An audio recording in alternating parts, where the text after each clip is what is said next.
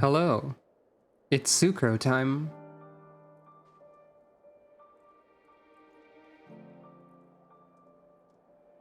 Hopefully everything is working. I hope I'm doing well enough to actually stream. There's a couple new emotes, which there were some like... Oh, I'm actually not seeing them because it still has the old placeholder emotes. Because like, I got 2 new emote slots and I put an animated emote and a static emote in them, and I just replaced them. But not before opening this program, which might be why I'm seeing the wrong ones. Anyway, also it just takes a bit. 2 things I realized should be emotes.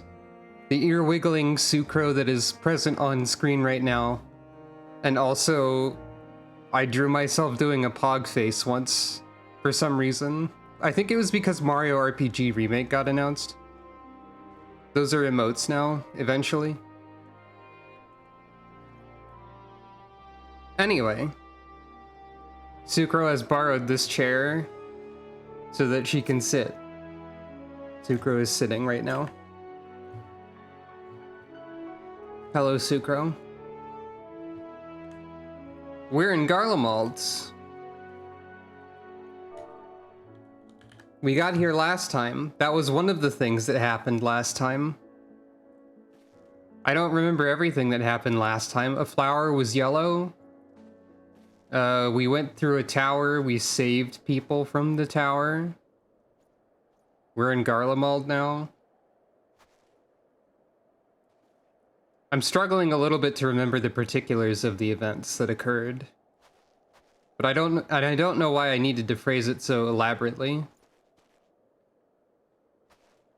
But yeah, let's see what's going on around Camp Broken Glass. It's not only the tempered that need care. A fair few of our own were wounded on the Magna Glacius. Glacius? Actually, because I think we had a discussion about the hard K sound last time. If only we hadn't needed to defend the supply caravan, a lot more of us could have joined the front line. Yeah, the Arcasodra. Our comrades certainly haven't wasted any time establishing a base of operations. Between guarding our supplies and keeping an eye on the tempered as they undergo treatment, we're certainly kept busy.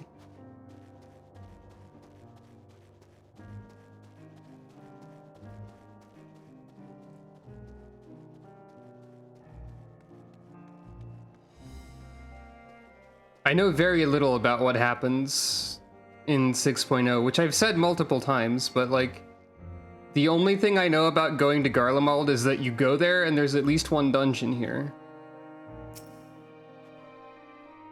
Sorry, I'm feeling rather unwell.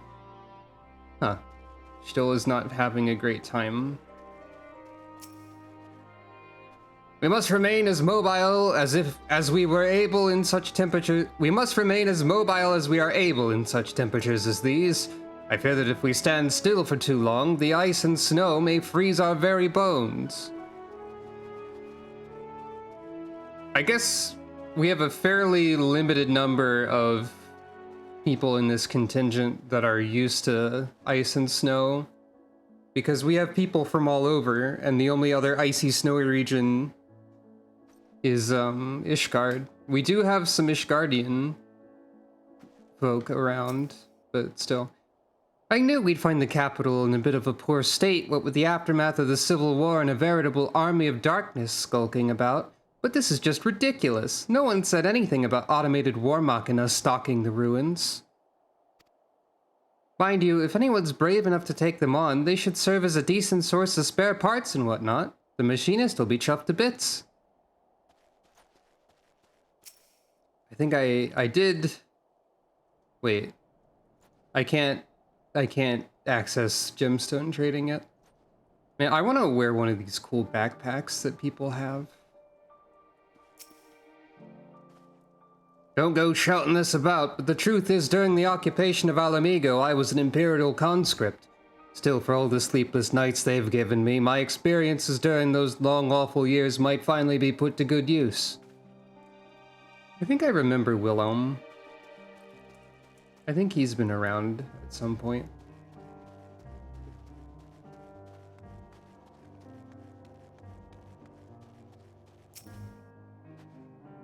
Shouldn't be long before we have a half-decent camp with so many helping hands. I was concerned the snow might hinder our progress, but our Ishgardian friends are used to working in conditions like these. That sounds possibly correct. I like how Alphino and Alize have the same coat but in different colors. The same entire outfit but in different colors, actually. And they were just talking about... I hope you made a different outfit for Alphino to their mother, like, not long ago.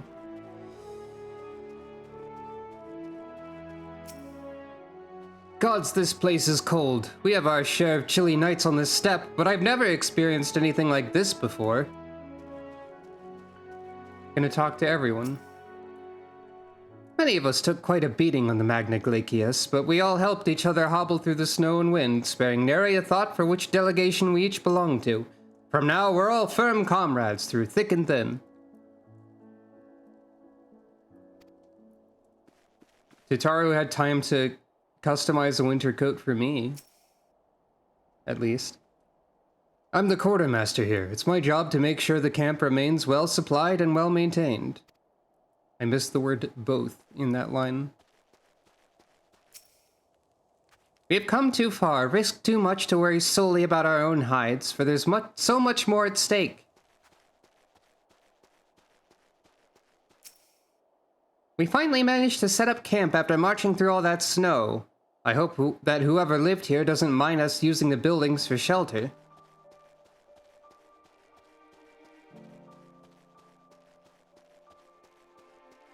Okay, I'll talk to the actual relevant person here, which is currently Alphino. I didn't get a good look at the Aetheryte, I don't think.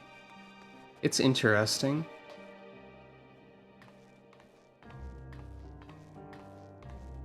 I'm sure we'll see more than one Aetheryte in Garlemald. Wow, we're in Garlemald. That'll sink in eventually, maybe.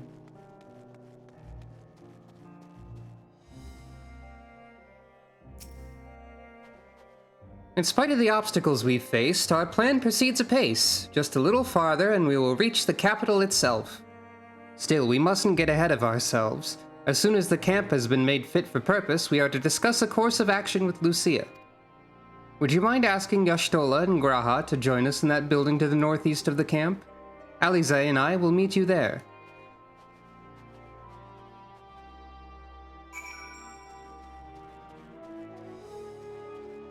Y'shtola, are you going to be okay?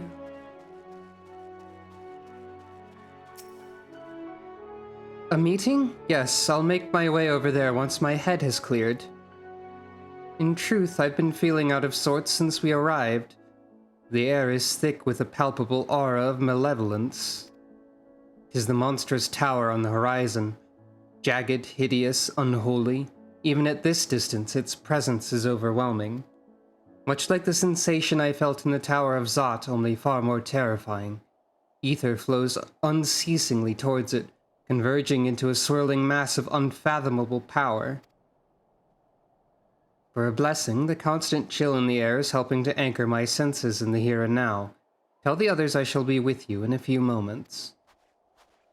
Yeah, Y'shtola is especially affected by vibes, being able to perceive them more readily than others do.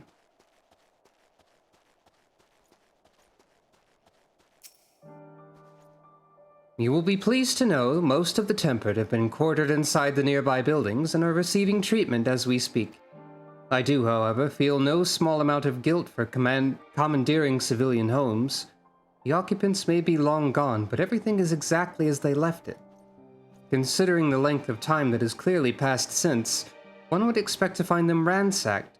Strangely, there are no signs of anything having been stolen. It's possible that everyone fled at the first sign of trouble, though it seems to me that they left far too many useful possessions behind. Aye, although there is no conclusive evidence, I strongly suspect they were tempered. Sorry, I was merely thinking aloud. You mentioned a meeting. I will make my way there. Yeah, it would seem that everyone around here has probably been tempered, and also anyone who would consider looting these places also probably tempered.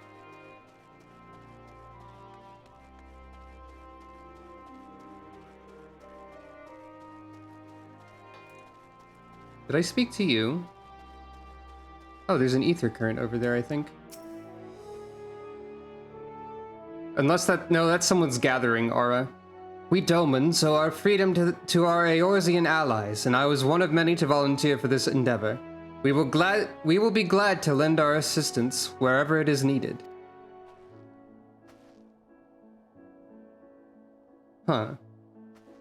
The Aura that we saw in Doma, or the Rhine Aura that we saw in Doma, were primarily those living under the sea, and they wanted to remain neutral for a long time. Does Manuki here represent the fact that they have actually joined the cause of the Eastern Alliance at this point? Or, like, some of them have? Wait. Eblan. Hey, that's also a Final Fantasy IV name. That's the kingdom where Edge is from, I think. So there's a region called Eblan around here. The Eblan Rhyme. Monitoring Station Z. Cerulean Engines. The Runaway Train. Liminal Station. Tertium.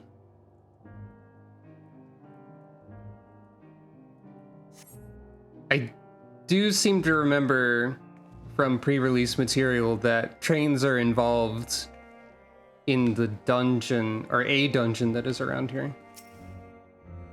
Hell's bells, this place is bloody freezing. Rather be tied to the topmast in a storm than suffer this cold any longer. Anyone would can spare a swig of rum? That'll sort me right out. The tempered soldiers are sleeping soundly while they undergo treatment. There are too many to attend at once, but I and the other healers will see to all eventually. Frau Bond taught me a lot about military strategy during exercises in the fringes. Coordinating units with wildly different capabilities, surveying and securing hostile terrain, that sort of thing. Now I have the chance to put his teachings into practice. Cool space heater. I don't know why. Maybe it's just because of its placement next to a bunch of like wooden objects and stuff that makes it stand out by being notably different. But I don't really know why I immediately noticed the space heater here. I actually did not know that about alcohol. But feeling warmer is probably what he's after. Now what they should have done, instead of making this space heater, is just put the Boil Master here. And then not address it. There's actually 2 space heaters in the same room. Where's the Magitech Boil Master?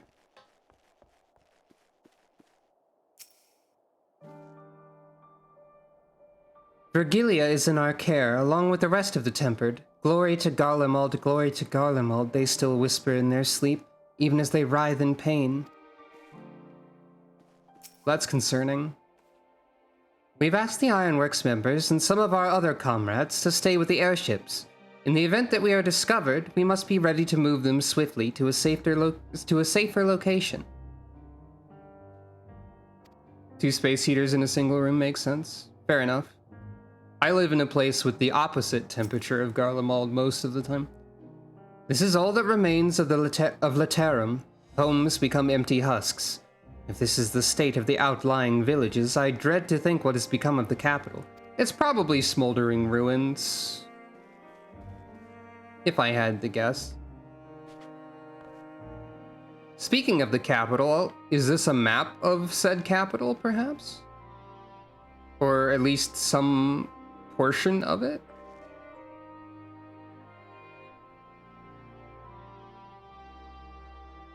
This makes it seem smaller than I expected. Oh, this is a map of the area I'm currently in? Interesting. Hey, Lucia. Thank you for informing the others of our meeting. Oh, the entire area. Please stop standing on the table, Sucro. When everyone is here, we will begin.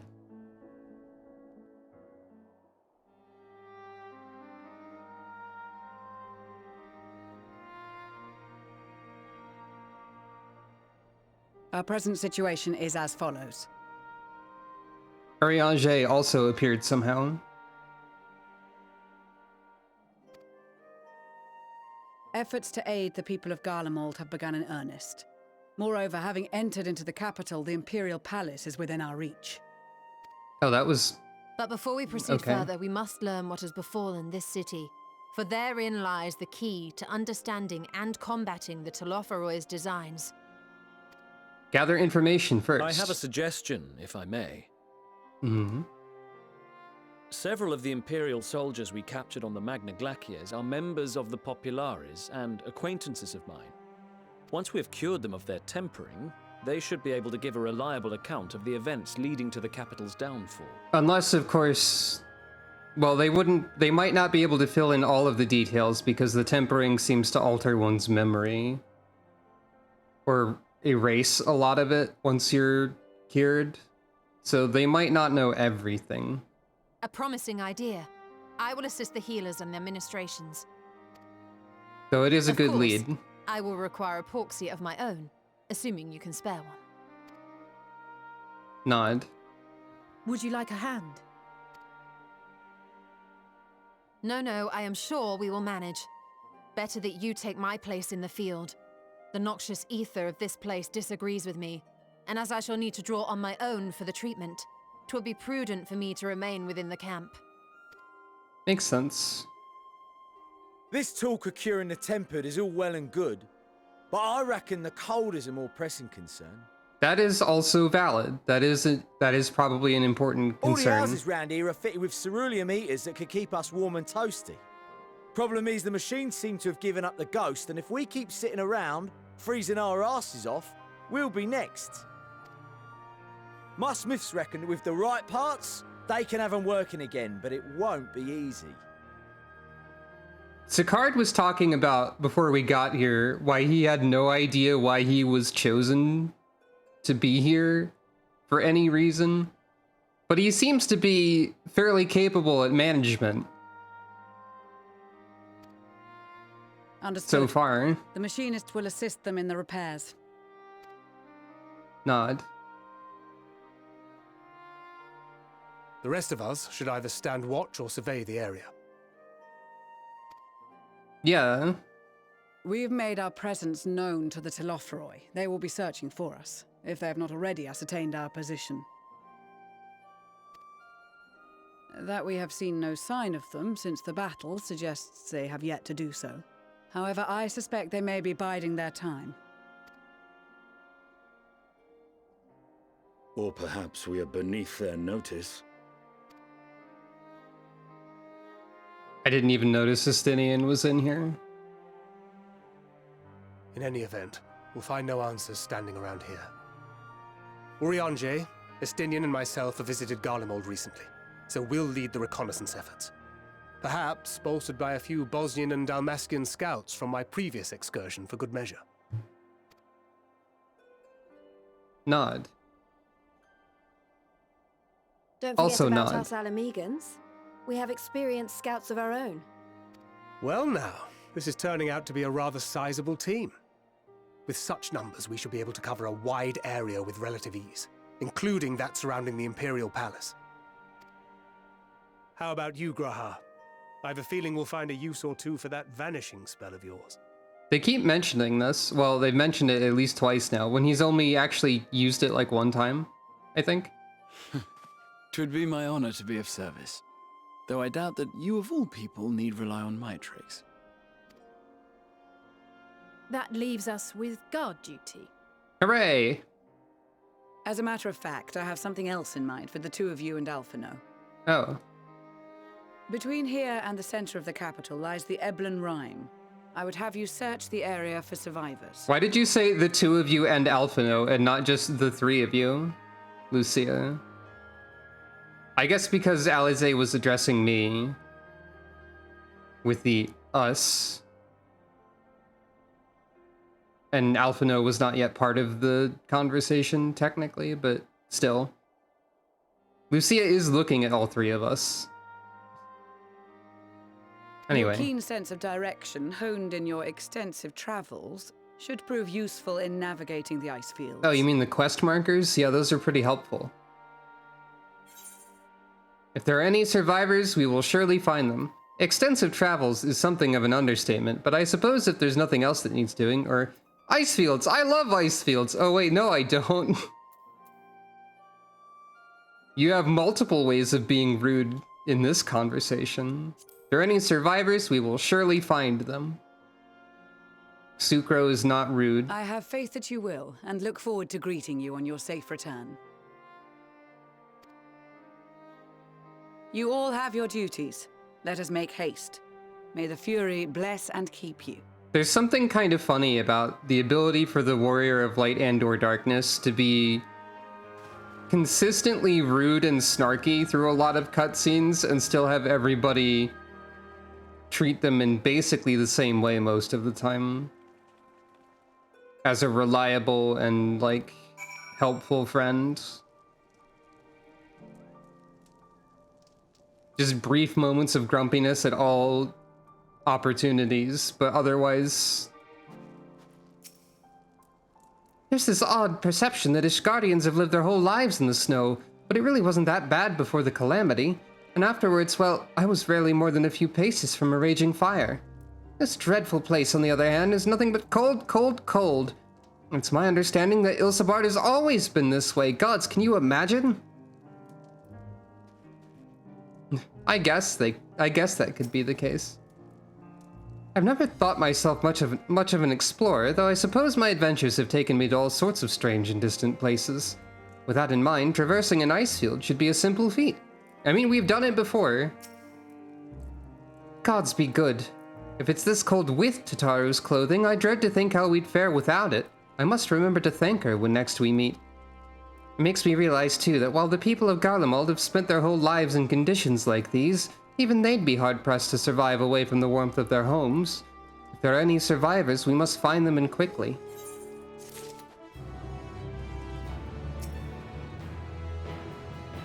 So it's into the Eblan Rime we go, but where do we even start looking in such a place?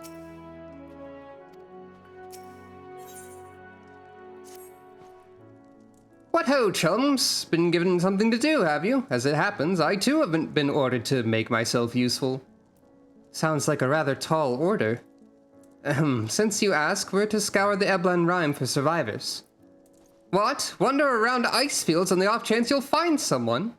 You'd take forever to finish the job without the benefit of my expertise, or more specifically, my telescope. Come, friends, I know just the spot to begin our search.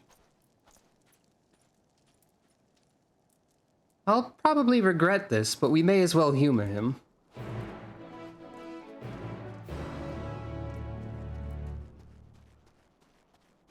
Yeah, that makes sense.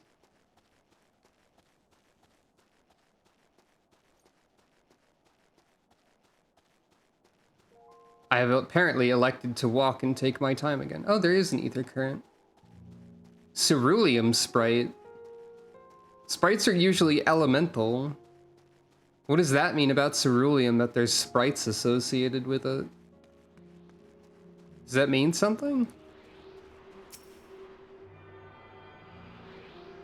It seems like mildly noteworthy, at least. Potentially. Avibos.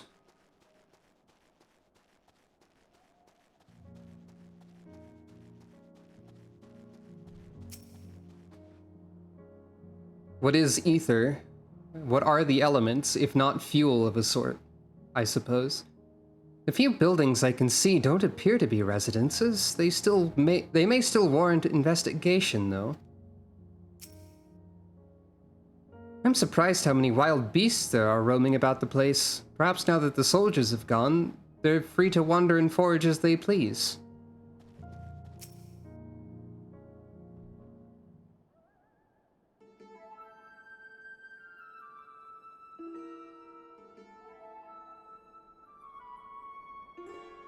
I spy with my little telescope a massive sheep thing, or maybe it's a cow? Not what we're after either way. Is that an ether current? Ah, no, just a wind sprite. That after I mistook someone's gathering aura for an ether current is kind of funny. Other than that, it's all snow, snow, snow. But lo, what do I see over yon hillock? What do you see? There's no mistaking it. That's a girl. Gasp. A survivor? Show me. Over there, behind that tree. Looks like she's running away from something. Though surely not us. She wouldn't even know we're here unless she had a telescope like mine. All I can tell is that she's wearing a pale green dress, a rather fetching one at that. Emanuelaine. Admittedly, this is kind of the time for you to spot a girl, but like, it's not the time for you to comment about what she's wearing, really, outside of the fact that it would help us to... Never mind. She'll be long gone by the time we get anywhere near, but we should be able to follow her footprints. I've got a motorcycle, if that helps. Nod. I'll let Lucia know where you're heading. Oh, and take these warming tinctures with you. The poor girl must be chilled to the bone, if not on the verge of freezing to death. That's actually very thoughtful, thank you. But won't you need some for yourself? No, I'll be fine. As a man of chivalry, my honor demands I do no less. Unless we forget, the very reason we're here is to protect those in need. Now go, and Godspeed. Nod. Nod.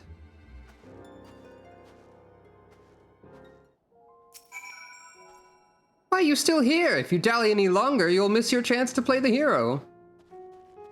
I was expecting that if I talked to Emanuelaine again, he'd immediately be like, wow, I regret giving away all those warming tinctures. His name is very complicated as far as names go. What's that? Hey, where are you? Overgrown rose, you say, huh? Well, that's fascinating. Is that what we're calling this? Hey, is ceruleum like radioactive, maybe? Does ceruleum have some sort of mutation type property? In some instances, perhaps? Just wondering, idly. Ooh, it's all goopy. Stop gooping around over there.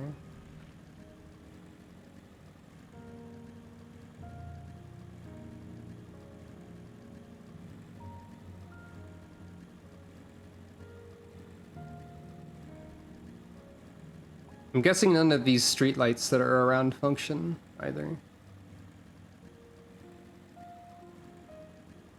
Ah, footprints.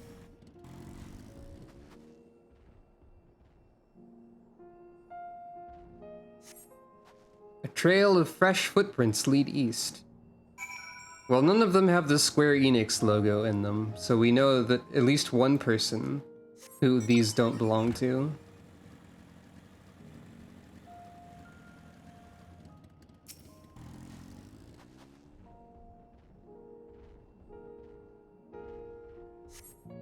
The footprints appear to be the same as those you saw previously, and they lead towards the building. I probably technically missed some Alize dialogue by not running over here to examine... or to talk to them first. According to the label here, this place was used by those involved with extracting ceruleum. We're getting closer, I'm sure of it. At first, we'd thought she'd gone inside the building, but the door doesn't look to have been opened in some time. She might still be nearby, so we'll keep looking around here. Then again, it's also possible that she ran right past this place. Would you mind searching up ahead? As Amanaline said, it's highly unlikely she was running away from us. Even so, we mustn't do anything to startle her. For all she knows, we're soldiers of an invading army, so we need to be careful not to give the wrong impression. Alize, aren't we technically soldiers of an invading army? Isn't that, like, somewhat accurate to what's happening? Like, more accurate than not? Even? Well, there are some footprints. Wait, those are my footprints, I think. Probably.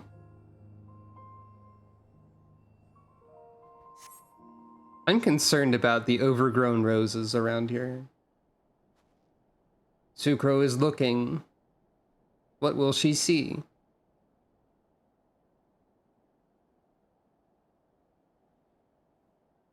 Shrub. Tree. Wait, there's someone near the tree. The girl in the green dress anxiously surveys her surroundings. Were you to call out to her from this distance, it might attract wild beasts to your location. It'd be safer to get closer first, but you must do so without drawing her attention.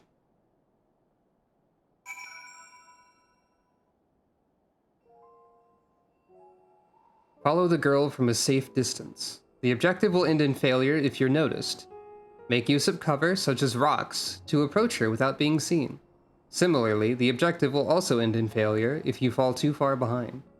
Should you fail to complete the objective, you may try again by returning to the designated location. Oh boy. Sucro, this is a sneaking mission. Stealth will be required.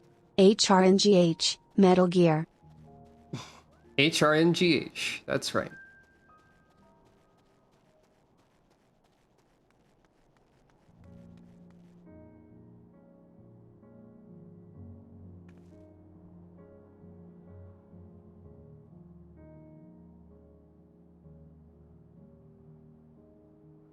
I'm assuming that her vision or senses extend beyond the cone in front of her, and that's just to indicate the direction she's currently looking.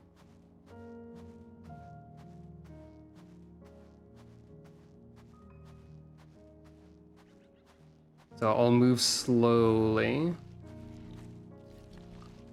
I guess.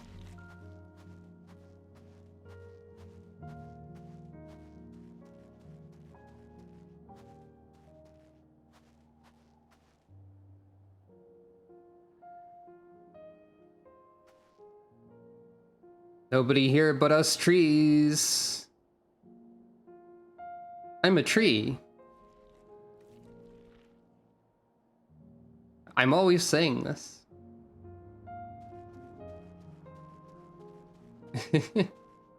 Is there a specific meow sound effect in Wind Waker?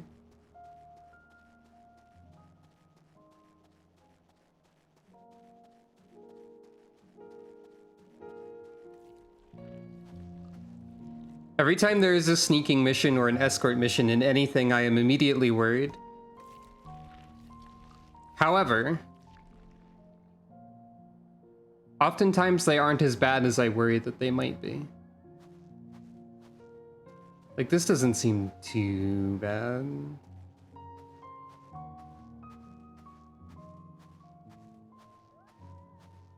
I wonder if she can tell a difference between walking and running.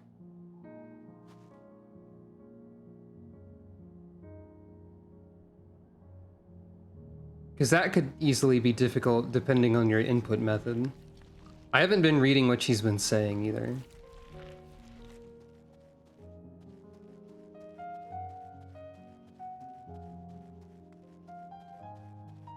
Just a little farther.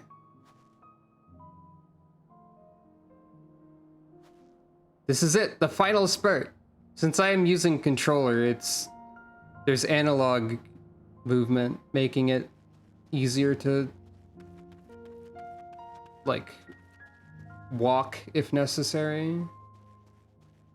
Okay, she's still going.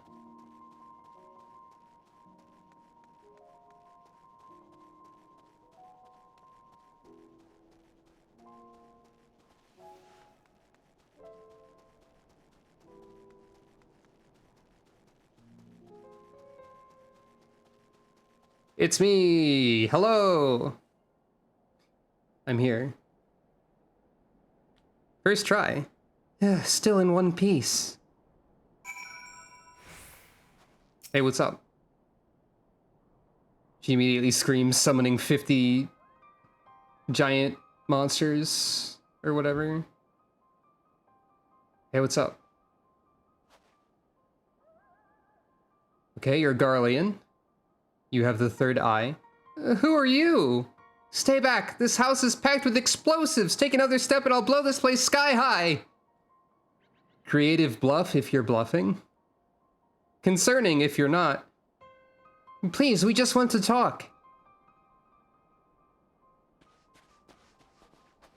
I'm Alphino. This is my sister Alize and our good friend Sucro. We have no intention of hurting or taking anything from you or anyone else. I give you my word. We and our comrades have come to provide aid to the people of Garlemald. Aid? You savages are the ones responsible for all of this. You did this to us. Shake head. We didn't, I promise you. One of the other reasons we came was to find out what happened here, in fact. The Telophoroi are the ones to blame. They're the ones who laid waste to Garlemald, and they won't stop until they've destroyed the entire world. They're the enemy, our enemy. On our way, we encountered Imperial soldiers who had been made their thralls. Those poor souls are now in our care, and we're striving to cure them of their affliction. You're the first person we've met who wasn't already enslaved. How were you able to escape the Telophoroi's influence? Are there any others like you? I'm sorry, I don't mean to overwhelm you. Let's start with introductions. Can you tell me your name?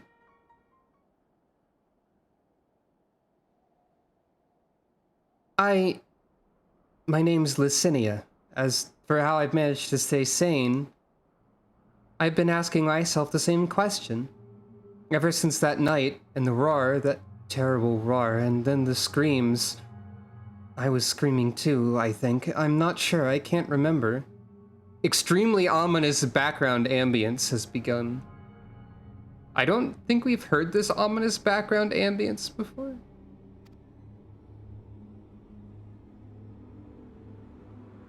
Then came the silence. Everything was still. Good shot of how everything is obliterated. Jeez. It was like waking up from a nightmare. I thought that maybe the fighting had stopped, so I stepped outside. Shake head. If your hells are real, I saw one that day. That is a great line, wow. I ran past friends, people I'd known all my life. Eyes vacant, dead, staring at the sky. Others were mad and violent. I saw them struggle with soldiers, but didn't stay to watch. I fled as far as my legs would take me.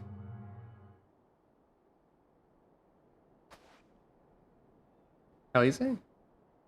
Do you have family here? Is this their home? Shake head.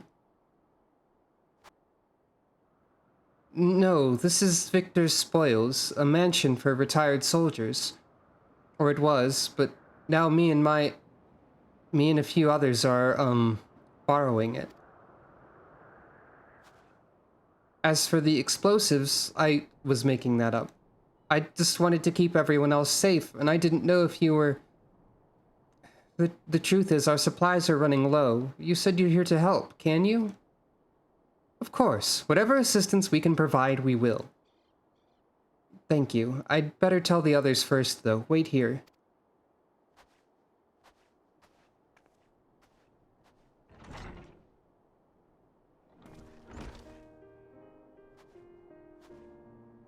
This is everyone. Licinia says you can be trusted, but these are desperate times. We'd be fools to let foreign troops into our home. Having said that, were you to provide us with a means of heating the place as a sign of goodwill, perhaps we could take you at your word. If that is too much to ask, then leave us be. Time to put my firewood gathering skills to use. Could you provide the spark with a little magic, Alize? Nod. We'll have a fire burning in no time. May we build it under that gazebo? The what? Oh, you mean the bower. Yes, yes, do as you will.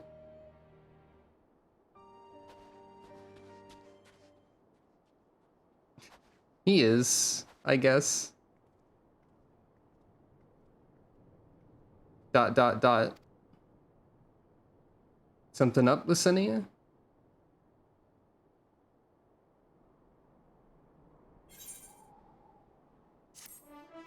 Licinia, notably not tempered. That immediately raises a bunch of possibilities for what her deal is.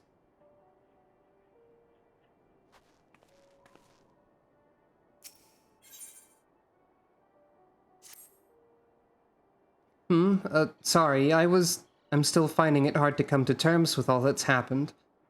Now that you're here, though, I'm hoping things might change for the better. You know, I've worked up quite a sweat from all that running about, so I'll leave space around the fire for the others. As you can tell, they're in a far worse state than me. We were planning to look for somewhere warmer or with more food, but they're not going anywhere until we nurse them back to health, which I don't know how to do. Is there anything you can do to help them? Before the Civil War, I was a student. The others were officials of some sort, I think. Even after all this time together, we hardly know the first thing about each other. Well, what I do know is this: we're Garleans. When times are hard, we stick together no matter what.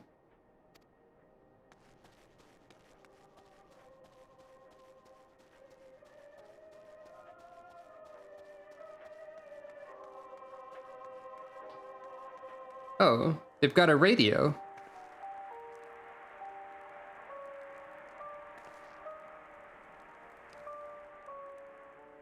Radios exist in this world? It is kinda, yeah. What they need most is a decent meal. We've food back at the camp, but there's the distance to consider. All is well, with food in my belly and a song in my heart. I can feel my fingers again. Dot, dot, dot. I can treat their frostbite and their wounds, but it will take time for the fire to do its work. Now would be a good occasion to make use of Amanalane's tinctures, the ones that can warm the body from the inside out. Would you make sure everyone gets one?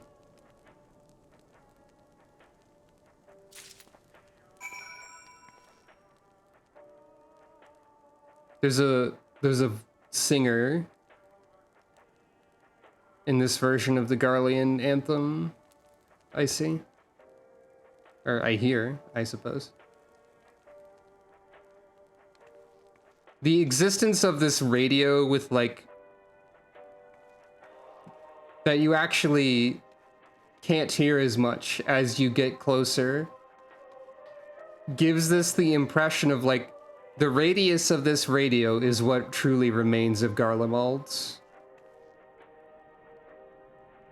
And the fact that it sort of, like, fades into the background so quickly when you start to leave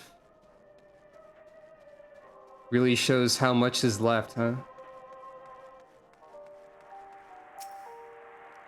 Plus all the static noise in it. The numbness is beginning to subside, though I suspect once the fire dies, it will return with a vengeance. Being gifts from the notoriously unreliable Amanalane, it's highly doubtful this concoction will have the intended effect. If only there were willing and, more importantly, unwitting volunteers on whom to test it. Says the item descriptions, now might not be the time for shenanigans. Warming tincture? I've never heard of such a thing. No harm in trying. Oh, they've got an accordion, Garlemald, or a concertina. But tell me, have you heard aught of the city? Though calling it that seems absurd after what's happened, but it's nothing but ruins now. The few buildings still standing offer no more than meager protection from wind and snow. Food production, water purification, the magitech that sustained us has come to a grinding halt. What machina that remains operational cannot be run for lack of ceruleum. Of course, Cerulia Ingens is full of the stuff, for all the good it does us. No one here knows the first thing about extraction or refinement. Many of our ancestors succumbed to the bitter cold when first they came to these lands, much as we are now. But with discipline and order, any obstacle can be overcome. When every man knows his duty and is held to account if he shirks it, without a hierarchy, this is what we're reduced to. I can understand why you would say that given what you've been... given the where you have lived and what you have been taught. However... all is well. Yes, never better. Oh, what sweet libation is this? Is it poison by any chance? Ha! 'Twas a joke, a joke! If I laugh, 'tis that I may not weep. So said the poet. And alas, my tears would freeze on my cheek ere they fell. We are the blessed damned to bear witness to the fall of our great empire while our brethren lie dead, or to live on as puppets of flesh. First came the war, then came the roar. When morning came, Garlemald was no more. In a cacophony of gunfire, explosions, and screams was our beloved capital razed to the ground. From the rubble rose the disheveled remnants, their lavish finery caked in ash as they shuffled mindlessly towards the palace. Each bearing a fragment of stone or metal, an offering perhaps to the architect of our destruction. A hopeful few tried to reason with the deranged, only to be beaten for their kindness. But I knew better than to plead with the horde. I fled with my health, if not my conscience preserved. Now I wait with my fellow cowards for our final judgment. If you listen very, very carefully, you can hear it. The sound of my stomach eating itself. Would that it could devour my soul.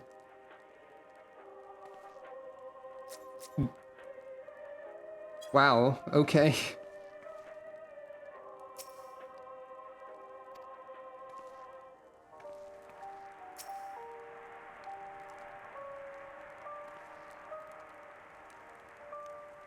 That's a good point, too. Yeah. What do you want? A tincture? May as well drink it, I suppose.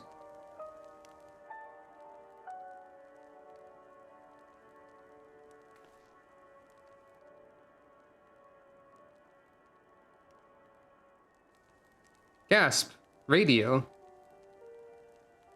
This? It's a radio. You don't have them where you come from, I take it. We use them to listen to messages sent by others, even at great distances. There are different types, but this model was by far the most popular. Made with quality components, crafted with the finest ore, sourced from Locus Amonis it is. Not all that useful since the capital fell into ruin. The people at the broadcasting station must have either fled or ended up like all the others, because all we're hearing is the same music being played over and over again. Home beyond the horizon. An ode to the brave men and women sent to reclaim our ancestral homeland of Locus Amonis. Amonis, maybe? We may have founded an empire in these frozen wastes, but we always hope to take back what was once ours. 'Tis a solemn reminder that though we must suffer great hardship, better days will surely come. Despite everything, I believe that Emperor Varus yet lives, and he speaks to us through our radios. It was a cunning strategy faking his murder. He must have foreseen this catastrophe and chosen to conceal himself, that he may one day make his triumphant return. Nod.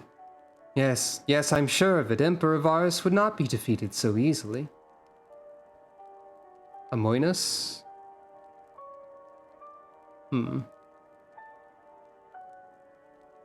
I don't think that is how that would be said, but it's been a long time since I took Latin.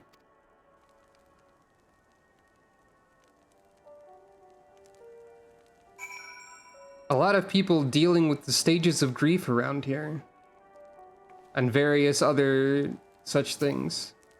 I have faith you will deliver us from this madness, your radiance. By your grace shall Garlemald be reborn. I don't remember any Latin words with the spelling similar to that. The state of the people here is concerning to me.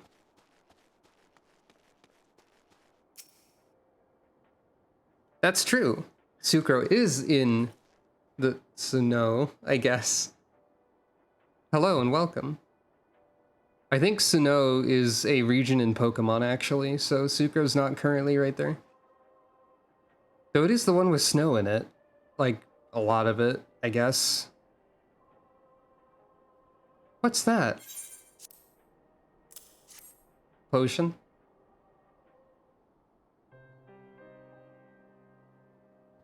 So this is what you gave the others? Thank you, I'll save it for later. Actually, I have a few things to ask you. Nod.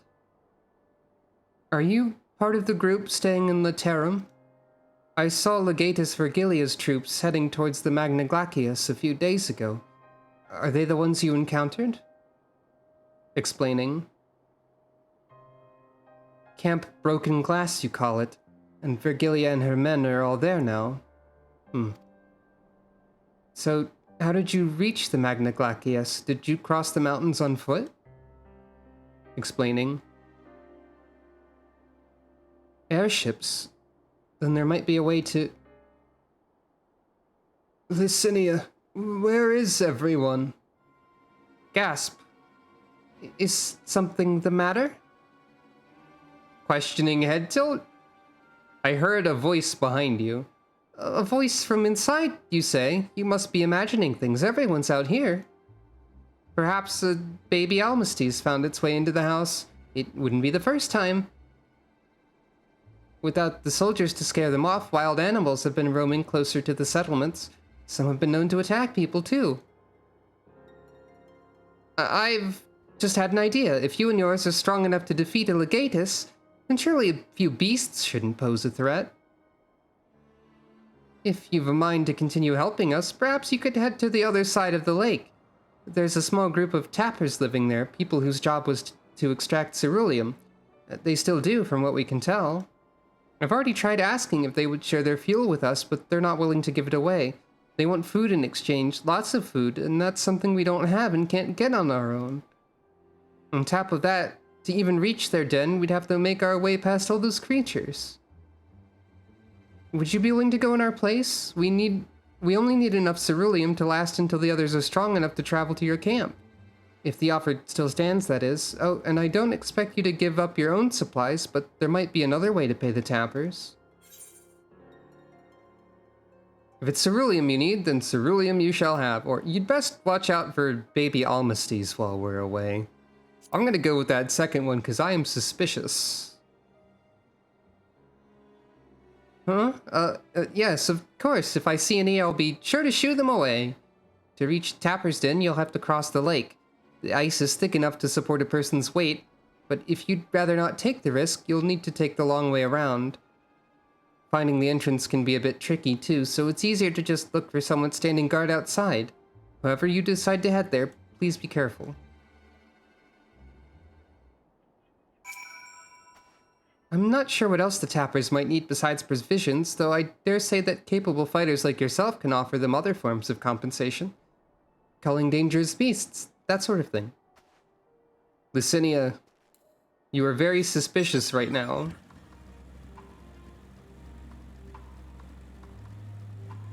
Also, this music wasn't happening before. It might be because this is the day theme of the area, I suppose. And it was nighttime, I think.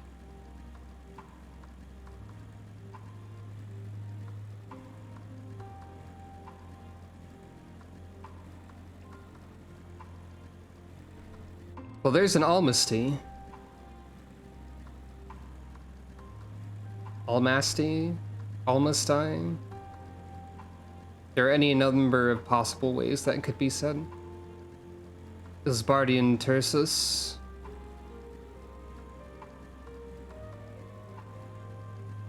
The ceruleum sprites are non-aggressive. I've just noticed. Hey there. What's up? Who goes there? How did you find us? Explain. What do you mean I stand out like a sore thumb? Huh, if the purebloods over at Victor's Spoils hadn't given away our location, you'd never have found us. Those stuck-up arseholes. Thought they could come waltzing in here demanding ceruleum with nothing to offer in return. Ah, it was like the boots on the other foot now that the capital's gone to shite. So they resorted to sending you to negotiate. I know your game, sellsword. If they think you'll give in to intimidation, they've got another think coming. Oh. Hey, I actually just wanted to speak, but I'll destroy you if you want, I guess. Stop, please, consider me intimidated. Am I dead yet? Sorry. Sorry. You quite literally asked for that, kind of, I guess. There you are. Just after you left, Licinia asked me to go and catch up with you, in case you needed a hand. Someone must have let slip that I have a little experience in transporting barrels of ceruleum. That's a very specific thing to have experience in, I suppose. So this is Tapper's Den. Well then, after you. Nod.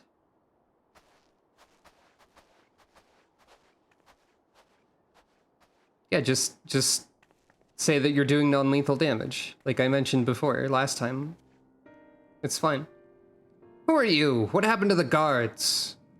I tried talking with them, and then they tried to fight me, and then I beat them up. Eorzean and rebels here to save the people of Garlemald? That doesn't make any goddamn sense. Why in the hell would you pass up this chance to put those Imperial bastards to the sword? Let me guess. None of you are Garlean? You were brought here from other lands? Nod. Girabanya, Yangsha, Bosnia, Dalmasca, to name but a few. Some dragged here against our will, others fed bollocks about a better life, all put to work extracting ceruleum. All given the esteemed title of An, placing us firmly on the bottom rung of the ladder. Remember Garlean hierarchy stuff? But the old hierarchy means nothing in the new Garlemald, says we. About the only thing that's escaped more or less unscathed is Cerulia Ingens, still sustaining us even with our paymasters out of the picture. We hear you're experts in drawing up ceruleum from the bottom of the lake, but how can you do that if it's frozen over? Ah, wouldn't you like to know? Trade secrets, I'm afraid. At any rate, it's not as if ceruleum is used for much these days, with the city in ruins. We take enough to power our heaters and save the surplus for later. And though it helps stave off the cold, it does sod all about our hunger unless we can trade it away. Speaking of which, be sure to tell your contingent we've got ceruleum by the barrelful. If they're interested, we'll exchange it for whatever provisions they're willing to spare.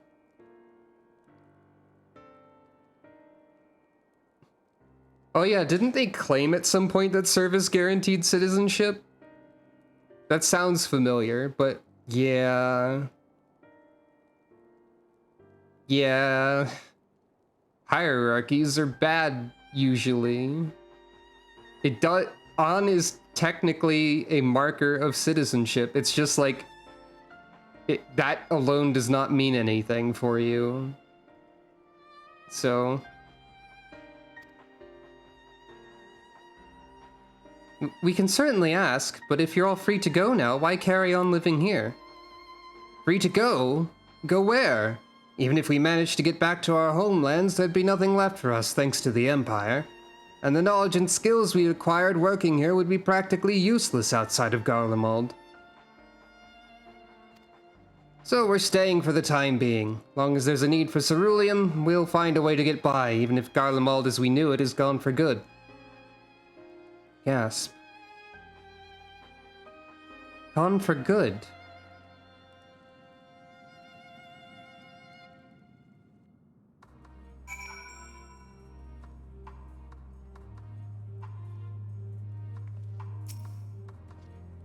You're wondering why we'd post guards outside? It's because we've had trouble with other refugees, and I don't mean the ones at Victor's Spoils. Some of them come bearing weapons and won't take no for an answer. And yeah, that is an interesting note for sure. As for the two guards you met on the way in, I'll tell them what we've discussed, once they've recovered from the beating you gave them. Come to think of it, maybe we should ask your contingent to send some bandages and healing balm. there's a seam in the environment here. Clearly it's metaphorical for the situation.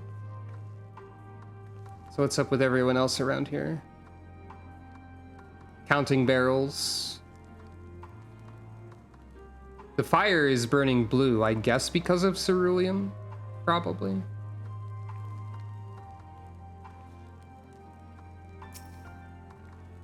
How the bloody hells did you find us here, and who are you?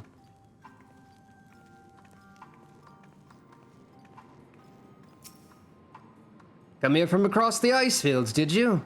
We better hope you weren't followed by any of them crazed soldiers or we're done for. Fair number of people here, most of them don't really want to talk. That seems fair.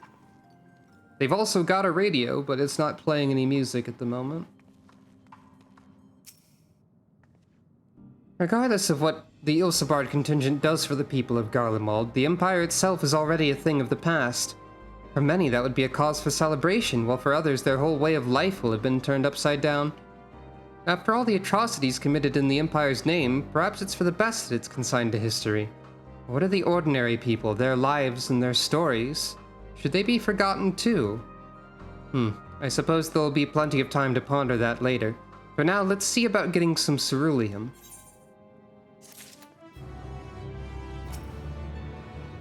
The fire we built at Victor's spoils won't last forever, and it's too dangerous for Licinia and the others to search for more kindling. If we can get them some ceruleum, that'll be one less thing for them to worry about. For a time, at least. So you've come seeking ceruleum, have you? Yep. That's about it. What? Those purebloods up at Victor's spoils sent you? Turn to their enemies for help. They must be more desperate than I thought. And again, Licinia's got our little sister to think about. A sister? But we only saw Licinia and 3 men. It's possible that she died from whatever was ailing her, but if she needed treatment, I doubt there'd be any way to get it around here. I may have refused Licinia at first, thinking she'd come back with something to exchange, but I can spare them a bottle's worth of ceruleum. Consider it a reward for introducing me to the rest of your contingent. Be sure to send them our way, you hear?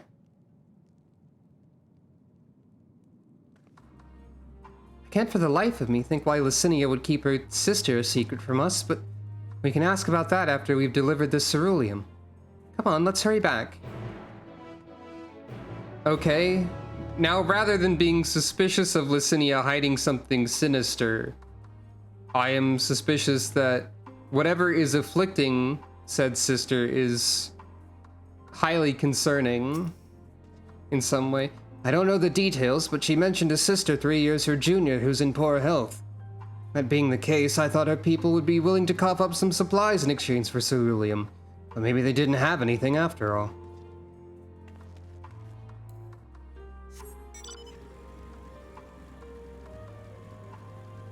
Even if the Empire is gone, and even if ceruleum is very localized to, like, this region of the world, I feel like people with the knowledge of how to extract it could easily, like, not easily, but could find, like, a place for themselves, as it were, I suppose. Because, like, even though the Empire is gone, between people who've defected from the Empire and people with knowledge of ceruleum and whatnot, I feel like the rest of the world could find some applications and uses for the technology. And, like, mix it with their more magical and ether stuff. Plus rebuilding Garlemald as well. But I think they're underestimating the usefulness of ceruleum outside of the Empire. Unless ceruleum is evil, somehow, and I don't know that yet. Like, extra evil. This isn't right. It's too quiet. I would have thought Alphino would still be treating them by the fire, but they're nowhere to be seen. I'll look inside the house while you search outside. They can't have gone far. Okay, so the sister is going to have turned into a monster in some horrible way or something. I guess. Probably. The radio is gone. causing this place to be silent. I'm sure that's... I can't even say I'm sure that's going to be fine, because it's not. Oh. Ugh, damn it all!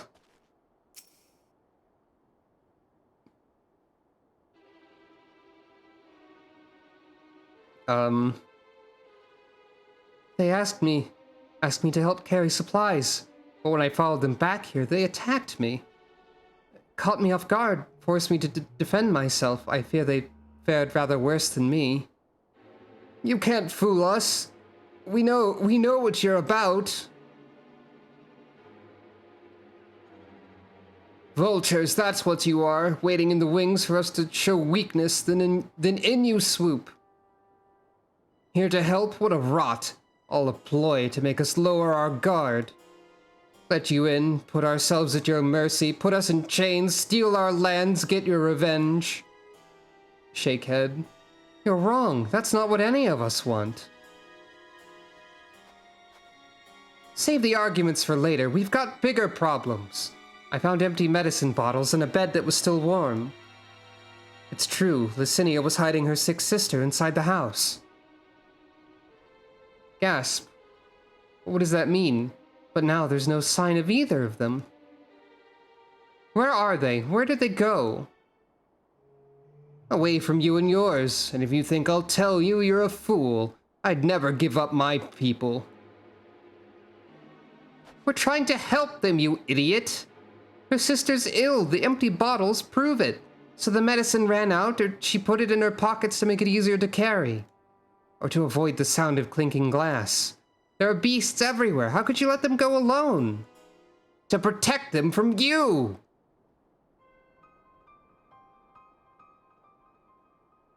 You invade our homeland, taint it with the same sorcery used to slay our countrymen. A Garlean should sooner die than suffer the insult.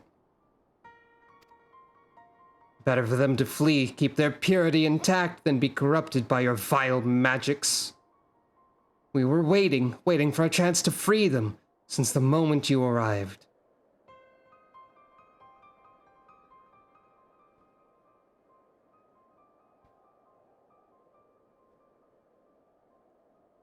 This is getting us nowhere.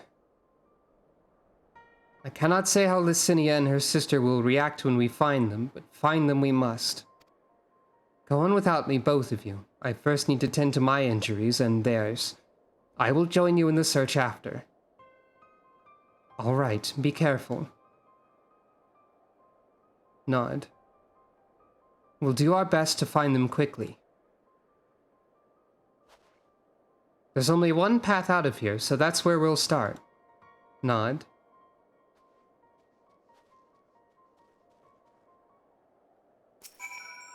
Rob us of our lands, rob us of our pride. No, I'll not allow it. Better to die free than live in servitude and shame. The girls would say the same. I will follow as soon as I can. After I've given them some basic treatment, I'll take the men inside the house and use a light sleeping enchantment to help them rest, and ensure they don't cause any more trouble. I'm sorry, but this is something I must do. No, I get it, Alpha, no.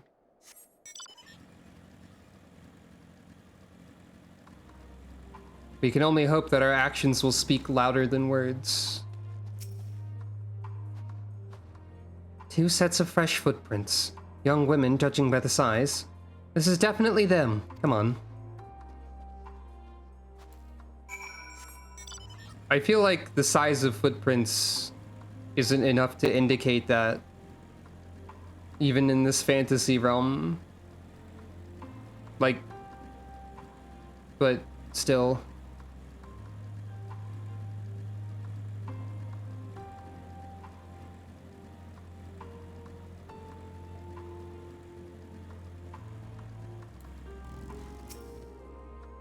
The trail stops at the frozen lake. Perhaps they chose this route so as not to leave footprints. Can't think of any other reason. Look at this place. It's crawling with beasts, and I can only imagine how hard it must be for her ailing sister to cross the ice. We could really do with Alphino's help, but we can't afford to wait for him. Let's split up and look for clues. So hey, it was directly mentioned earlier that the lake could be dangerous to attempt to cross because it's just like a layer of ice. I feel like this would be the part of the story to add another layer of tragedy by having them fall in the lake and drown. The empty bottle smells faintly of alcohol. The thin coating of dirt indicates it has been here for some time and is unlikely to have any connection to Licinia or her sister. We did see that one of the tappers was drinking, so... drinking from a bottle. We can sort of guess it could have been alcohol, so I'm guessing that has something to do with them instead.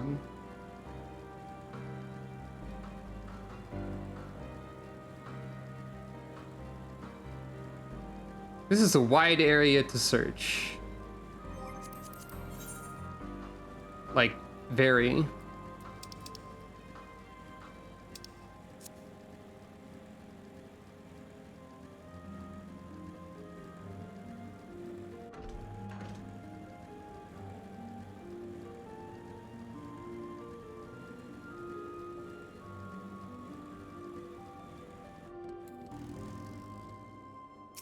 Someone has a very shiny dragon next to this fresh blood. The blood staining the snow appears to be fresh. Judging by the amount, the victim may have been severely wounded. Trail of blood leads southeastwards. Okay, they might not have drowned in the lake, but they might be freaking dead in some other way. This doesn't look good for them, is what I would... Yeah. Yeah. They have the radio.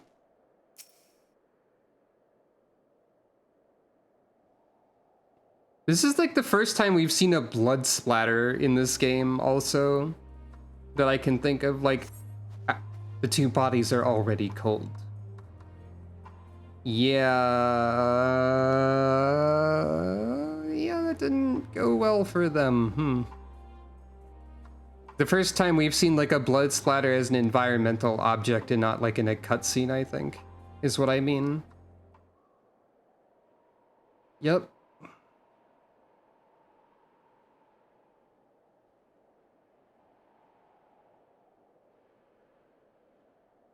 Here I was thinking it'd be some sort of supernatural, dangerous monster illness or something.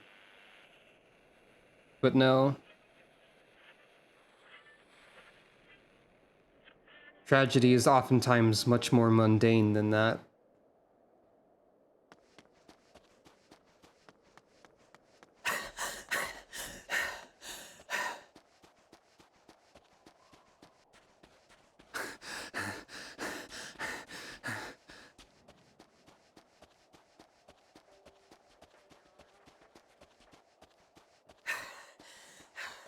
Blood trail. We found one. They were attacked. And the music here too, from the radio. Yeah. No.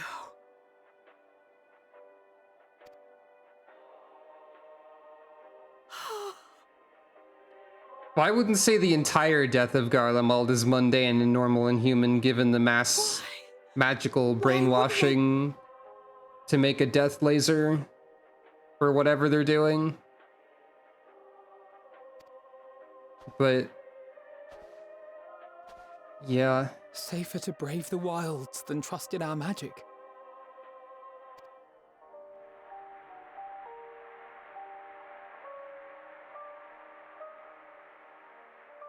Yeesh. We should have... I should have... Should have what, Alphino? I don't know how much we could have done.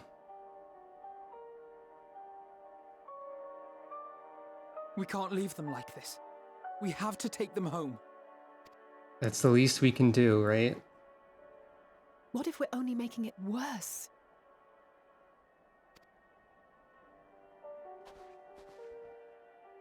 Maybe we don't belong here, but neither do they. Not out here in the wind and the cold.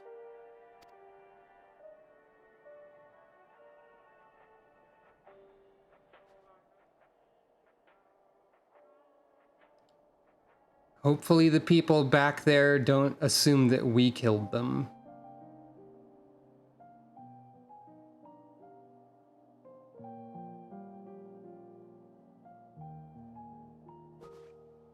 I heard the story about Varus's voice from beyond the grave. Wait, what? Of course I didn't believe it, but Licinia and her sister did. Perhaps there is something to the tale after all. I don't remember that being mentioned. I remember one of the people here said that they thought Varus was still alive, but... I mean, I guess if Varus's voice is broadcast over the radio, he is speaking from beyond the grave in a sense. Nod. If that happened. I want to understand. So I'm going to borrow this for a while, if that's all right. The radio? You had every reason not to trust us. We came as trespassers, invaders. Oh, okay. Yeah. But I pray that in time, we will be more than that to you. That we will find a way to help your loved ones. And see that no more children are left to freeze alone in the snow.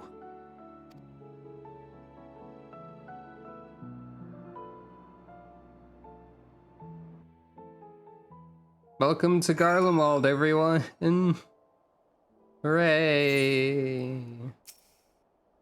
There must have been something we could have done. But what? Should we have never come here? Would they still be alive if we hadn't? Not for much longer, I don't think, Alize.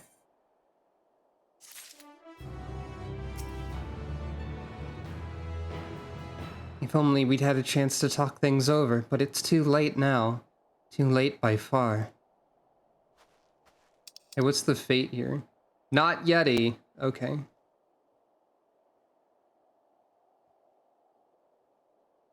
That's good to know that it's not Yeti.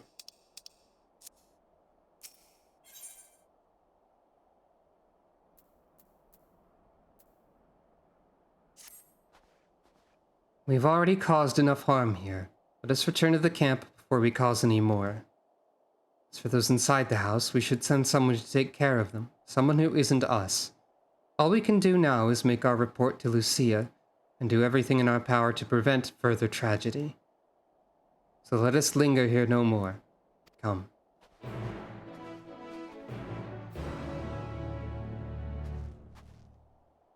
And these will be here for the rest of the game, I suppose.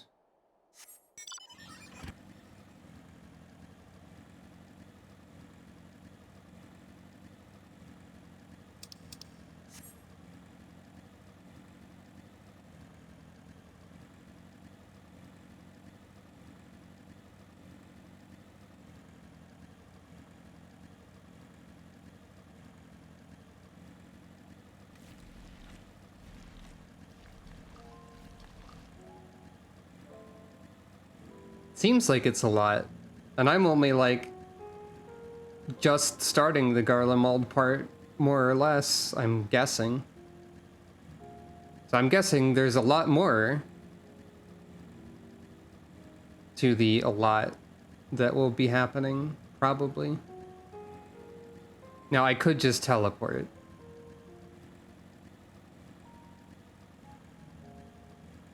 But I think we need to just drive for a bit. But wait, I've been ordered by paper to kill this dog.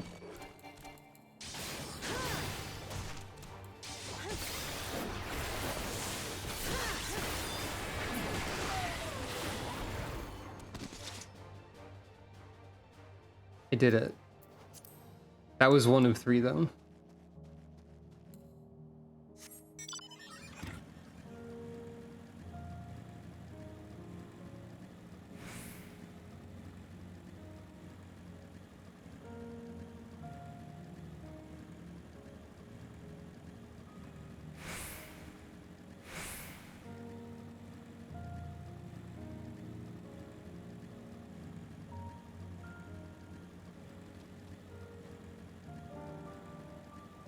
Oh, hey, everyone. Well, not everyone at all, but you three. Searching for survivors? If they're truly strong, they will not require our aid. While you are gone, we will guard the camp against any man or beast foolish enough to challenge us. My duty as a sentinel will afford me little opportunity to seek my Nama, though perhaps one among our ranks, come bearing a hot meal or such, will prove worthy. Magni, please. Standing atop an enormous edifice to cast their eyes down upon their dominion, these Telophoroi and the Orinir have much in common, yet even Magni and his ilk would not stoop to stealing the minds of their subjects and enemies. When the time comes to storm their stronghold, I shall lead the charge and leave naught but ash in my wake. Most of the members of Lente's tiers and the Bosnian resistance have joined the other scouts in the field. And since Lys and Pippin's troops are already keeping an eye on the airships, we of the Steppes shall guard the camp against intruders, though in truth it is we who are intruding in these lands.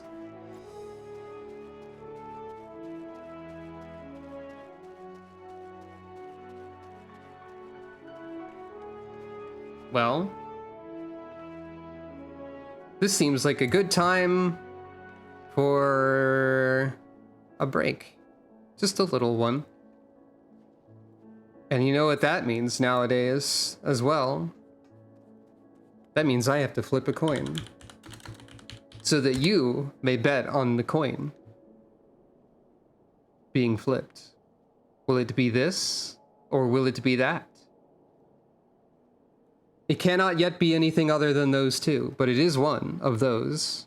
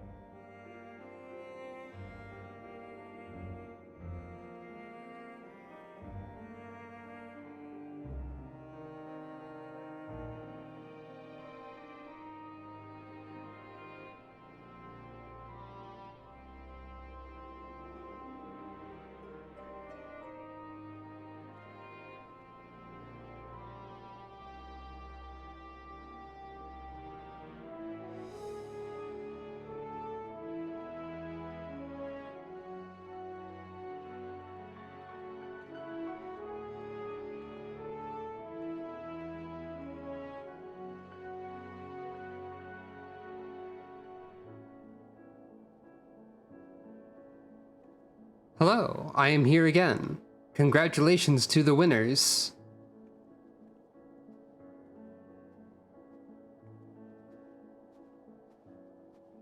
And hello and welcome to those who are here now. So, Garlemald, huh?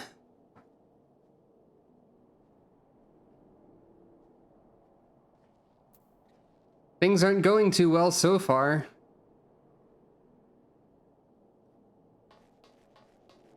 But also, a lot of different people have shuffled around in the camp, so there's lots of people to talk to. It's no use taking in all these Garleans if we're gonna let them freeze to death. We need heat, for goodness' sake. I knew we should have brought more warming tinctures. The machinists reckon all the interior heatings just left there consuming ceruleum till there was none left. There are even pots sat on stoves, all the food inside burned to soot. In any case, even if we had plenty of fuel, it's the Magitech itself that's buggered. We'll have to either look for spare parts or make them ourselves. Pray give me a moment to finish up designs on the ceruleum heater. I shall have it ready before you know it. Truth be told, I've already warmed up after a much heated debate with a Lominsan engineer. For a mercy, we managed to make an important discovery in the process.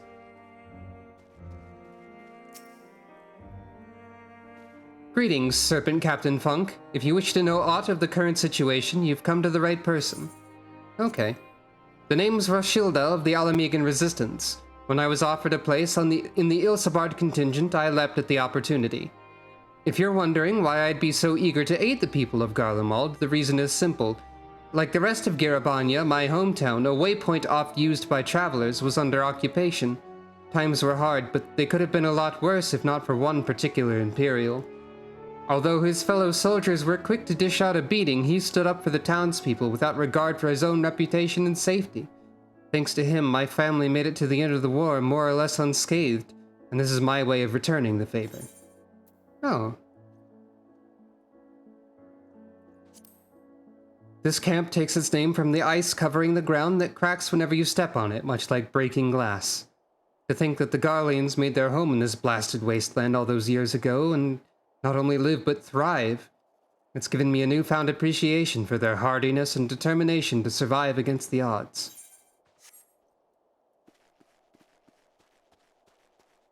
I'm kind of surprised that we get to keep talking to, like, various people from all the, like, class/job quests and, like, hearing comments from them, like Guidolo and Sanson and all them. That's cool. I'm rather looking forward to hearing the songs of our comrades' homelands. I love a rousing melody no matter where it's from. Once the Garleans have found both their strength and their footing again, I shall ask to hear a song of their people, one that conjures visions of home. Guidolo, we need to introduce you to a radio, and what the concept of a radio. Between guarding our supplies and keeping an eye on the Tempered as they undergo treatment, we're certainly kept busy. It does, you're right. The Tempered are being treated here. Some of the allied nations' best conjurers are tending to them, but it does not seem like everything is progressing smoothly. What's more, some of the Garleans are prone to violent outbursts from time to time caused by their condition, which is why we're here.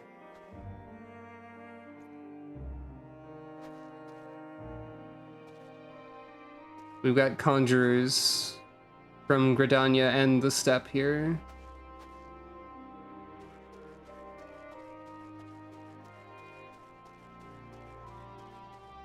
What's up, Alkazolka?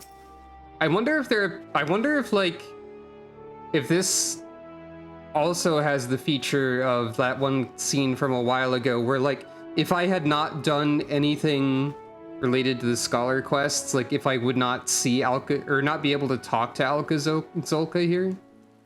I made the mistake of asking Bronbar if he knew of any effective methods of staving off the cold. According to him, working up a sweat from smashing boulders repeatedly with an axe works wonders, but that's hardly the sort of advice I was hoping for. I mean, continuing to move is one way to stave off the cold. That is not inaccurate.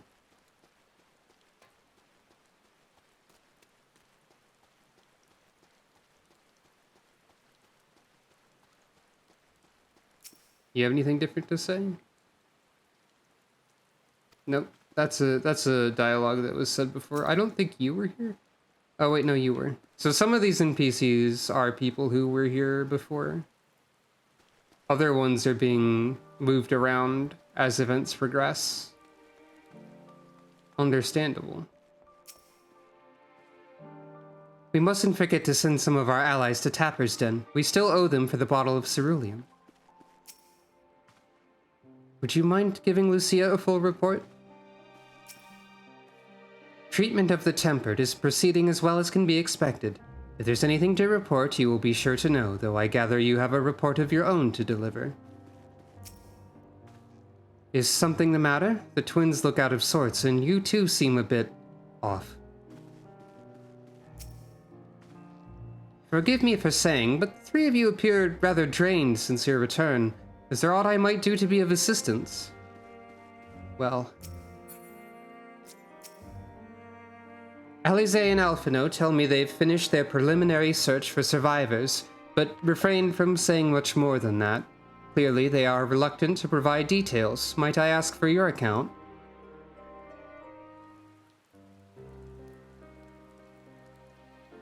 I've moved over here now. I'm explaining things. Thank you for your report. We shall inform the troops of these developments and instruct them to proceed with the utmost caution should they encounter any survivors. Allow me to go and speak with the ones at the victor's spoils. They may be more willing to listen to a fellow Garlean and accept our offer of assistance. Well, I mean... if they are that pro-Garlean, they might not have a high opinion of the Popularis. Considering the Popularis advocating for... like... stuff that they probably wouldn't be a fan of. I don't know. It might help. I pray you are right. And though I am loath to burden you any further, should there be an appropriate occasion to speak of Licinia and her sister, please do so. And when I say pro-Garlean, I mean like...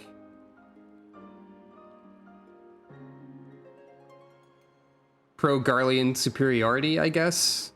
Or like anti-not Garlean? You know.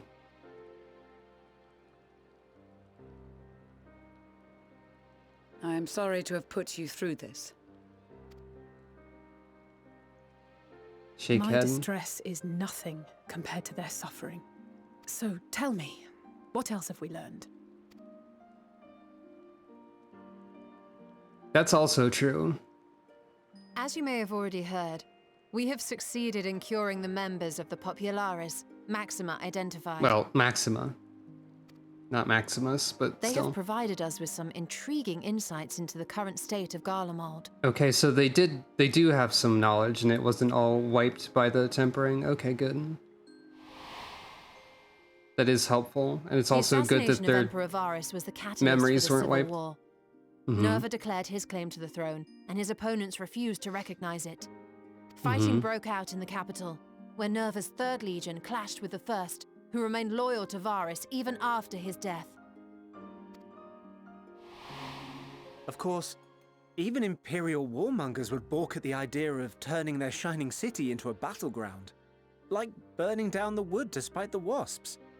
Neither side would be so mad. Unless something or someone inflamed their animosity to such an extent that they could not help but act against their better judgment.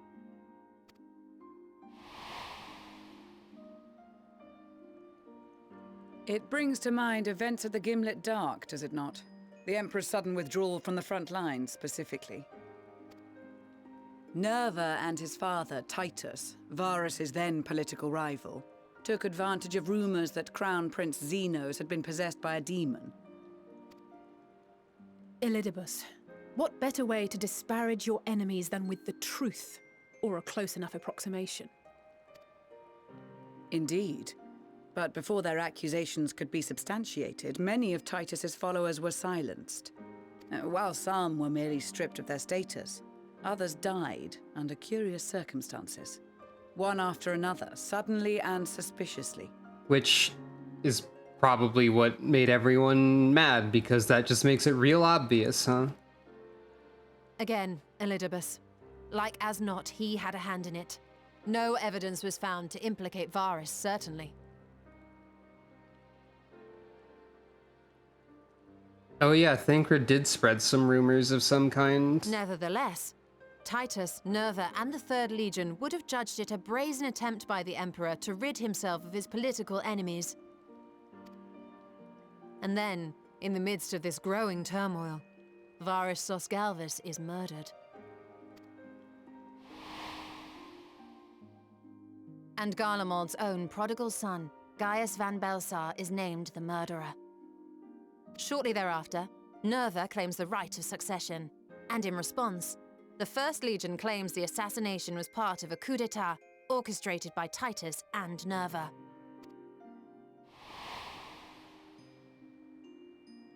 So no one is at fault, and everyone else is to blame. I could do without the rapid fades to white, honestly. I But should add still. that both parties received substantial financial backing, presumably to provide them with the means and encouragement to pursue a swift victory, and that these contributions came from the self-same benefactor.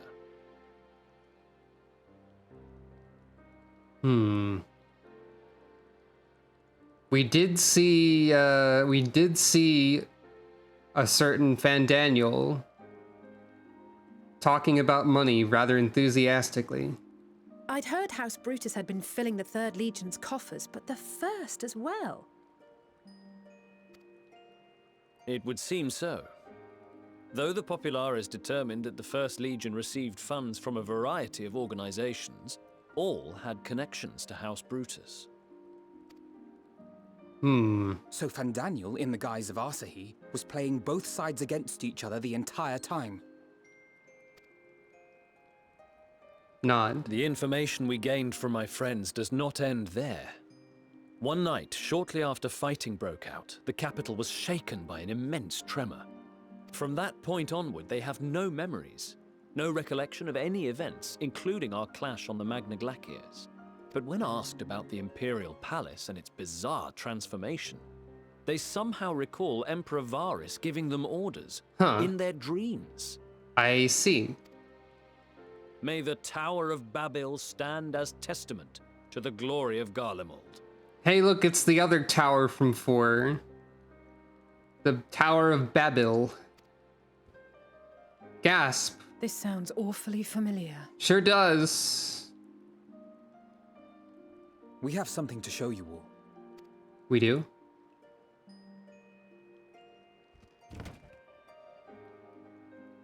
Oh, right. Radio. Varus spoke to them through this radio. Perhaps it was a recording, but if not, that would be inexplicable. Radio? What's going on with this radio?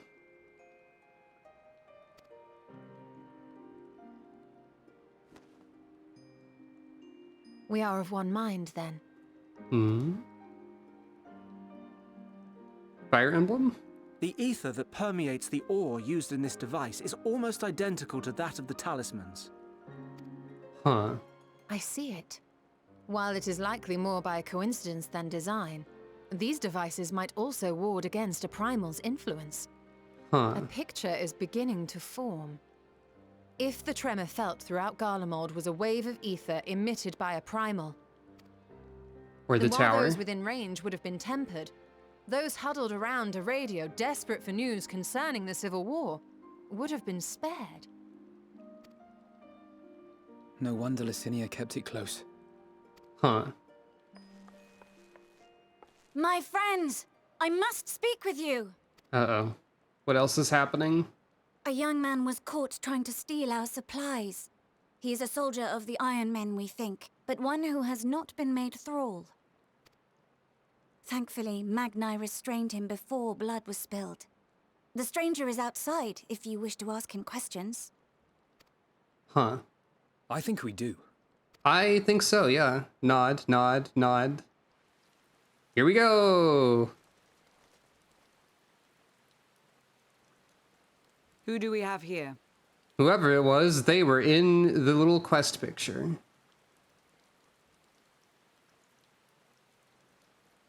Garleans?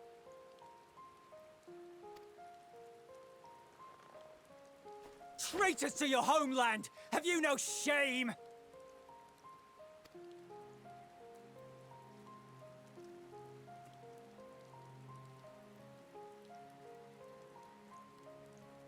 I am Lucia Junius, a temple knight of Ishgard.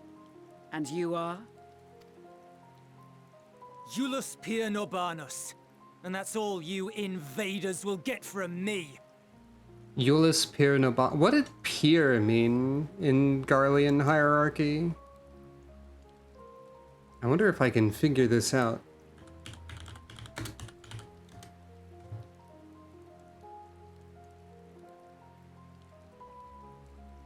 Yeah, actually, it might be dangerous for me to search this. Though I did learn that Grunawat is also Grunawat Pier Arvina. So he has the same title, whatever you call this, as Grunawat did.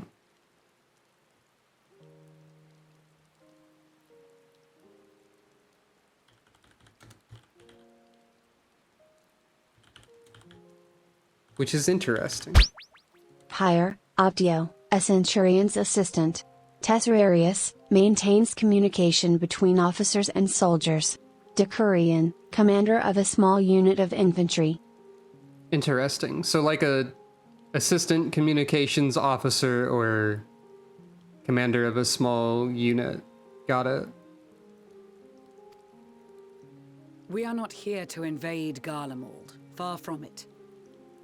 Like you, our allies in Eorzea and the Far East fight in defense of their lives and their loved ones even as we speak. But it is the people of Garlemald who have suffered most. This we know. And that is why we have come to offer you our aid, that we may unite against our common foe. So Julius. Evidently an important individual in the story. Whether you believe me or not, those are the facts. Now, answer me this. Why would a proud soldier of the Empire be reduced to stealing? The situation must be dire indeed for you to go to such lengths.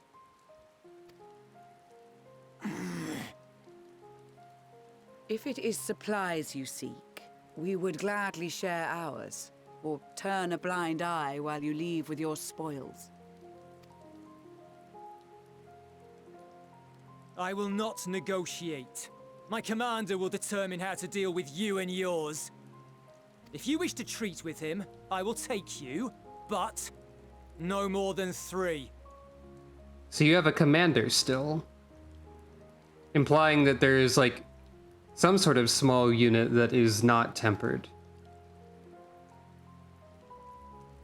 I don't much like the sound of that. But if we do accept his proposal, I suggest the 2 of us and... Oh yeah, right, the closer to Z, the higher rank. So Pier isn't... It isn't a low rank, yeah. I am unsure about the math. I would have to do a considerable amount of thinking to think about the math, probably. Nod. Please allow me and Alize to act as envoys. That's 4 May people. I ask why? We have seen with our own eyes the hardships the Garleans face. How their futures and lives hang in the balance. Nod. It's not the warmest invitation, but it's an opportunity to prove our intentions true. Maybe not a chance to make things right, but a chance to make them better. I've just noticed a small difference in the outfits of Alize and Alphino is the color of their gloves. and possibly indeed their gloves in general, but it's difficult to tell from this angle. I'm going with you, or what would your mother say if I let you two go by yourselves? I'm going with you.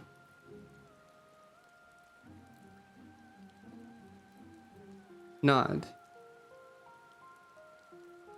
I can see that persuading you otherwise is a lost cause, but you will proceed with the utmost care. Nod.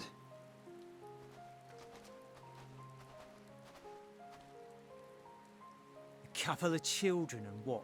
A sellsword? Is this an insult? No. Not in the least. You will find that they are more than qualified to speak on our behalf.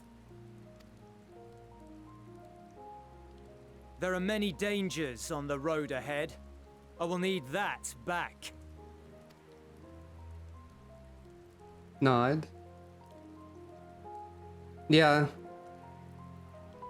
Yeah, Julius, not Julius.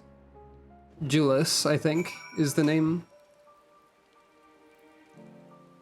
Definitely. There's a lot of people who, yeah, Julius. There's multiple people who are not recognizing Sucro, which is rather different from how things have been in a lot of other places. I know, this won't bring back Licinia or her sister. Taking the same risks, making the same mistakes, it's possible, but better to try than to give up every time. That is true. Both what Alize said and what you've just said. Most people who would recognize Sucro are probably dead. That is true, yeah. Perhaps it is unwise to volunteer for a mission so soon after the previous disaster. Nevertheless, I shall not squander this opportunity. I worry that they were not in the best state of mind to volunteer for this undertaking, but what's done is done. I know you will take good care of them, and yourself as well, I trust. They are resilient in the face of hardship, you as well. But good intentions and stubborn determination alone will not be enough to bring our mission to a successful conclusion. Be on your guard. Julius Pierre Nobanus, it is unusual for one so young to achieve such a high rank. Very unusual. His uniform identifies him as a member of the First Legion. Ah. It's bot.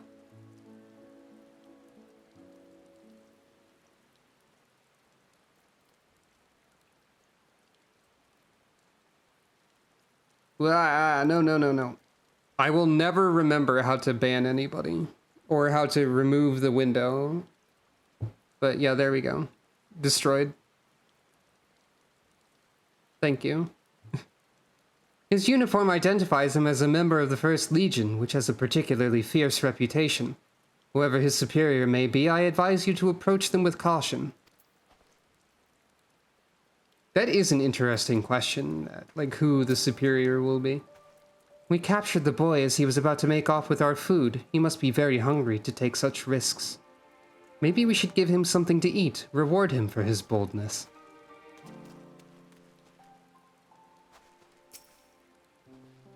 The lowly task of keeping watch over provisions would not normally befit the sun, but these being unusual circumstances, I will let no man take that which is not by rights theirs. Said your farewells, have you? You will be received as invited guests, and so I urge you to observe proper social etiquette and conduct yourselves accordingly.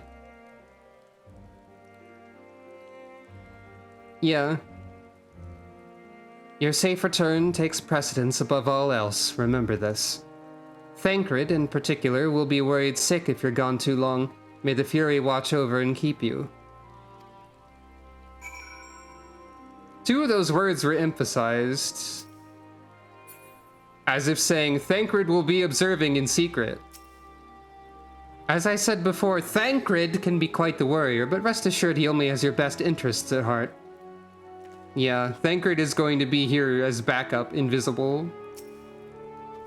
Are you and the children ready? I will explain the route once we're outside your camp. If anyone attempts to follow us, we will judge it an act of hostility. We will not hesitate to take appropriate measures. I would expect nothing less. You have our full cooperation. Alright then, Julius.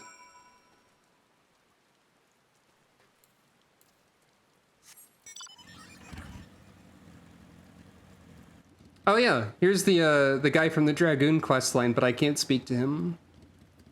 Due to not having done much in the Dragoon questline, presumably. Where do you think their headquarters are? I assume there are a few others beside him and this commander he mentioned. We will do only as instructed. After all, this is what we've been striving for ever since we arrived. Alright, this is far enough. Listen carefully. We head over that hill, then follow the road till we reach Liminal Station 4. Children in the lead, I want you where I can see you. We do have names, you know. I'm Alize and he's Alphino. And last but not least, there's Sucro. Sucro? Where have I heard that before? No matter, Alphino and Alize will watch the road ahead while we bring up the rear. I wasn't lying about there being many dangers, so you're to run, not saunter, run towards the station. If you even think about going for your weapon, the deal's off. Should any creatures bar the way, we go around them. Once you choose to depart, Julius will accompany you. I messed up the name. Alphino and Alize will then begin moving towards the destination. Ready to make a dash for the station? Yep.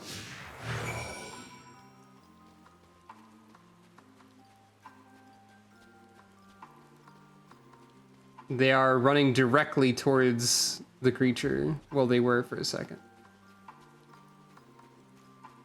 The text box informs us that Alphino and Alize have set off at a brisk walk. This must be the road he mentioned. Alphino has observed a road. If we follow this, it should lead to the station. Not the easiest surface to run on.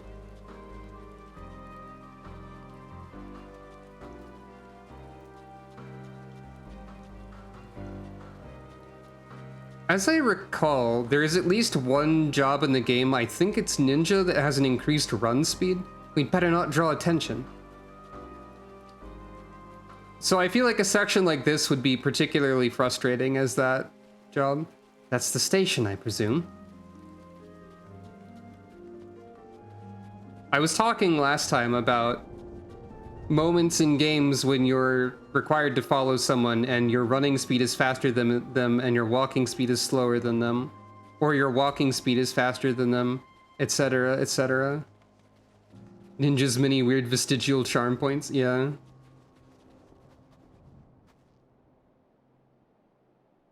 I think there's probably a high chance that, I forgot they had fall damage reduction. There's probably a high chance that Ninja won't be the only scouting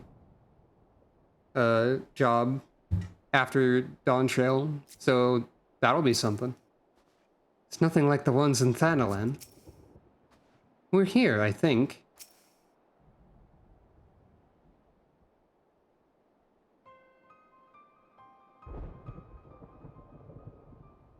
If they do announce that one of the new jobs is scouting, I might have to level up Ninja just so I can, like, preemptively craft scouting fashion. Though I guess I could do that without leveling it.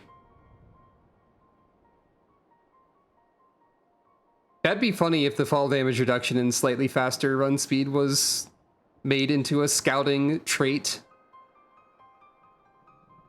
But yeah, it's a melee and a caster, so I would guess that the melee is of scouting.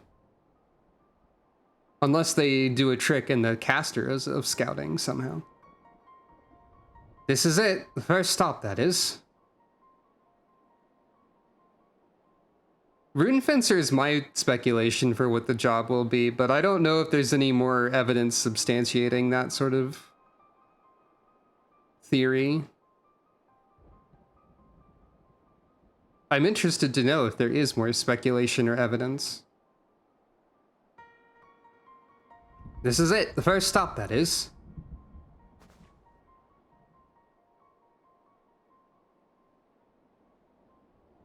Good. Looks like your friends knew better than to follow us.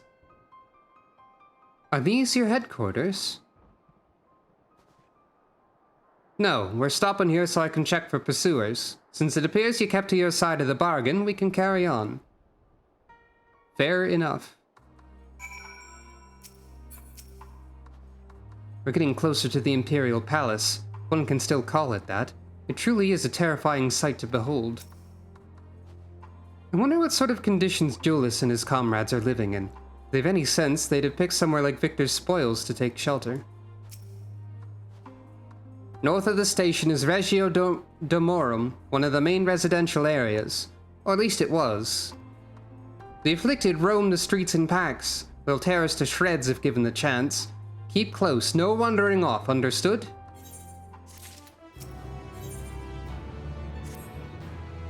From here, we'll be heading northeast, keeping to the left of the railway. While the route itself is straightforward, getting past the hordes unseen is anything but. Keep your weapons at the ready. They would attack their own countrymen. Aye, they spare their own but slaughter the rest without hesitation. They will try to avoid detection. The chances of sneaking by completely unnoticed are slim at best. I'll lead the way, but in the event we're seen, you're to fight them off. Those two will follow us, provided they can refrain from drawing their weapons. While I doubt they would be foolish enough to stab their guide in the back, I will not take that chance. With that said, let us proceed.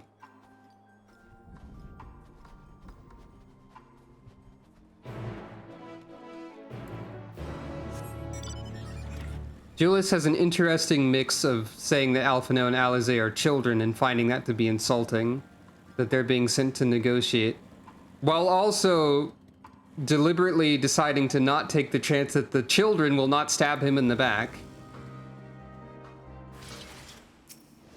Well.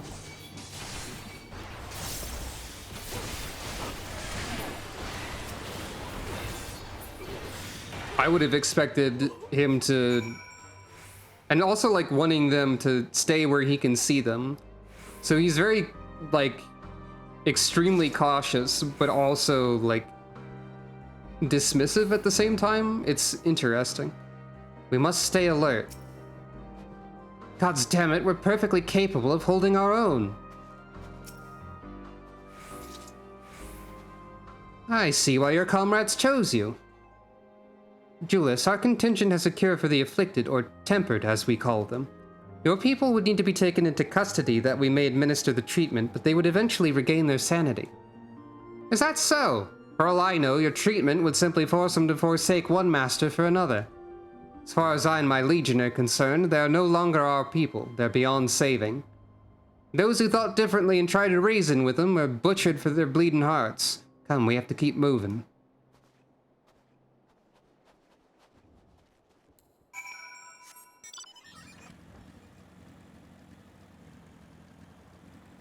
I think in most fiction, I would expect someone who dismisses Alphino and Alizé as children to not be at all cautious about them, think they were no threat, etc. I think I started to attempt to get that point across, but I forgot. Right, wait. Oh right, I'm not being level synced down, I can do the whole combo. Forgot. ... Hate to watch you bear this burden alone. Looks like we're not being followed. We will continue onward.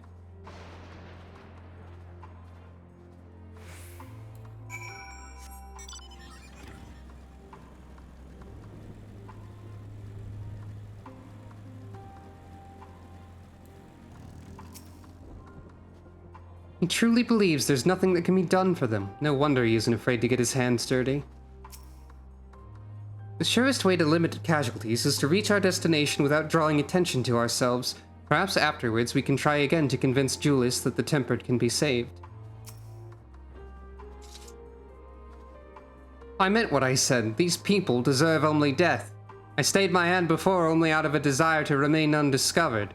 That's still the higher priority. We should continue to avoid any unnecessary confrontations. Keep following the railway.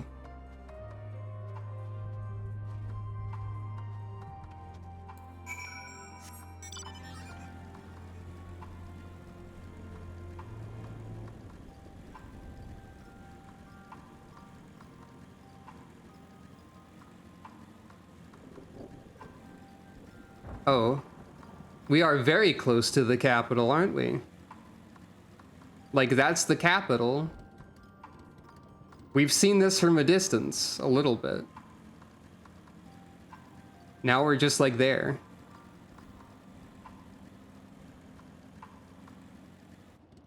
Ah. Well, okay, these ones we can't cure.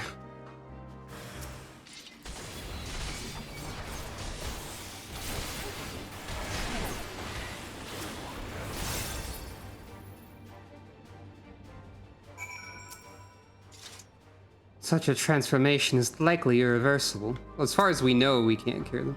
To think they were once ordinary people. Look what they've become. Would you still stand there and claim they can be cured? Nod. Those exposed to a vast quantity of a primal's ether may suffer severe corruption. Even with treatment, such victims are beyond salvation. Then you admit it. Now that you've seen these monstrosities for yourself, perhaps you'll think twice before speaking of a cure. Maybe we should have led with, I accidentally became invincible. I'm always doing this. Maybe we should have led with those, maybe we should have phrased that in like a more like, those who have gotten to this state do not appear to be curable, but those who have not yet transformed in this way can be. But maybe Julius doesn't want to hear that many words in a row. I don't know. Even here on the outskirts, it's plain to see how vastly different Garlemald is compared to other cities. Though I wish there was another way. I thank you for keeping us from harm. We're almost there. You've kept your side of the agreement, so I'll keep mine. This way. I don't think I have a good grasp of Julius's voice yet.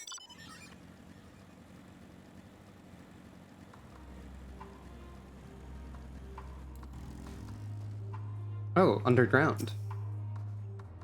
This is Tertium, one of Garlemald's largest stations. Now serves as our headquarters.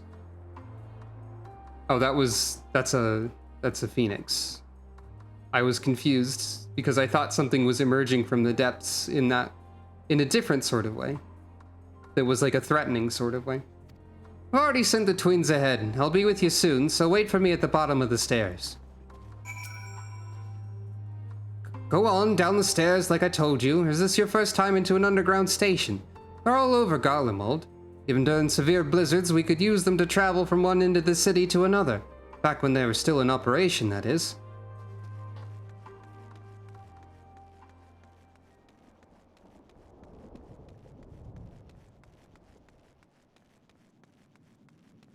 It's gone mostly silent again. ... She clearly has no intention of speaking with you.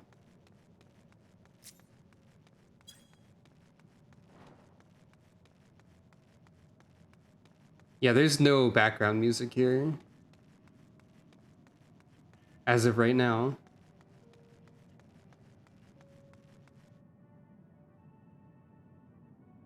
I think there might be a radio nearby.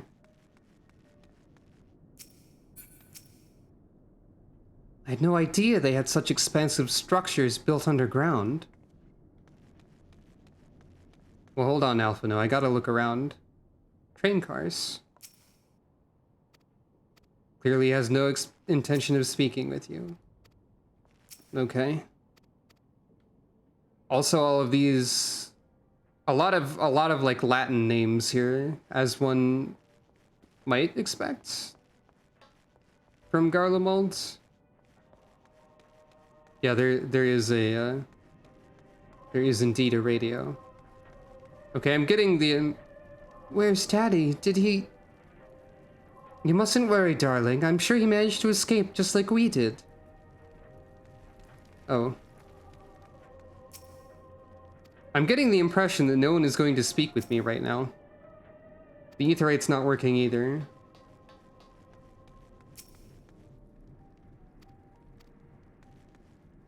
Yeah, there's a nearby radio. For sure. Maybe once I... Yeah, okay. The storekeepers are also not speaking with me. Guess I have to speak to Alphino first. Where is the radio?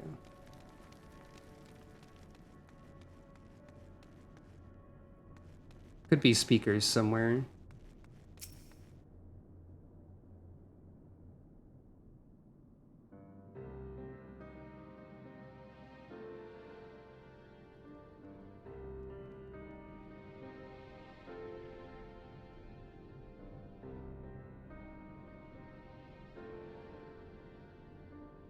It's plain to see why they chose this as their base of operations. They could have done a lot worse. Even so, I imagine it's not the easiest place to live. Indeed, and if Julius was willing to make the perilous journey to Camp Broken Glass in search of food, their own supplies must be all but exhausted. They may be shielded from the wind and snow, but it's still bitterly cold. Much like Victor's spoils, it must be a constant struggle to keep their people warm.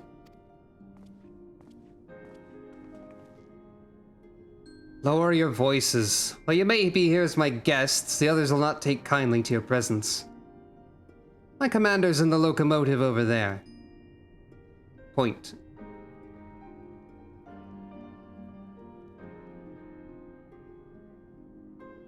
Nod.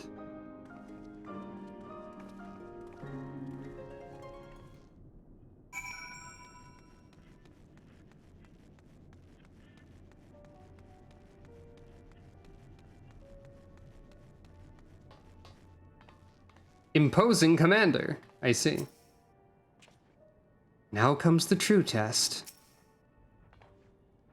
He certainly looks the part.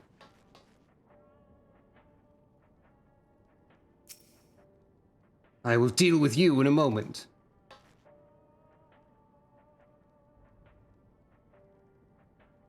Cool beard, I guess.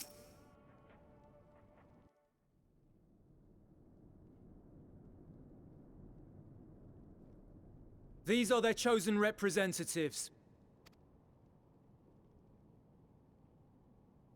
Very well. Let us hear what they have to say. Yes, sir.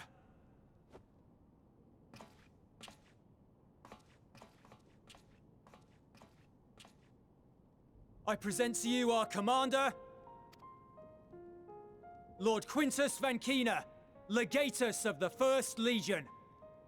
Quintus Van Kina. Interesting. The first? I had no idea you had survived.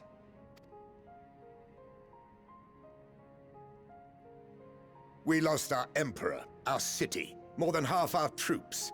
For my wounds, I may never take the field again. But we survived, aye. In a manner much to your liking, I dare say. We have no intention of adding to your misfortunes, nor do we bear you any ill will. Spare me.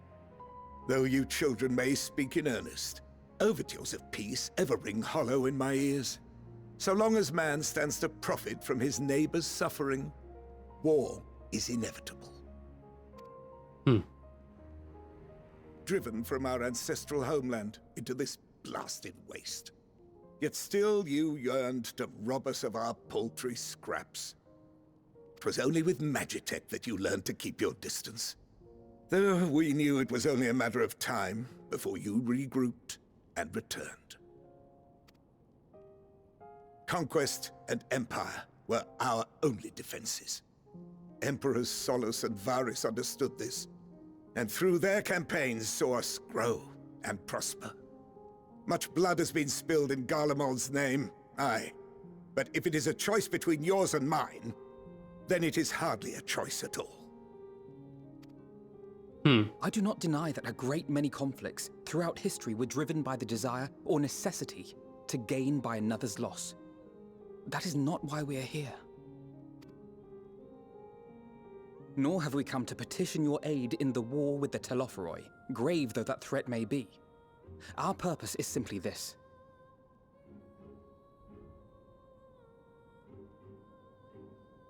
Yeah, very much so. Very, like, them and us and all that, for sure.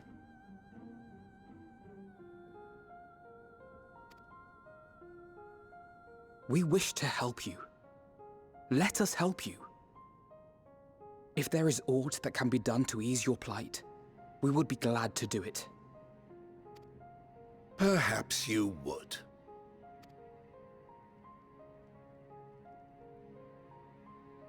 But regardless of the ideals you espouse, your leaders would not send an army into Garlemald if they did not stand to benefit. If we accept their aid, they will expect their efforts to be rewarded once the Telophoroi are no longer a threat. And after compensation and concessions, the great empire would be brought to heel. Her enemies rejoice at her downfall. Our third eye, a mark of shame.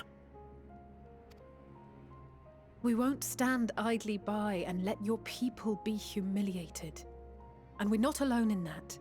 We only want to make a difference, to make this world of ours better. Surely you can understand that. What I'm trying to say is, there are so many people who just don't care about making you suffer. And maybe that's almost insulting after all the suffering you feel the world has subjected your people to, but believe it or not, that's the truth. And now we're here, and all we're asking is for you to tell us what you want, what you hope for. So much blood has been shed, so much lost. All because of this endless war. Who wouldn't want to end it? Can we not work together to face our problems as one?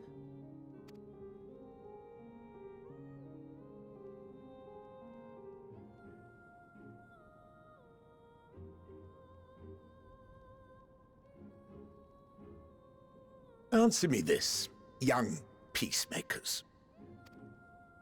If a world without conflict is your desire, why reject the unity and prosperity of Garlemald?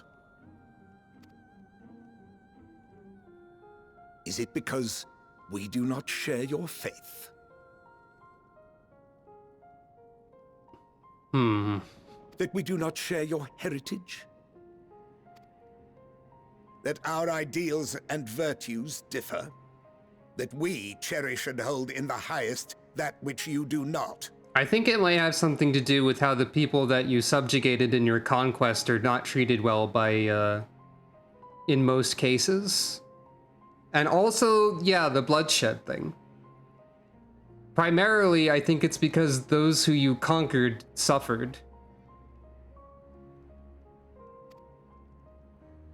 Disparity is the root of discord, and peace built on compromise is flawed and fleeting. Happiness for one and all is a dream, and the reality is that to the victor go the spoils. Yeah, conquering is not unity. That is why we Garleans will never submit nor surrender. For freedom and for pride, we will remain true to ourselves until the bitter end. That is my hope.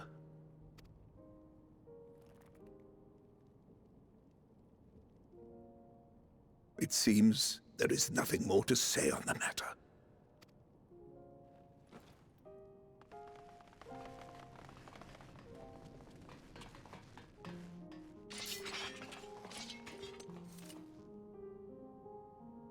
You will remain here while I decide what is to be done with you. Do not be alarmed. No harm will come to you, if you cooperate.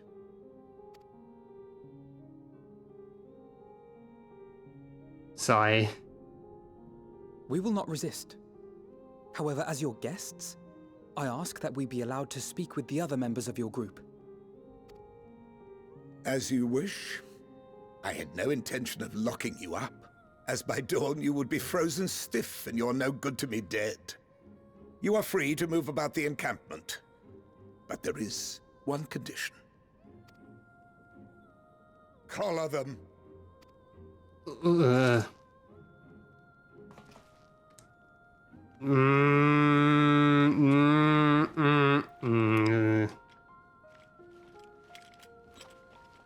The unity of Garlemald, gigantic air What are these? quotes.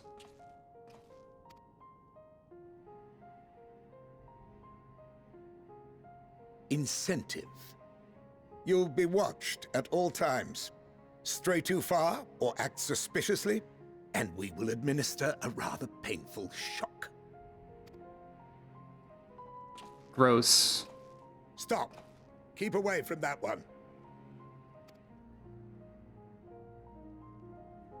Not Sucro, though, I guess? Champion of Eorzea is not so easily cowed. Ah, you recognize me.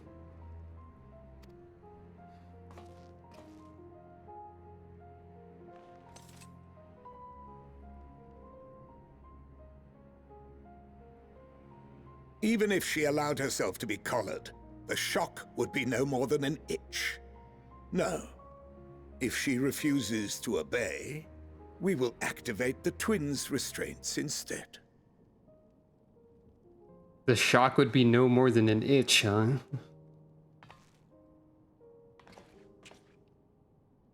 Yeesh. You needn't worry about us. We'll forget we're even wearing them soon enough. Even now, you still... Why go to such lengths? What is it all for?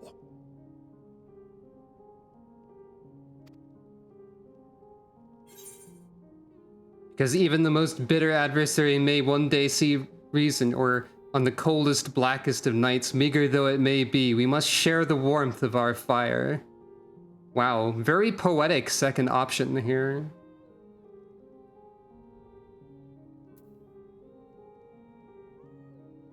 Huh. That feels like quoting something with how poetic it is. Is it? Yeah, that would make sense. I'll say that one. It's fancier. It might be Arshafont instead, actually, given the fact that that happened.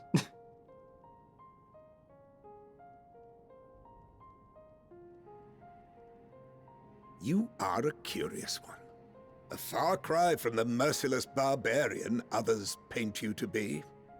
Sucro, the merciless barbarian. Yeah, sure. You will be their warden. Take them away.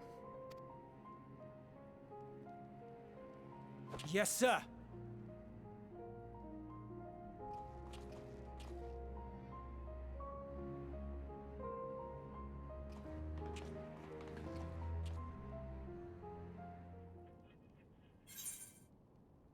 There's something about Sucro spending that entire scene saying nothing until that line also. Like, I know that the Warrior of Light or Darkness and or Darkness, etc. is always quiet, but like still.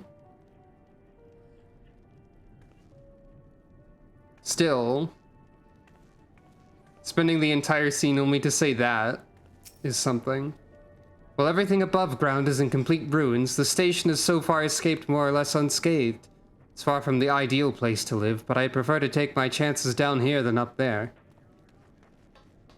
And that's true. I guess they probably know about Sucro destroying legions and whatnot. Oh, I'm not saying necessarily that the main character should have had more to say there. I'm saying that there's a surprising, like, effect or impact of the only line that they say in this scene being that one, maybe. So cold. Hey, wait a minute. Do you think they put an NPC with Sabin in the name next to the trains on purpose? Sabinianus?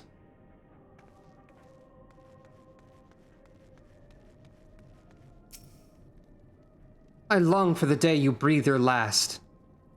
Thanks. You don't even know me. Ceruleum and other necessary materials are in short supply. I'm not sure how long we can last in the stores we have.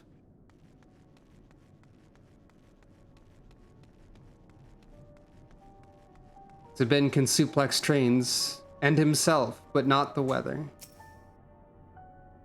We're not the resources nor inclination to assist the likes of you. Be gone. The material stored here is the property of the First Legion. If you think we'd share it with the likes of you, you're very much mistaken. You stay away from me, you hear?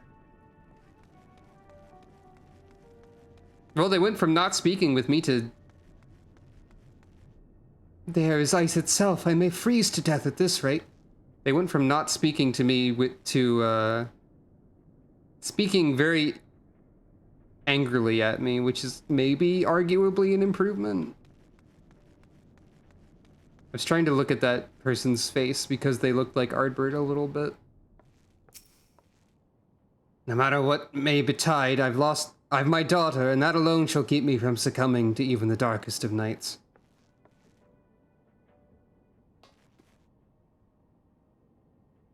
This person is saying, it hurts. I can't feel my fingers. I've never been this cold or this hungry in all my life. Though Garlemald was built on a frozen waste, the city itself was always a warm, inviting place. Now all we once had is in ruins.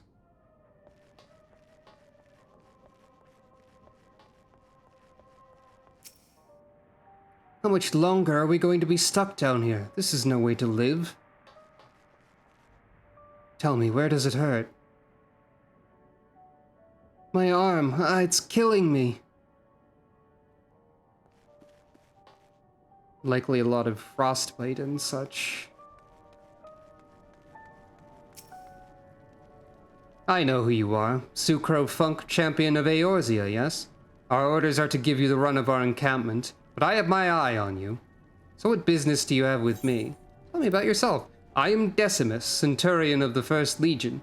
It is my sworn duty to defend Garlemald from barbarians such as you, and your very presence here is an affront to my honor.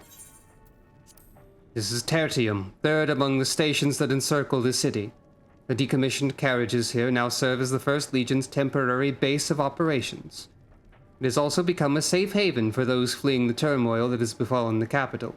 What scant supplies we have are distributed among civilian and soldier alike, and we strive to maintain some semblance of order in these dark times. Our true objective, however, is not merely to survive, but to reclaim our home. We have no time to deal with your band of savages, and if you dare to interfere in our affairs, we will not hesitate to cut you down.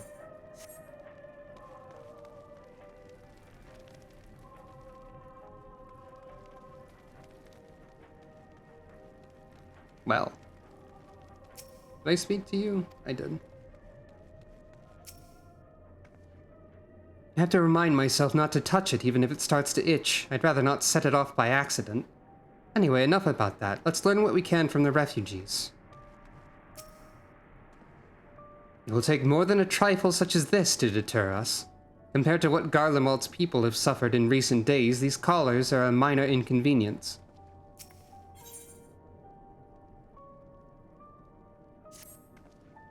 As per Lord Quintus's instructions, I am to supervise you during your time here in Tertium. Before you ask, no, I don't have a key or any other means to remove your collars. Nor would I tell you if I did, and if you try anything, you'll soon wish you hadn't. So do you truly intend to speak with the others, or was that merely a ruse? We're in no hurry to disobey Lord Quintus, if that's what you mean. Or perhaps you doubt the wisdom of his decision.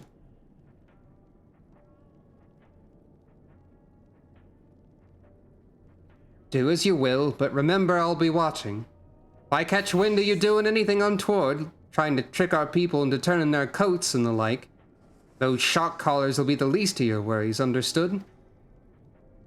Though we're somewhat compromised, to put it lightly, let's not waste this opportunity.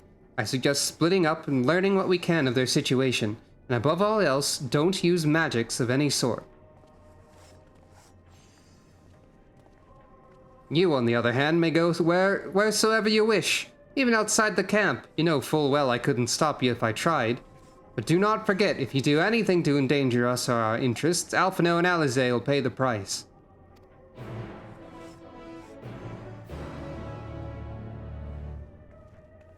Whatever's going on over there is a very elaborate-looking crafting station. I don't think I've seen that. Don't cast magics, you say? Okay. Nobody exploded. That's for weavers? Huh. It's making weaving types of sounds, so maybe. Came with Julius, didn't you? Well, whatever business brought you here, you'd best keep your hands off that aetherite. It's deactivated, but I'd rather you didn't mess about with it. There are others throughout the city, built by Garleans for Garleans. Could teleport all over in the blink of an eye, provided there was a terminal nearby. These days, however, we use the aetherite's power to keep this place lit, but that comes at the cost of its normal function.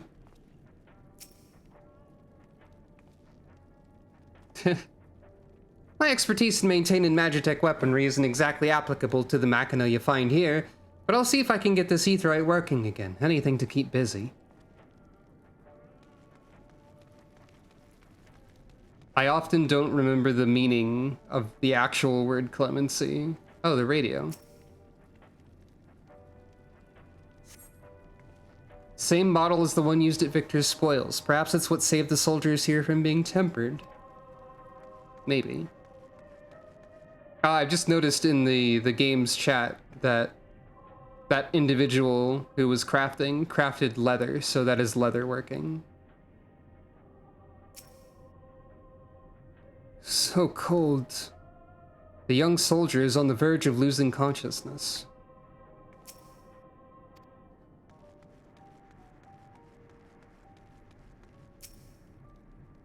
It's you, Sucro Funk!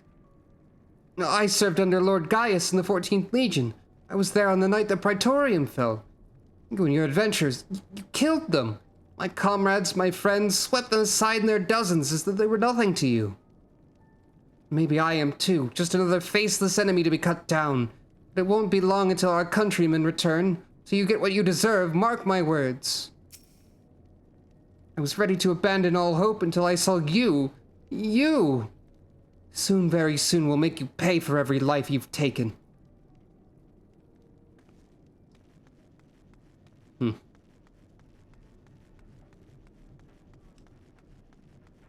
I think most of that was in defense on our part, mostly.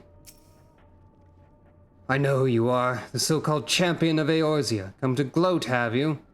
Oh, wait, that smirk off your face. By the blood of our fallen compatriots, I swear I'll... Ugh. Damn. Toward the sutures. Of all the times, the worst of the lot within striking distance, and I can't even muster the strength. If it weren't for the third bleeding us, we'd be the end of you. Vergilia's treachery nearly cost Lord Quintus his life, but we made our escape. Took shelter in a mansion, tended to the wounded as we prepared to strike back, and then... night fell and we gathered around the radio. And then the roar, the terrible roar, the capital was in chaos, but we were spared. If you can call this a mercy. Mind intact but body broken, a soldier in name alone. I'd cut you down where you stand if I could, murderer. Yeah, that's probably true. Hey, Alf, no, everyone hates me. Did you learn anything of note? Everyone hates me and thinks I killed 1 million people. Then your findings are consistent with my own. Their plight is desperate indeed. The sick and injured are at greatest risk. Without warmth and proper nutrition, I fear they will soon perish. I realize there's precious little we can do for them at present.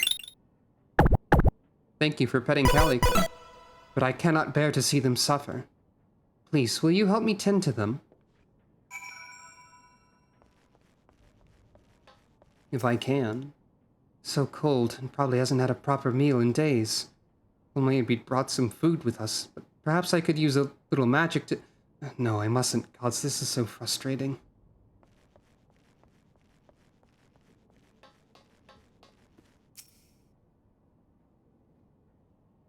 I'm helping. Who's there? My eyes, I can't see all that well. Thank you. The numbness has subsided a little. But I know I won't last much longer. You should look to the others who can still fight. Give them my ration. Me going hungry means someone else lives to see another day, so be it. At least I can still serve in that way.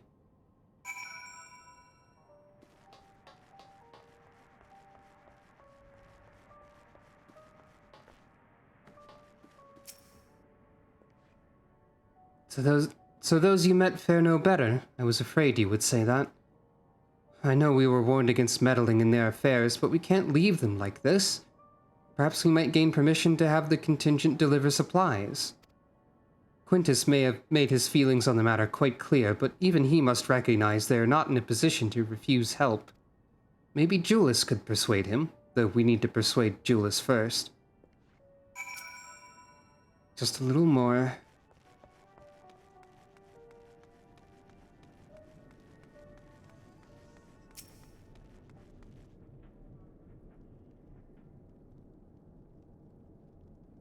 Well, seen enough?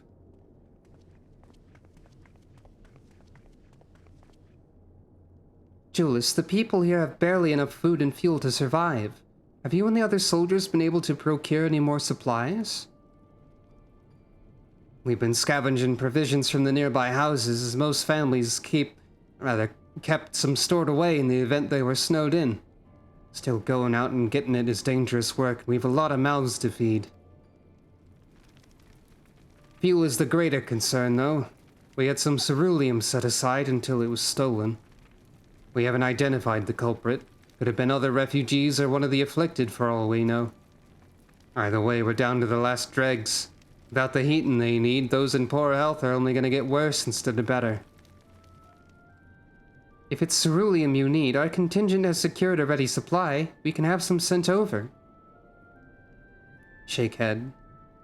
We will not accept your charity. If we can hold on a little longer, the situation is sure to change. Aye, everything will change.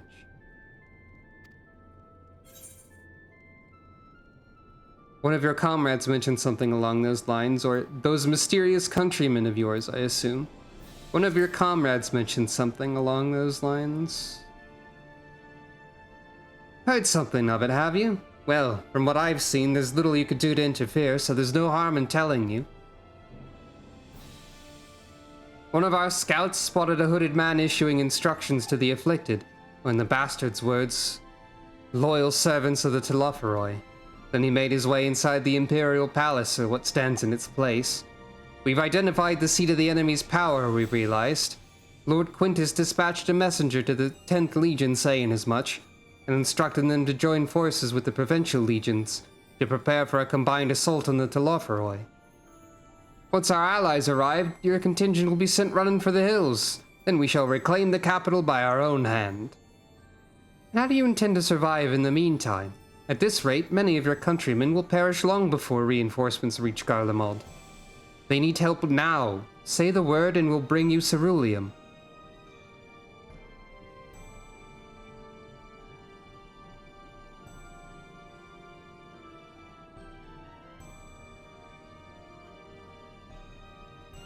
I'll speak with Lord Quintus.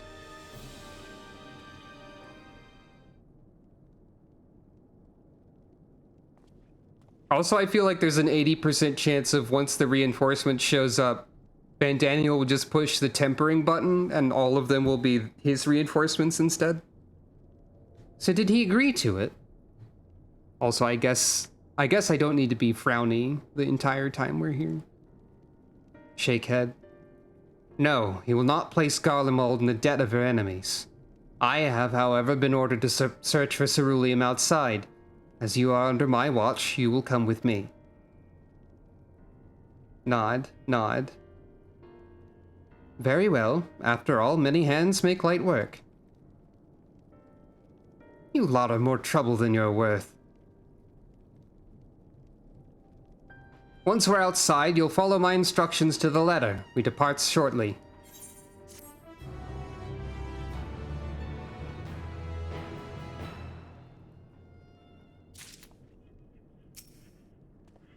Although this is hardly the solution we had in mind, it will have to suffice for the time being. Without our healing magics, there's little we can do for these people beyond offer words of encouragement. But this way we'll be able to offer them tangible assistance. His park materials, really? Okay, sure. Sure, localization team. You can throw that one in there, I guess. We will begin our search for ceruleum in Regio Urbanissima. The first location is Forum Soleus, a park to the northwest of this station. You're to remain close at all times and act only as ordered. Follow me. I suppose that's a bit of levity. It's a very silly pun, though.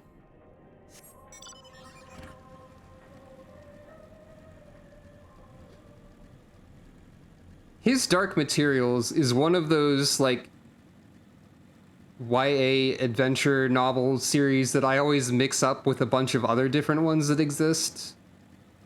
I don't know why I said YA instead of young adult, though I guess that they're called both of those because one abbreviates to the other. But oh hey, an ether current. There's a bunch of those that I like mix up constantly and I forget which one is which. Like my first thought is that the one with the daemons? Like the daemons AE, but that might be a different one instead. And there's also one where they go around collecting like different signs made of different things. I don't think that's his Dark Materials, but that was a different one that I also confused with his Dark Materials. Unless one of those is his Dark Materials, in which case I don't know. It is the daemons one? Oh, okay. So I did get that correct.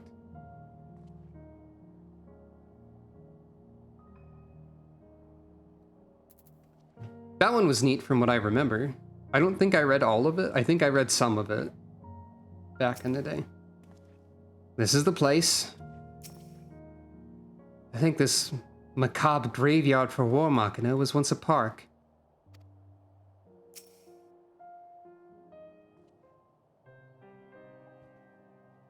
Right, the Golden Compass. I think, is the Amber Spyglass also part of that series? I think it might be. So this is the park. I'm surprised they found space for one amongst all these buildings. Actually, the recreational areas came first. The houses were later built around them. A healthy society requires communal spaces for children to play and adults to socialize.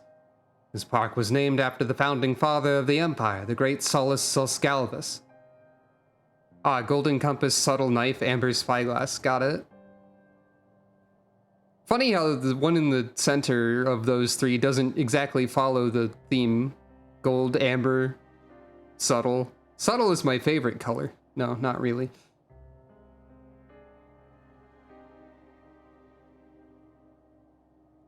Did we come to extract ceruleum from the wrecked Magitech armor? Shake head. No, we already drained it dry. Same goes for the rest of the machina in the vicinity. But as our ceruleum has been stolen, we must scour the city for every last drop. While I don't expect to find anything here, I decided to try one more time in case something's been overlooked. I see. Then, with your permission, we will commence the search. Nod.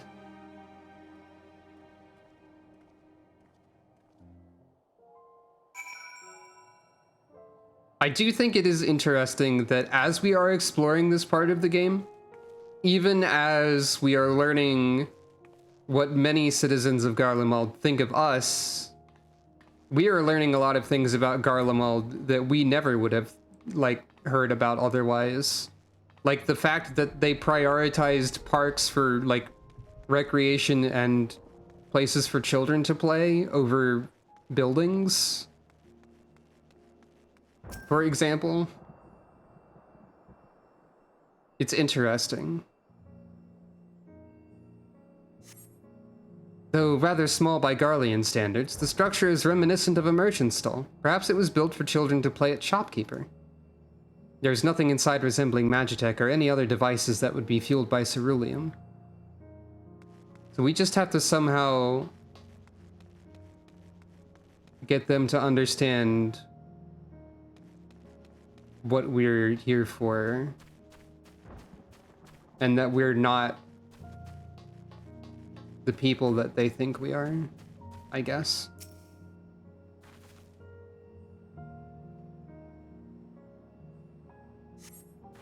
Cursory inspection of the wrecked Magitech armor confirms that the fuel canisters have long since been drained of ceruleum, as Julius said. I've got a map of the park here.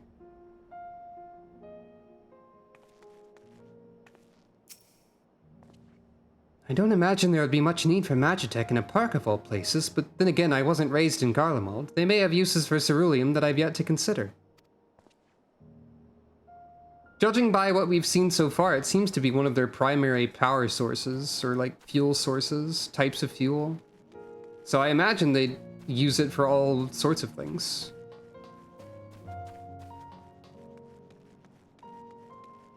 Slide.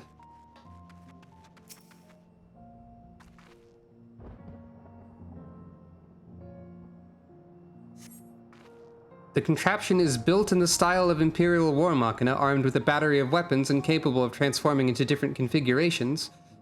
But on closer inspection, it appears to be no more than a children's slide. It doesn't really look like the other thing that you just said it was, but sure.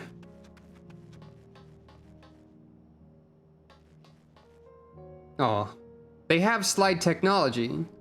It's present in the Pixie Quest hub, but there's not enough levity to go around to make these slides actually slides. So instead, Sucro can just stand here. I mean, it is made from, like, it is made from that, that's true. It's made out of, like, the same sort of material and construction as something of that nature would be.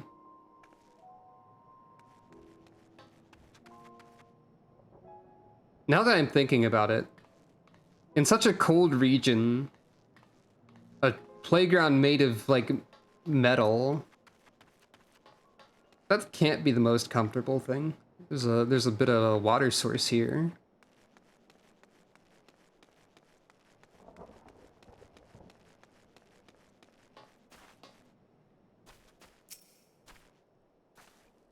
This, whatever it is, appears to have some sort of symbolic meaning relating to this park.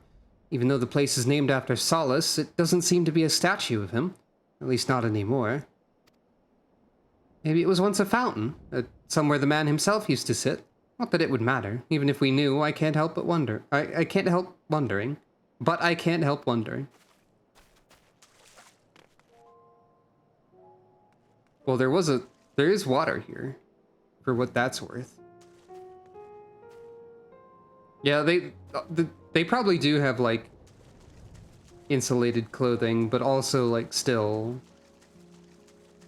Having occasionally been to colder regions that probably aren't as cold as Garlemald, I can say that cold is cold. This might surprise you. ...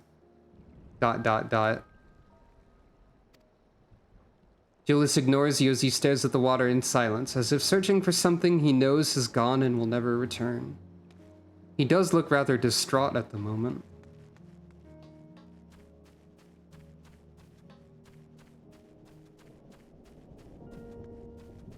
I wonder what Hades would think of this park now.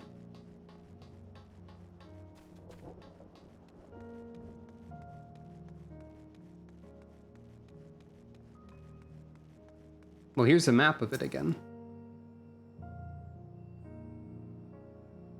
The map probably says what the piece in the center that Alice is wondering about is. Several points of interest are marked on the map of Forum Solius. The pond, children's play areas. To your knowledge, however, none would require the use of ceruleum. Or is this meant to be implying that Julius is not actually here searching for ceruleum, but for some more personal reason? Or is it meant to showcase how little we actually know about Garlemald, or is it a combination of those things? Probably both of those things are relevant.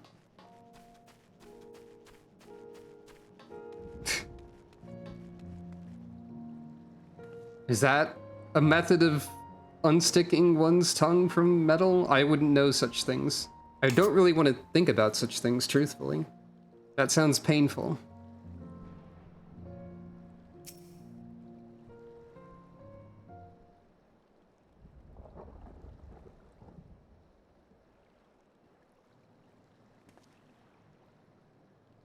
Oh, it's you. Any luck? Shake head.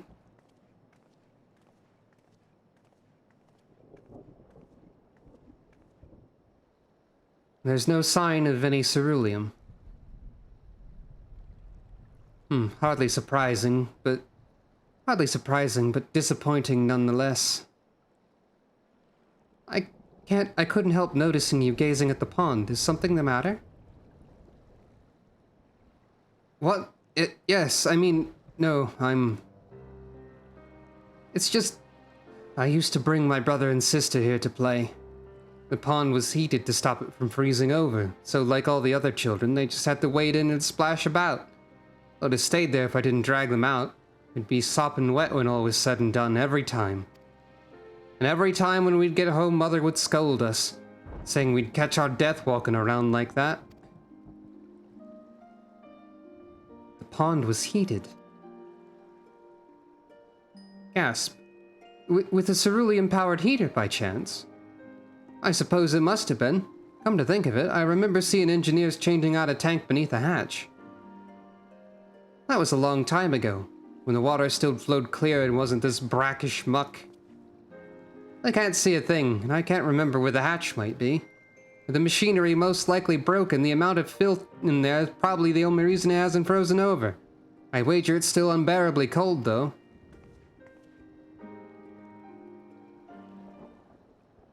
Julius, what are your thoughts on magic? The average Garlean would jump out of their skin if they saw it, but the first is a few foreign signiferi and medici, so it doesn't scare me. I take it you won't mind if I employ a little now. Alphino, you have a knack for finding dry wood, so why don't you bring me some? Once that's done, a blast of her fire should do the trick. Leave it to me. You're not planning to go in there, are you? Of course I am. That tank isn't gonna fetch itself. There's nothing so involved as extracting unprocessed ceruleum from a frozen lake like how the tappers do it. We're talking about a shallow pond in a park, and we have a way of warming ourselves up after. But that's insane! So, fancy a dip? A little friendly competition might make things interesting, or the last thing we need is you catching a cold, or step aside while I drink the pond dry. No, Sucro, no! The last thing we need is you catching a cold. We weren't talking about Sucro. We were talking about a tank of ceruleum. If you're that concerned for my well-being, you can dive in and help me look. The quicker we find that ceruleum, the sooner we can get out of here.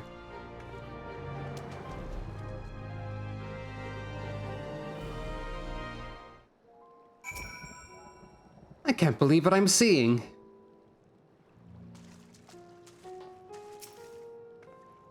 Gods be good, it's cold. Perhaps we should have listened to Julius after all. It's fine.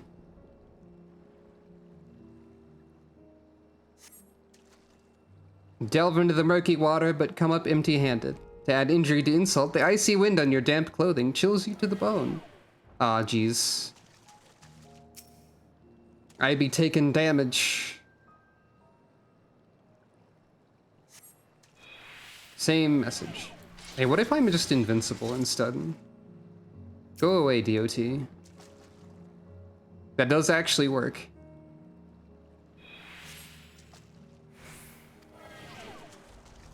Not that it's terribly helpful, but...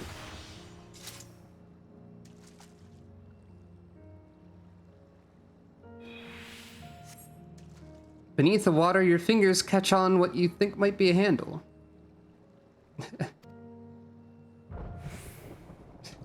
Yeah. The hallowed kiddie pool.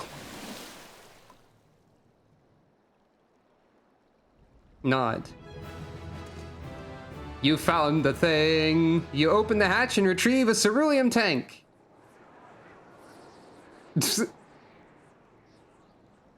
And it's really cold. However, your grand discovery comes at a great personal cost as you become acutely aware of the freezing cold and a rancid odor emanating from every ilm of your body. Julius will doubtless feel compelled to pinch his nose shut when you deliver to him your prize. Right, the muck. I forgot about the muck.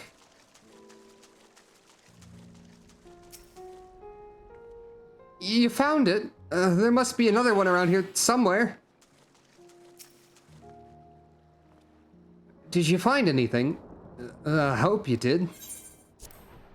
Uncovering hidden treasure is an adventurer's bread and butter, though one is not normally required to go elbow deep in ice-cold stagnant pond water to retrieve it. Nevertheless, many would choose that over mowing down hordes of slavering beasts or solving annoying puzzles.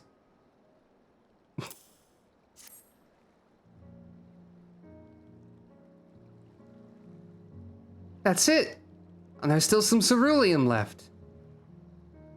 The fire's still not ready. Hold on, I'll give Alphino a hand. Julius is helping?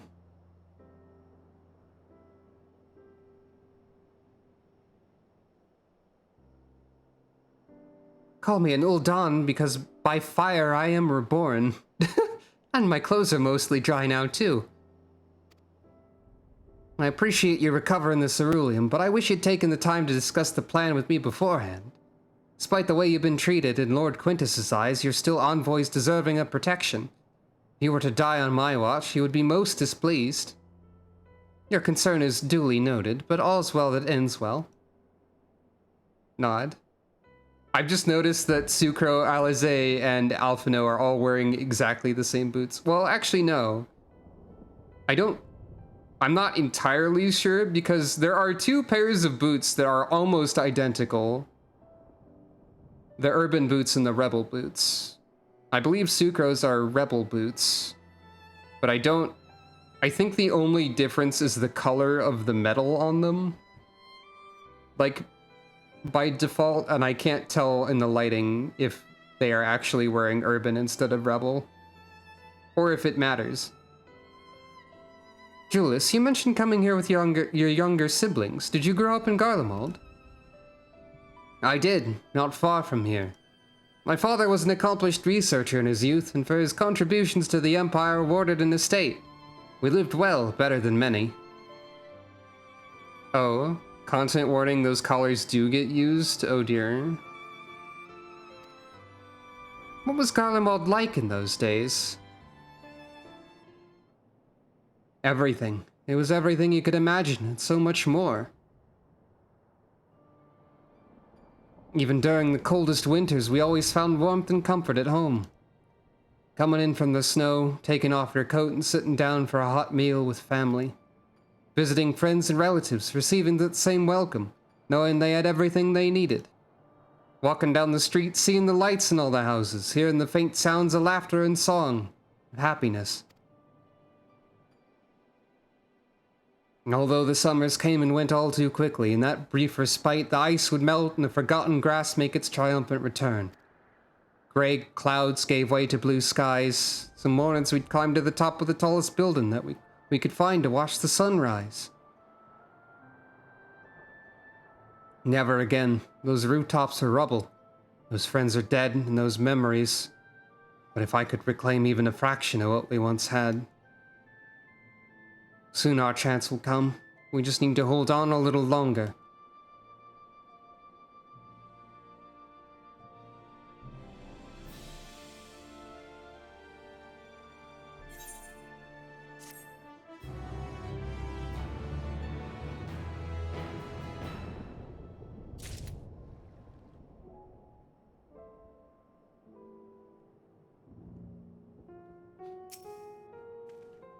Owing to the wealth of experience I've accrued in gathering firewood, I was even able to provide Julius with some basic pointers on the subject. Thought it might help to further build a rapport, and to distract him from his other concerns. Well, at least my clothes are finally dry, though they could still do with a proper wash. Alright, now that you've recovered from your escapades in the pond, there's another location I'd like to search just outside the park. Also, the fact that that quest was called No Good Deed sure does oh hey, that's another FF6 enemy. I recognize that one. I don't know if that model's been present before. The fact that this quest is called No Good Deed does lead in naturally to goes unpunished. So I'm sure this will be terrible. The War Machina appears to be patrolling the area of its own volition. Wonder whether it's simply following its original orders or if it now serves the Telophoroi. Everything was built on an enormous scale and with thick, cleanly cut stone, much like Amarat. Given what we now know, such similarities are no coincidence. That's a good point. As you can see, this place is littered with the remnants of various types of War Machina. Though my comrades and I have already recovered the tanks from the less damaged units, those that took a more severe beating are harder to scavenge. We decided to save those for another time, that time being now. Rather than prize them apart piece by piece, it'd be quicker to remove the outer casing using compact explosives. With luck, we'll gain access to the tanks without rupturing them. Though the force generated by these devices is relatively weak, I'd advise you to stand well clear to avoid being hit by any shrapnel. Before even bothering, though, you should check the Machina's ceruleum gauge to see if there is any left. It should provide an accurate reading even when the unit itself is inactive. If the gauge is broken, I'll let you decide whether to use an explosive or not. Should you need more, come to me.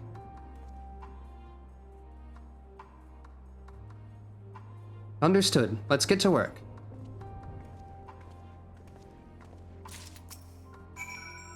You still have the explosives I gave you, yes? Remember to check the ceruleum gauge before attempting to remove the outer casing, etc.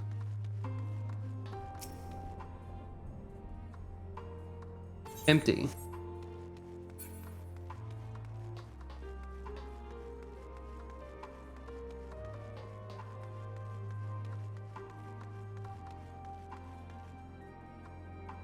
What is this creature over here? Pile of eyeballs. Overtuned specimen.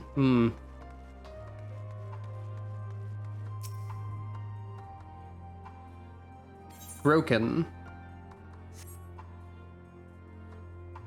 I'll give it a try. Oh, it's empty. Well.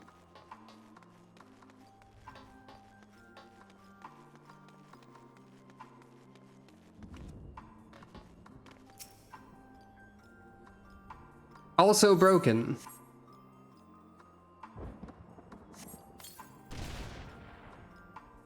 Also empty.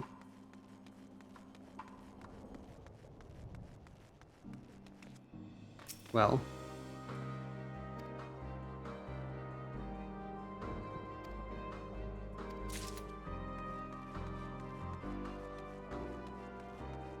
At this point, the cost is sunk. So I must just gamble on any other broken gauges that I find.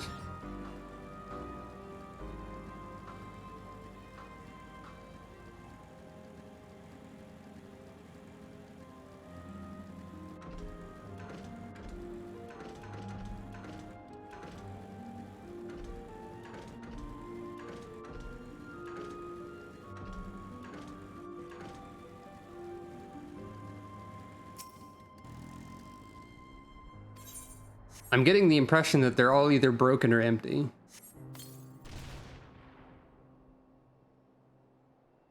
Oh, a half-full tank, or half-empty. You retrieve the War Machina's ceruleum tank to find it still half-full or half-empty, depending on one's perspective. Either way, Julius will surely be pleased by your discovery. Okay, so we just had to find one. Maybe there was one that was like, there's a tank with a tiny bit left in it. More explosives? Wait, is that what I think it is? Not only did this tank survive the attack that disabled the War Machina in which it was installed, it also escaped the blast of your explosives unscathed. And medals for outstanding service were awarded to inanimate objects. The champion among ceruleum tanks would surely deserve one. Or this champion. You've done it again. Truly, luck is on your side. With this, we should be able to refuel quite a few of our heaters. It's time we headed back. Wait here while I go see how Alizé and Alphino are faring. Oh, right. Wait here.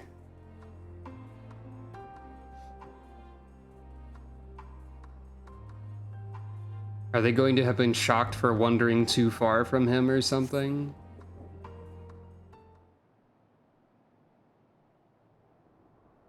Probably. Oh, not quite. Not yet, anyway. Finally escaped the watchful gaze of your keepers, have we? Thancred? Don't react. You'll only draw attention to yourself.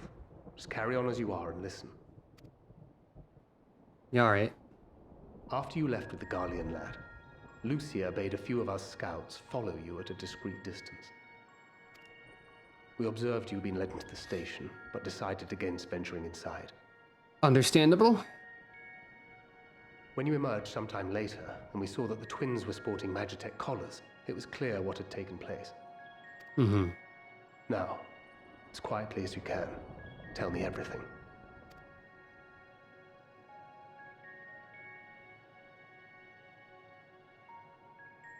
The Legatus himself, eh?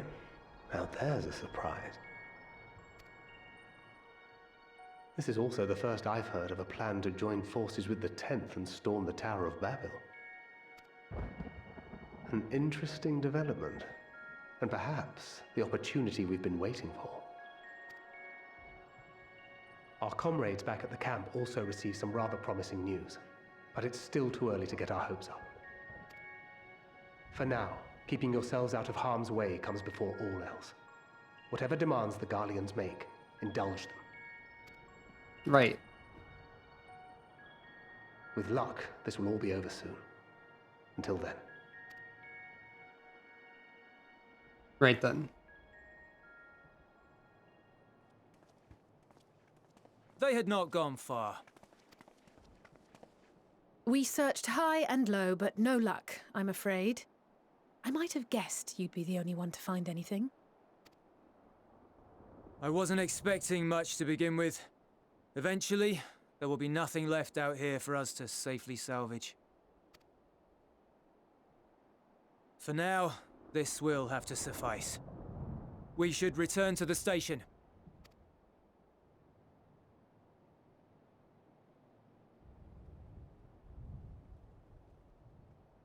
That overhead camera view worried me for some reason. Like we were being watched. Ah, there you are. Which I guess we are. Heard you'd gone hunting for ceruleum above ground. And we got some. Brought back a king's ransom? Sorta. Hardly. But thanks to these three, we have enough to last a little while longer. Well, well. It's not at all as I was expecting, these ones.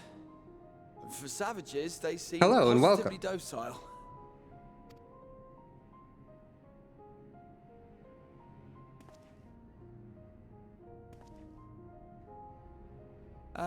It's a poor attempt at humor. In all honesty, I'm grateful for your efforts. But even with another night of warmth, there are those among us who may not live to see the morrow. Yeah, that does seem to be the case. I trust your expedition was fruitful. We found some ceruleum, Lord yes. Quintus!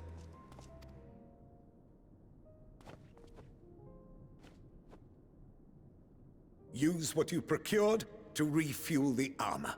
The armor? Hey. But, sir, what about the heaters for the camp?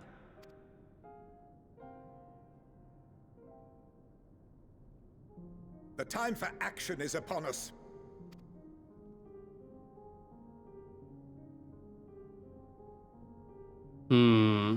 My men and I have matters to discuss. In the meantime, you are to wait here. Do not forget, you are being watched.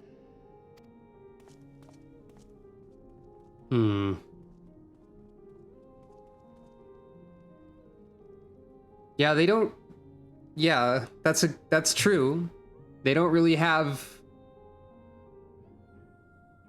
that many people The able time to for fight action. right now. What did he mean by that? I can only speculate. Clearly something requiring their magitech, given what we just heard. Whether they plan to utilize it now, or after they join with the 10th, is another question.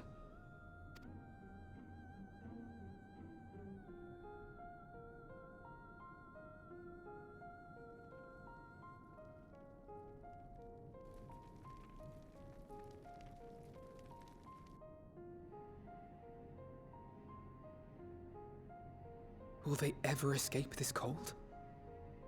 Return to and reclaim the idyllic spaces of which Euless spoke? Euless.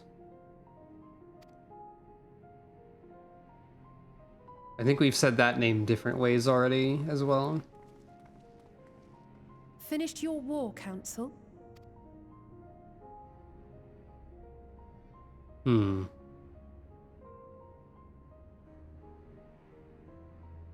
Alphino and Alizé are to stay here as our prisoners. They will be released once your comrades have relinquished their supplies and withdrawn from Garlean soil. Well,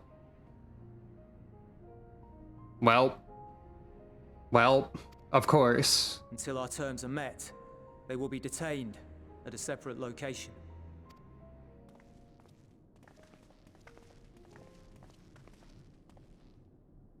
After everything we've said and done, this is how you treat us. Our allies have but limited supplies. They may stave off cold and starvation for a short while, but what then? We don't exactly have the luxury of just leaving with the collars in place. Gasp. Yeah.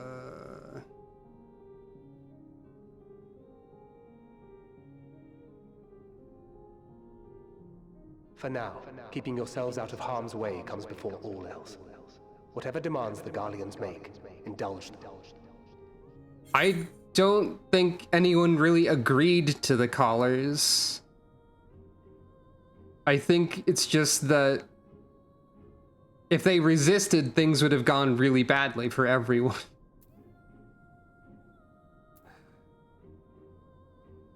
Do as he says, or everything will be alright, have faith.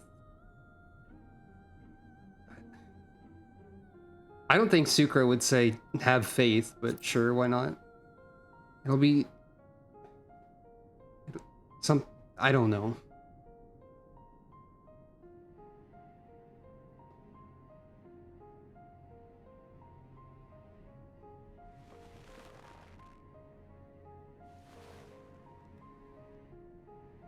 Get them out of here. Euless clearly is not a fan of this.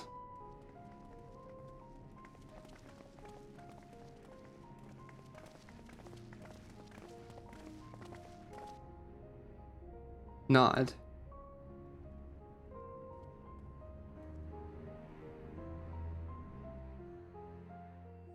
Oh no, it's they when we tried to negotiate, Quintus had us surrounded by soldiers and then said we would be detained here, and Alphino and Alizé had to have Magitech collars.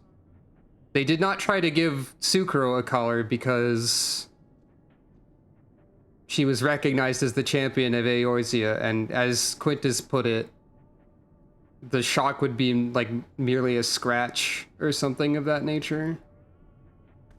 And instead, if she does anything, we'll activate the collars on the twins. So yeah, Alphino and Alizé will be fine, providing they do not resist. Yeah, that. Shock would barely itch. Yeesh. You will accompany me back to your camp, while I will meet with your leader and present Lord Quintus's demands. Before we depart, however, there's something I'd ask of you. Assuming our contingent complies, the supplies they surrender will need to be transported here. That task falls to Legionnaires Marcellinus and Octavia, who will pilot Magitech armor to your headquarters. You're to inform them that we are leaving shortly. Tell them to ask the Aiel for further details, in those words. Once you've seen to that, meet me by the exit. Interesting. I'm sure the contingent will not take this terribly well. You again. Ask the Isle, he said. Nod. So that's to be the way of it, after all this. Interesting. How ironic that you should be the one to deliver the news. If those are my orders, then so be it, for the glory of Garlemald. Hey, don't... That's a phrase that has been used by a lot of specific individuals recently. What do you want with me? Ask the Isle, so Lord Quintus has reached a decision. I knew he would understand, that he would recognize the savage as a ruthless, merciless creature, and to defeat him we too must be uncompromising. I am ready. In the name of Emperor Varus, for the glory of Garlemald, I will fulfill my duty. I am highly concerned.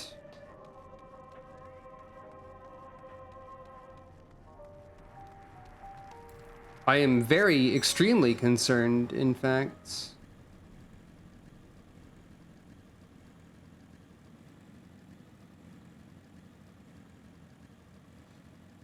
And, yeah, maybe? Oh, wait. There's only so much I can do until we're able to procure more medicine.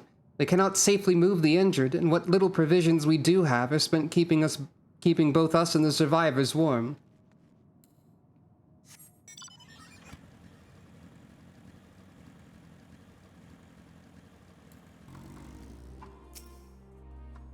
Have you done as instructed? Their duties involve more than the transportation of supplies, don't they? Or what do you mean by ask the Isle? That's more than just transporting supplies. Duty is rarely a simple thing. We have been given additional orders, though whether we will be required to follow them depends entirely on your contingent. You and I are in this together now. Like it or not, we have to cooperate. There is one other matter, a place I'd like to visit on the way to your camp. It's a short walk from here. Follow me.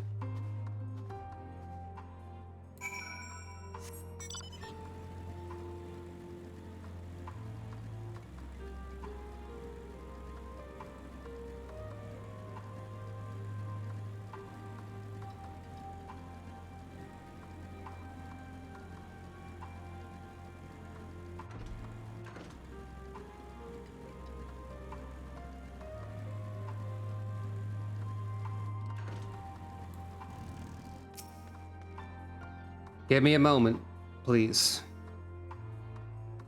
Eolus lingers by the ruins, reluctant to leave and reluctant to stay, unable to move on. I'll wait. I thought that patrolling enemy would attack me while I was trying to read a text box.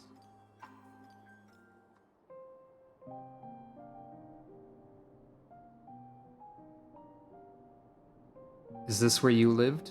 Or where someone you knew lived? Perhaps? This is my home. Yep. Our home. Gasp. At least it was, until that night. I was with Lord Quintus when the capital fell, and thus spared. My family, who did not own a radio, were less fortunate. When dawn came, I made my way here. My parents, my little brother and sister, they were still inside. But they weren't themselves, and they tried to. Oh. And I had to. Oh. Jeez. I'd promised to take them away from the capital that very morning, to somewhere safe, to hide until the fighting stopped. Ugh. I promised.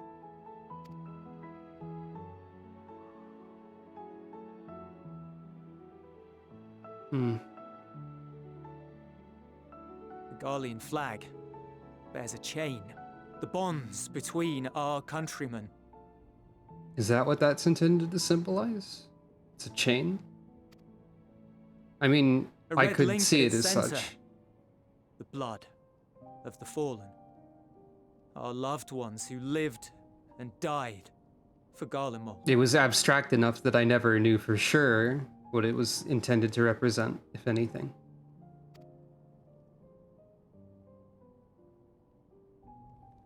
Yeah. But if she too fell, who would be left to remember them and their sacrifice? What enduring proof would there be that they were ever here? If we had turned to your gods, would they have saved us?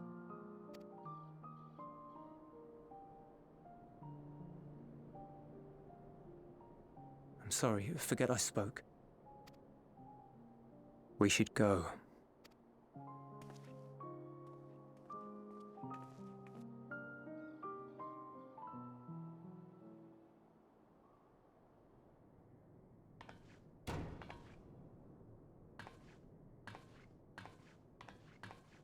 It's no use. Believe me, I do not enjoy being here any more than you. But she wanted us to play along, so that is what we will do.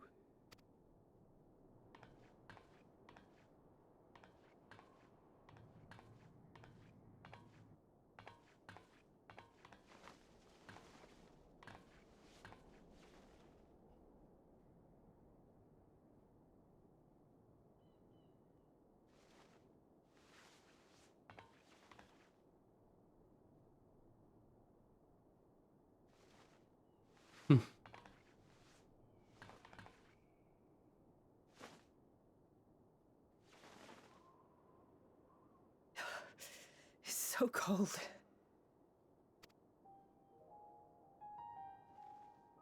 Painfully so. Unbearably.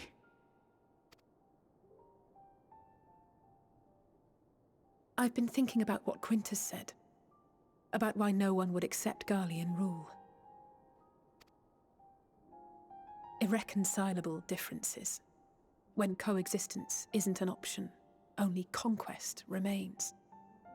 Varys at Gimlet said much the same. Only by uniting the world beneath a single standard would we rid ourselves of the Ascians. United as one people, one race cleansed of imperfections. A cold and unforgiving vision. And when we fail to live up to their standards, what place is there for us in their world? But the truly sad, truly frustrating thing is how damnably similar it all is to the lofty ideals of Father and the Forum. Non-intervention. Always non-intervention. Protect our knowledge and our people, and to hells with the rest of you. And yet, I can see how it happened. Varys and Father looked to their elders for guidance and took their virtues as their own. But for this world was of their making. In who else could they place their trust? All of us lost in a sea of chaos, searching desperately for purpose and meaning. But it shouldn't just be an extension of another's. It has to be ours. It has to be. We all have a stake in this world. No one should be silenced. I won't deny that we lack the experience of people such as Father or Quintus. Perhaps they've come to see the world as a series of problems, and the most efficient way of solving them, to reduce everything to fundamental forms. This is a good A stone is a speech, yeah. stone, a cloud, a flower, no more than that. Simple descriptions that strip the subject of distinguishing characteristics. A man is a man, divided according to race, creed, or allegiance, and to some, defined by such associations. Is that what you think? In my misbegotten youth. But what I believed wisdom was no more than aggressive ignorance. I've since learned to look beyond the banners and the politics, to see people as individuals with their own hopes and dreams. As for my dream of building a better world, well, every day I'm reminded that it is far more complex than I had ever imagined. But it only spurs me onward, to find the wisdom and the strength to see it through to the very end.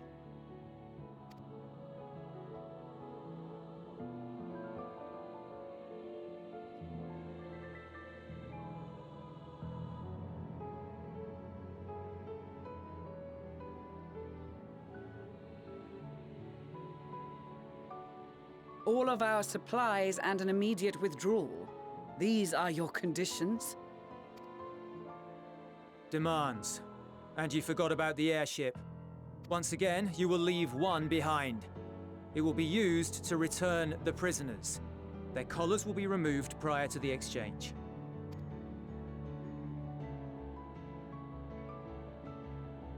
So in the end, not even Father's expertly worded rhetoric could deter you from your chosen course. Huh? Not that I thought for a moment that it would. I've no love for violence, of course, but ours is a cause worth fighting for. I just wish he'd realize it too. Sometimes the only way to protect the ones you love is to take a stand, to refuse to suffer in silence. I want you to know I share your conviction. What is the doubt Whether it be directed on at? the battlefield or in the debating chamber, I won't back down. I guess what I'm saying is...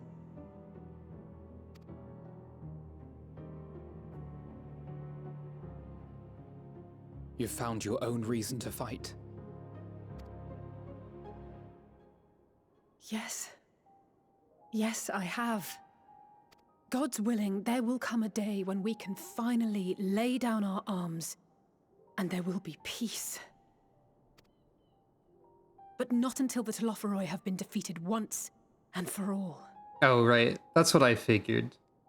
But it was worth clarifying because of everything else being said also. And you, brother, will have a vital part to play. By your words and deeds, you'll lead the way. I pray I am up to the task. There'll always be naysayers. Those who think us fools for even trying. It's easy for learned elites to criticize earnest efforts and assert their moral superiority, all without offering alternatives.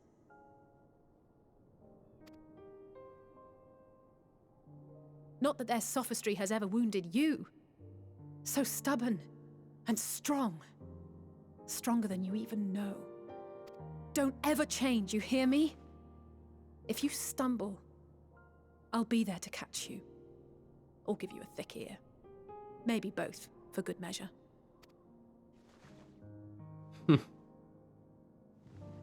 Thank you, Alice.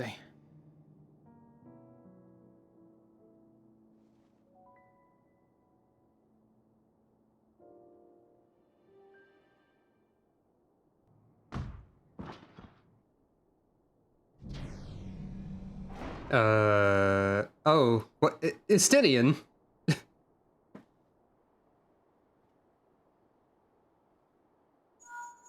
I get the feeling that the contingent didn't like these plans that were happening. The scouts have secured Alize and Alfino. Their collars were removed without complication as well. Hooray! They report no casualties, not for their party nor the guards, who will wake from their premature slumber in due course.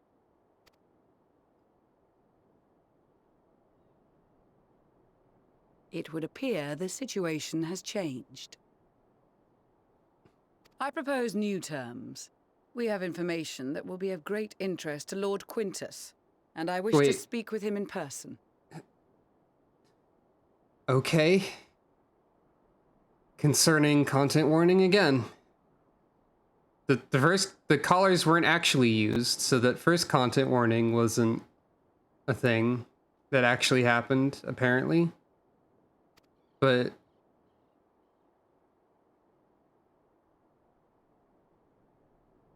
okay. No. In the event you rejected our first proposal, we came prepared with a second. Oh.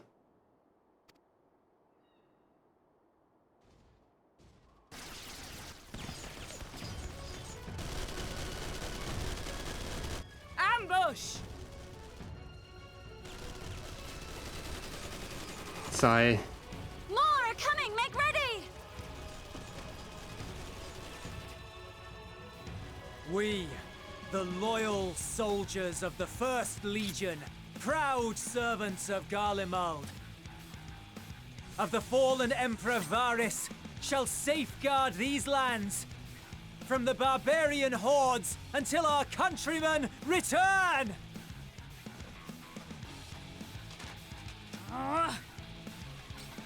Stop! Both of you!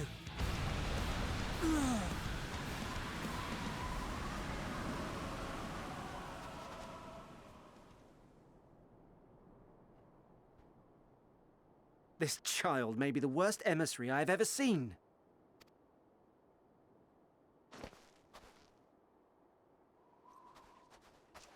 That stopped the entire army? We received an urgent communication from the Grand Company of Eorzea. Envoys from the Imperial Army, led by members of the 10th Legion, came to Alamigo and requested an audience.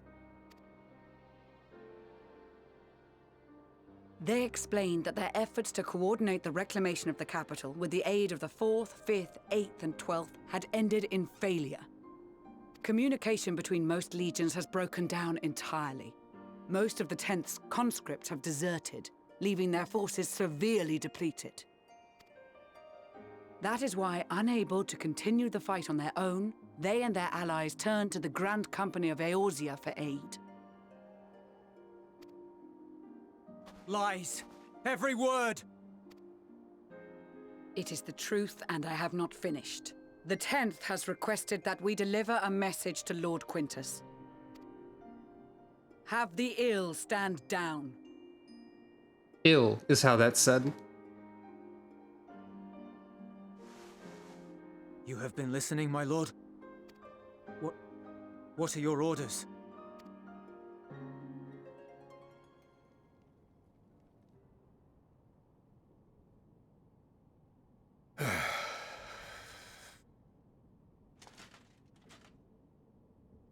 Inform her that we will honor the 10th's decision.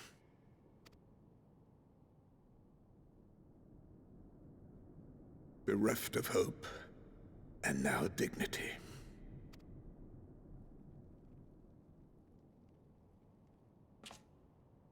I release you from your duty. All of you.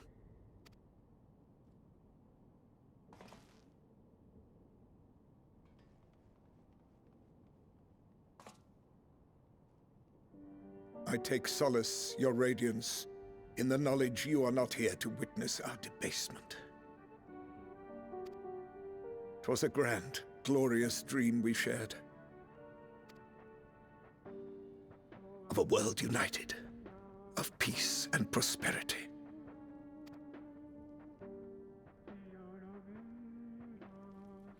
We are ghosts, you and I, memories of days gone by.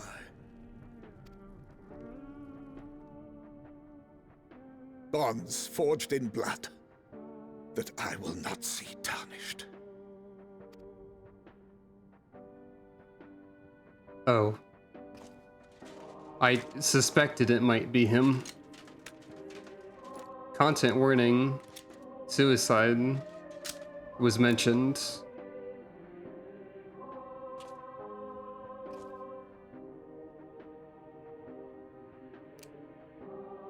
I should have said that out loud before now.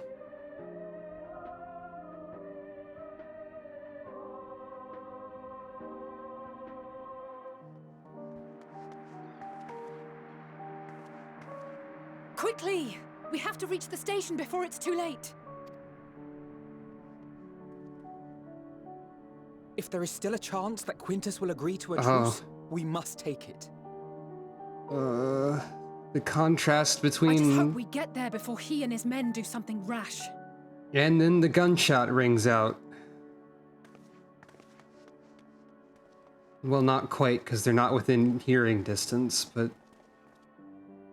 Ah. Bonds forged in blood, huh? You don't even get the gunshot, yeah. Yeah. Yeah.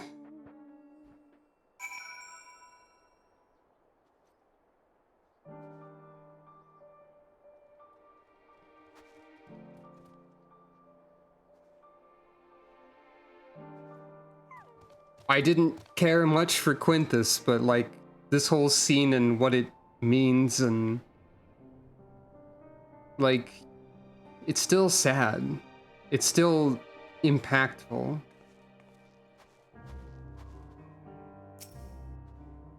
We will make no attempt to resist.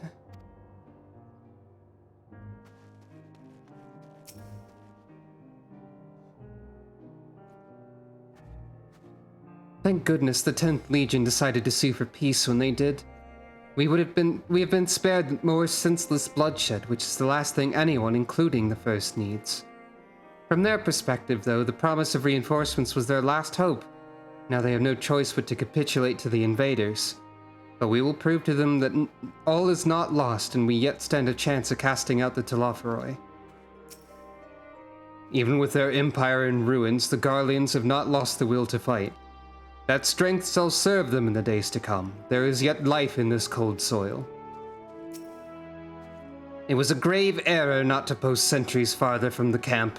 Had we seen the Garleans sooner, we could have slain them long before the truce was called. They engaged us of their own free will and deserve to die warriors' deaths. Even so, I have not forgotten why we are here, and I will stay my hand. For now. Oh yeah, I think Alia Yacta Est does mean the die is cast. I don't remember what other context I heard that in recently. When the Imperials charged us, we were able to avoid any serious injuries on either side. In truth, most of the Garleans were in no condition to fight. Sunken eyes, hollow cheeks. It must have been a long time since they had a decent meal. I'm sure they will be much more amenable to conversation with food in their bellies. I've just returned from guarding the airships, and now I've got to keep an eye on the captured Imperials. Maybe a bit of chit-chat will help lighten the mood. Nobody here even knows what's happened yet. Hooray, I get to trade gemstones.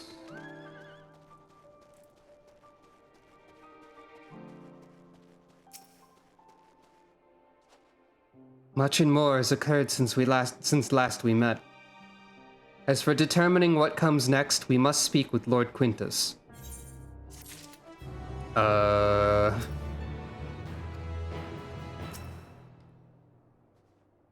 Do you think Euless heard the shot that nobody else did since he was in communication? Or do you think Quintus cut the communication off? Before we proceed, tell me what you know of the First Legion and the disposition of their forces. Yeah, he probably cut the feed. But still, they were preparing for war while the refugees in their care were left to go hungry.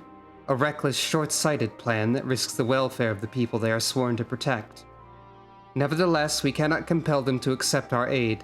If we were to arrive in force with the intent to do so, we would only incite panic. But perhaps they can be persuaded to follow one of their own. Go with Euless back to the station and have him lead the refugees here. Some may be unwilling or unable to leave, but for the time being, I'll take what I can get. Alphino, Alize, and the scouts sent to extricate them should already be at the station. I will also have our other comrades in the area lend their support should it be needed. Understood.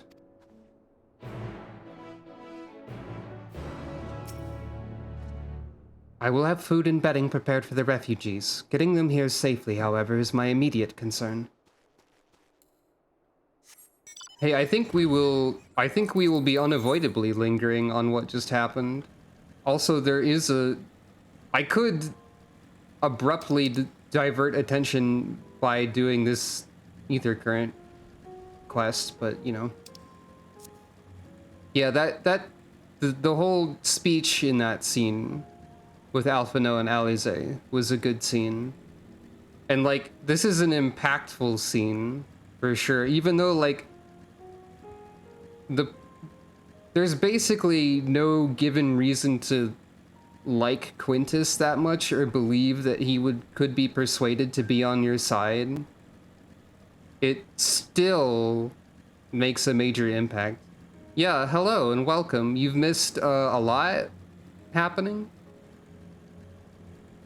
I would say both bad and sad are adequate, or at least adequate partial descriptors of the current times that we are going through in the game's story. Yeah.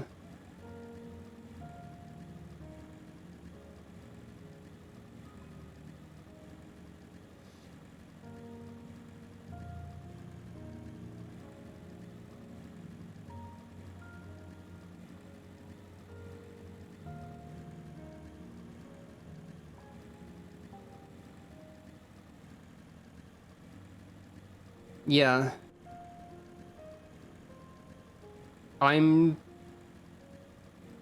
So this is the thing. Well, this is a thing.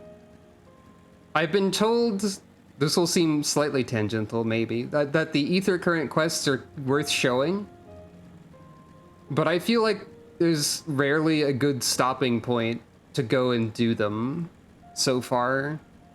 Like, we could completely 180 the tone here, probably, with whatever that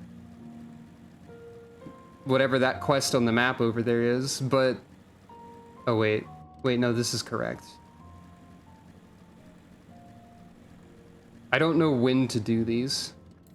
Hey, everyone, how's it going? What are you doing back here? Where are Iolus and the others? Oh, I did not expect you to arrive so soon. There's been a development. Perhaps you'd best see for yourself.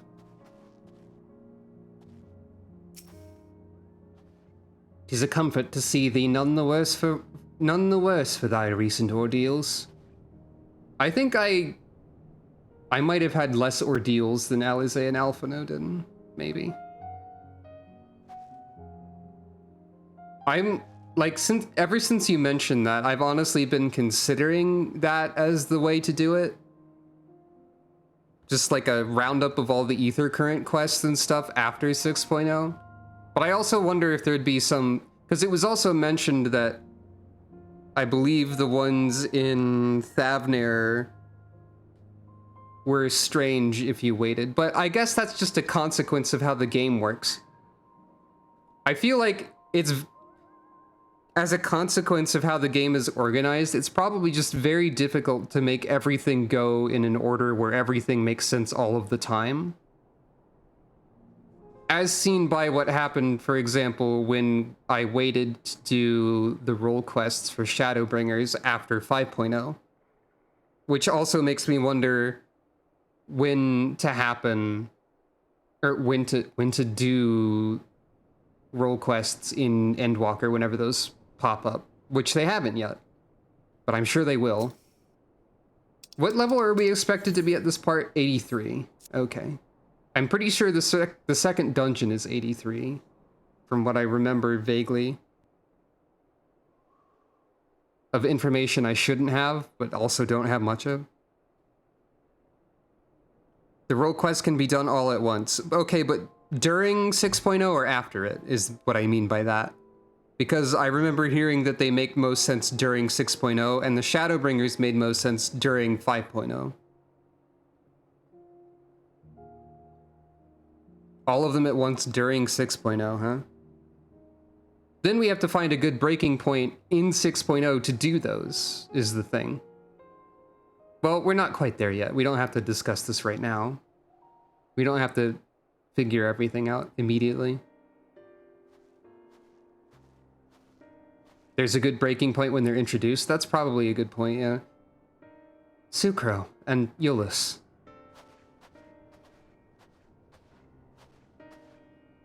We just arrived before you did, and too late. Too late for what? What's happened? It's Lord Quintus. He took his own life. After the news about the 10th, he relieved us of our duties. And when he was alone, he... No, he wouldn't.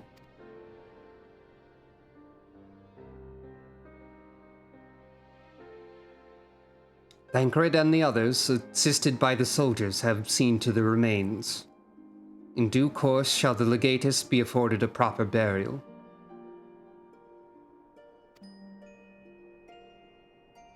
He released us from our duty.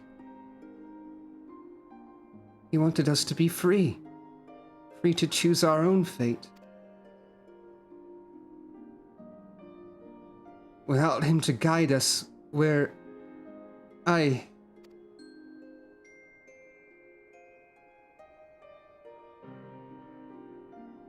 have just this moment spoken with Lucia.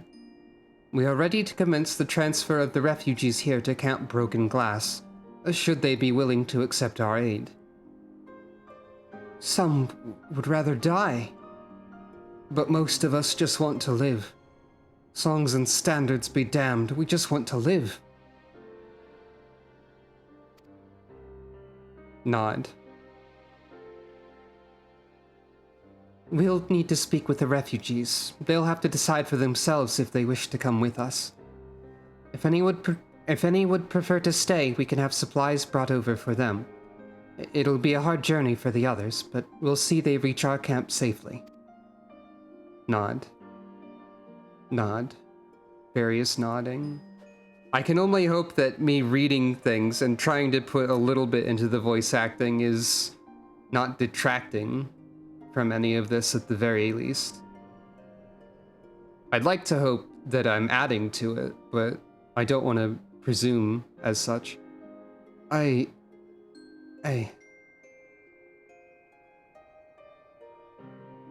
do my best, basically. Except for when I'm voice acting Hildebrand, then I do the silliest I can, which is also a kind of the best, probably. Kokubuki's over here. What's up, Kokubuki? Leave these fiends to my brothers and I. We will raze them to the ground with our most devastating magics. What fiends are you talking about?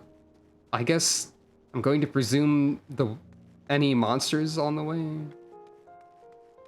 That's my only guess.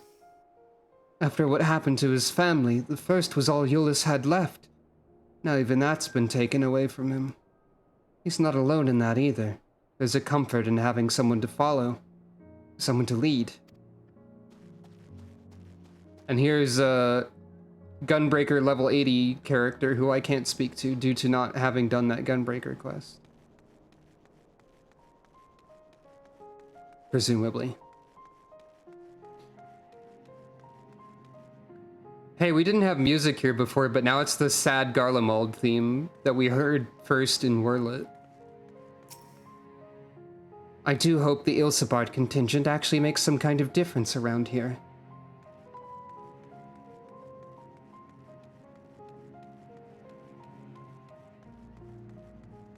Is this why people were like, oh, it's this theme? Was it because it was associated with a bunch of sad stuff? Because when I first saw people say that, I thought, oh, is this theme annoying in some way? Is it just like too everywhere or something? No, it's the opposite. We've the roads covered, don't you worry. Things may get chaotic out there, but just take it as slow and steady as you can, alright? Okay. When you first said that, I got the impression that it was somehow irritating to hear it rather than, oh no, the sad. Because I didn't know.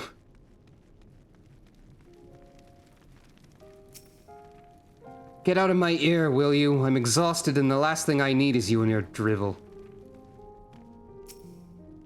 Lord Quintus was all rock in the storm, and now we are without a leader, without direction.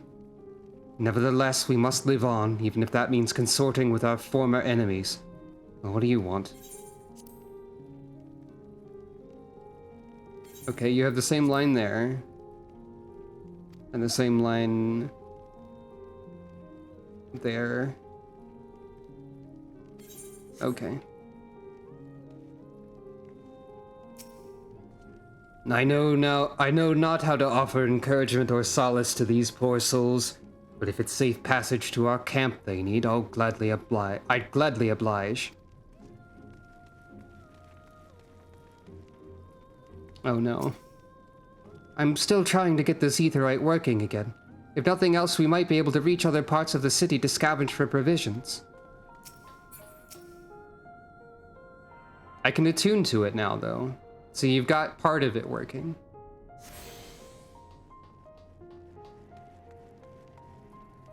Damn it all, is there truly nothing to be done? Try as we might, any words of comfort we may offer are like to fall on deaf ears. We are but strangers from foreign lands, perhaps in their eyes the very cause of their suffering to begin with. Nevertheless, we mustn't give up.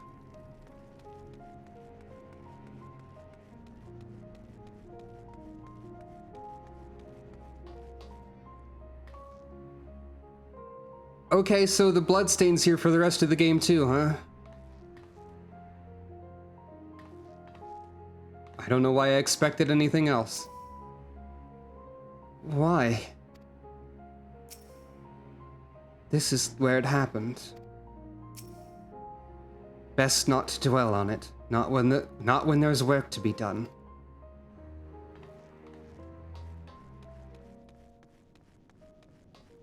I don't think cleaning that is honestly going to be a priority for a while for anyone. Everything's going to be all right now. Since hearing about Lord Quintus, I confess I've many and more thoughts on the subject. Few can deny he was a man of principle, misguided though he may have been. Well, not only leave it there for symbolic or like in memory types of reasons, but also I think cleaning a flag is one of their least of their concerns in their scenario. Probably.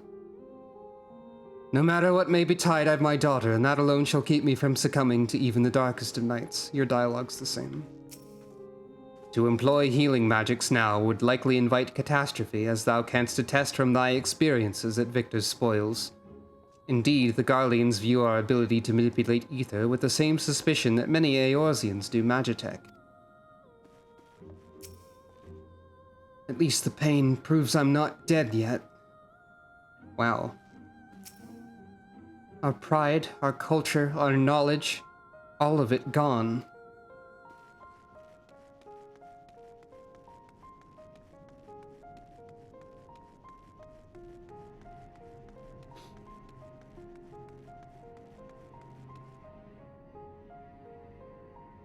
Air is ice itself. I may freeze to death at this rate. I think that's the same.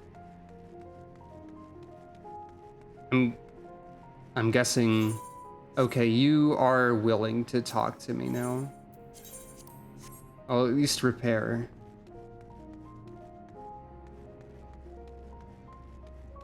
Notable absence of the two that we gave the message about the ill before, I think. Though they might be at our camp still.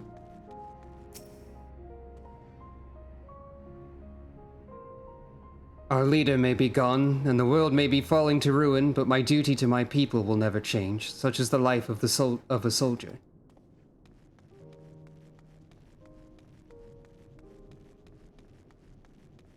Alright, let's talk to who we're supposed to talk to. It was only ever a dream, wasn't it? To think we could reclaim it, rebuild it all ourselves. Before this all began, I sent my wife and daughter away to the provinces. If there's a chance I might see them again, I'll take it. So take me. Take me with you, please. I can walk, I think. Just give me a few more moments.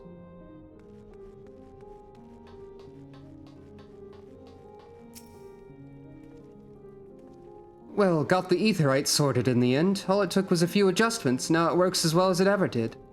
From what I can tell, the one in Laterum is also functioning as normal. That's where you lot are staying, isn't it? Now that most of us are packing up and leaving this place, I reckon there will be more use for me and my skills over at your camp. Since the aetherite's functioning again, why not give it a try? Be a waste if no one did.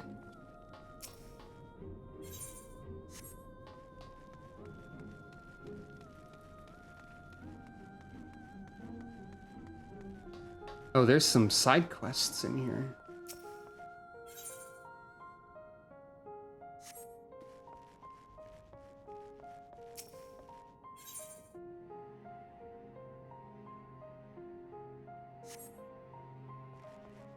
The sort of side quests I might be compelled to do, even though there's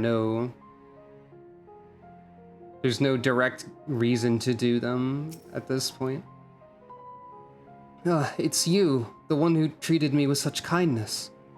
I heard from the others that you're not from around here. I thought you were one of us, not that it makes much difference now. Purebloods, migrants, savages, after a while the words start to lose meaning, until all you're left with is anger and fear and hate, and I'm too tired. If you and yours have come to offer aid, I'd be glad to accept.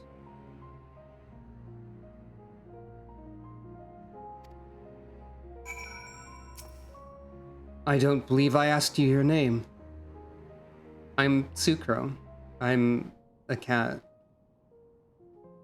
Sucro Funk, thank you. I will remember it always.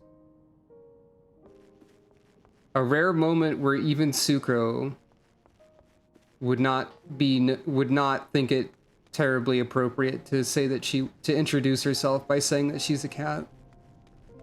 Probably. You know, I'd say there's a decent chance of when Dawn Trail releases, if I'm interested in one of the new classes, I might spend some streams like leveling it up. And that would honestly be a great time to go do side quests in various places that I skipped over. While meanwhile, a bunch of people in the chat who marathoned Dawn Trail from start to finish are just vibrating impatiently because I'm not playing the expansion yet. That's my anticipation of what will happen, probably. We have much to discuss. Our rescue, the attack on Camp Broken Glass, what we'd hoped to talk about with Quintus. But all of that can wait. More urgent matters demand our attention. Are any of the refugees willing to come to our camp? Nod. Thank the 12. Thank the 12. You and I should go first and secure the route back to Camp Broken Glass. With the creatures and tempered skulking about, I expect we'll have our hands full. This should come in handy. Conqueror's Chain, courtesy of our laments and friends. I'd save it for the tempered, though. I'll mark a few points that need surveying on your map. Once you've taken care of the riffraff, we'll meet back at our camp. Conqueror's Chain? Ethereally treated chain capable of binding even the wriggliest of opponents. Okay.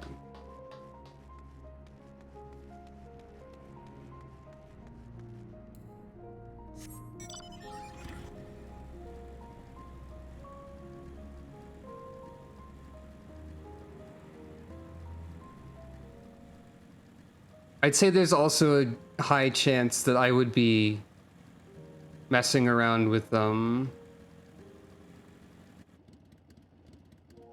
new classes added in Dawn Trail off camera, so that I even know if I'm interested in them, for one thing. But yeah, if I am interested in either of the new classes they're adding or any changes to old classes, like if they, for example, rework Astrologian in a way that makes it interesting to me. Recommend against doing the Ether Current quests in Garlemald? Like, for now, I assume? One of them is maddening. Well, I'm going to have to do them eventually. There will probably be a stream dedicated to Ether Current side quests. Judging by everything.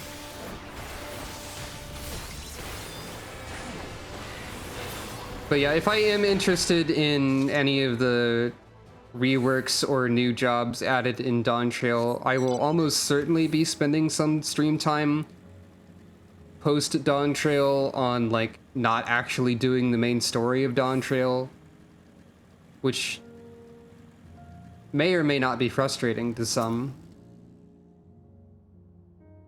I don't know.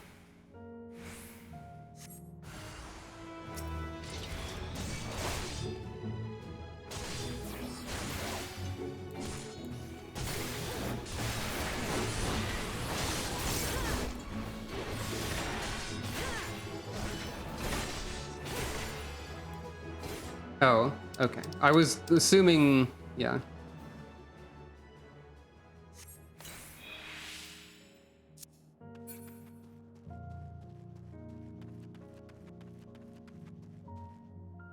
Oh, wow.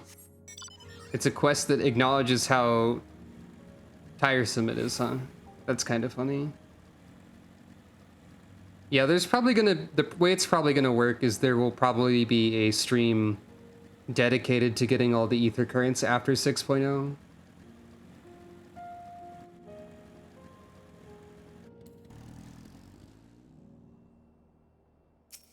That's fair too. I mean, I don't expect that anyone who's a regular here at this point in time would actually be frustrated by me taking a while to start Dawn Trail. I could see some random person barging in and being like, why aren't you playing the actual game? Though, I don't know.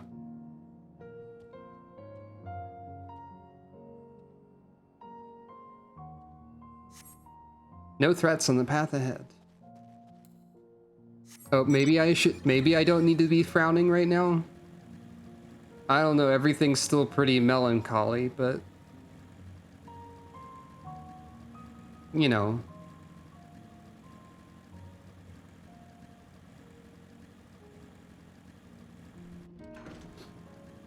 And it is a while before Dawn Trail happens anyway.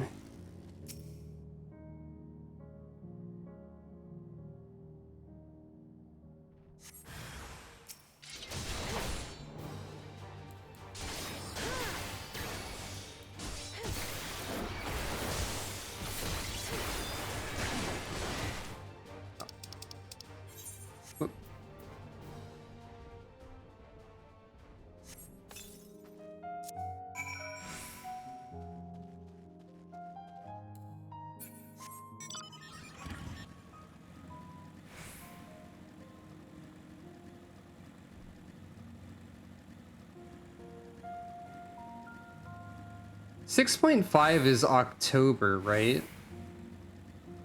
Like, I think we have a date for that.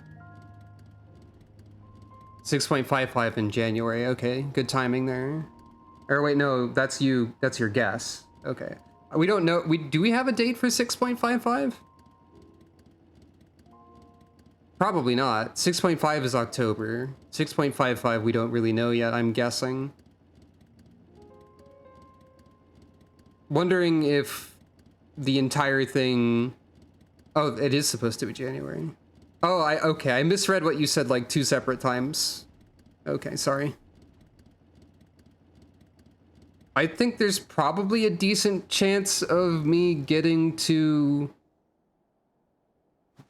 the end of 6.0 before January. Unless it's like really long, which I think it is longer than Shadowbringers. So there's probably a decent chance of not everything that's part of Endwalker being released before I get to the 6.x patches. But again, I'm thinking way too far ahead. Don't need to worry about that right now. Ah, there you are. As expected, I ran into a few beasts who went down without much of a fight. The tempered proved somewhat troublesome, but those chains should keep them under control until our allies take them into custody.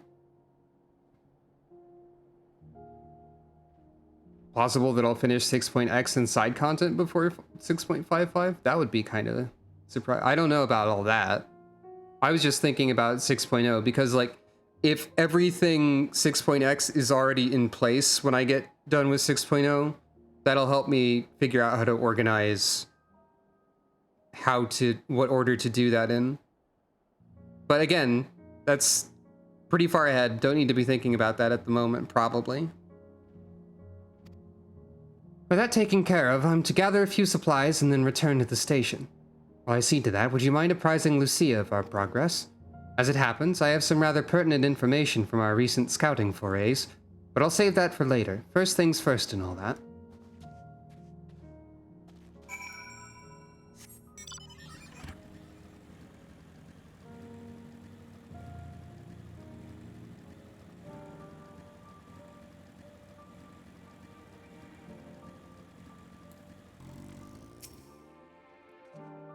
Ah, Sucro. I was informed of Quintus's suicide. It must have come as a great shock to his men.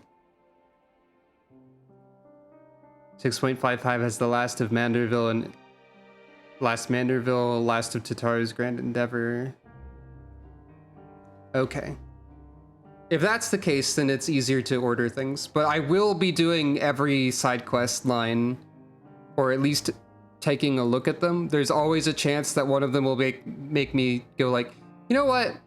Nah, after I start it. But that seems like it's a pretty low chance. But yeah. I most likely will be doing Hildebrand earlier. My pattern so far with the Hildebrand quests has been doing that storyline like right after the 0.0 as like a bit of levity.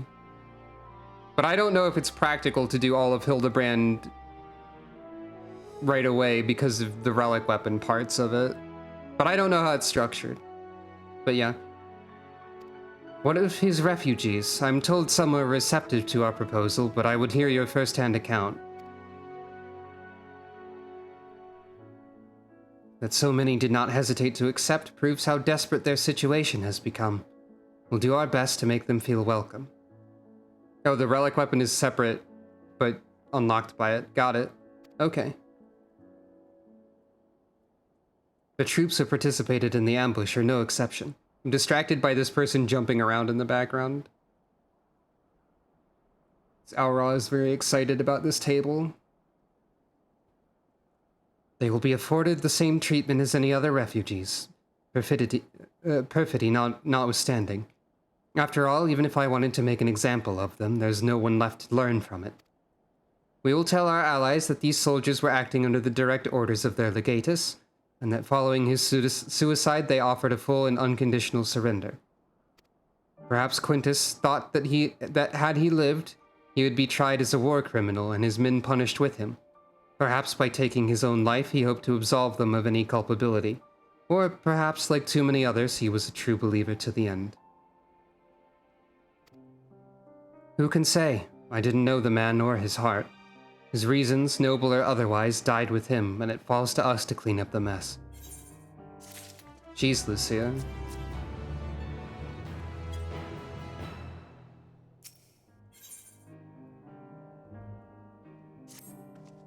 I assume you're curious about how matters have progressed here in your absence. Quite well, as it happens.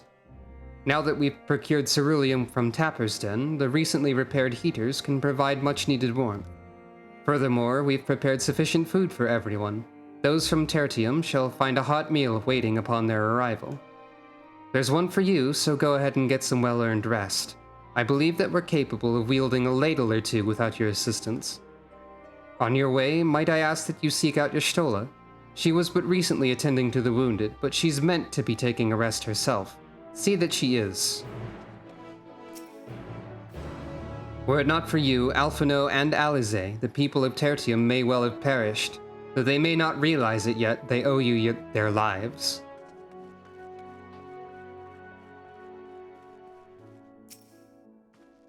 News regarding the 10th came shortly after you first left with Euless. From that, we were able to deduce that the first was somewhere within the capital. We were, however, only able to verify this once you'd made contact with Thancred.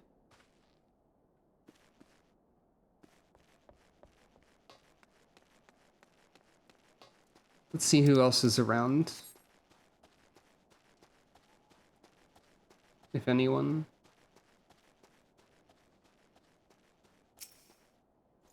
It's no use taking in all these Garleans if we're going to let them freeze to death. We need heat, for goodness sake. I knew we should have brought more warming tinctures. Wait, you already said that, I think. We shall have the heaters ready before long. With the problem of this dreadful cold addressed, I imagine demeanors may change for the better. I plan to make heaters enough for not only the camp, but for those who have chosen to remain in the station as well. More people at the camp means more bodies to keep warm. The smiths have been scrambling to get enough heating for everyone, and we got people searching for firewood in case it comes to that.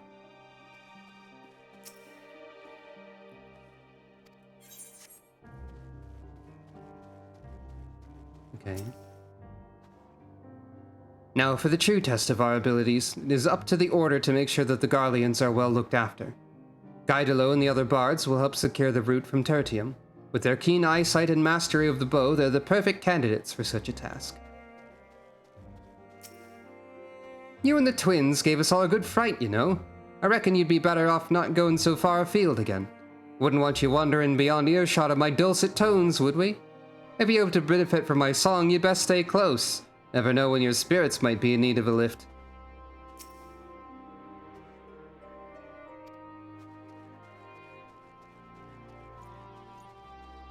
So a lot of these people do have something new to say.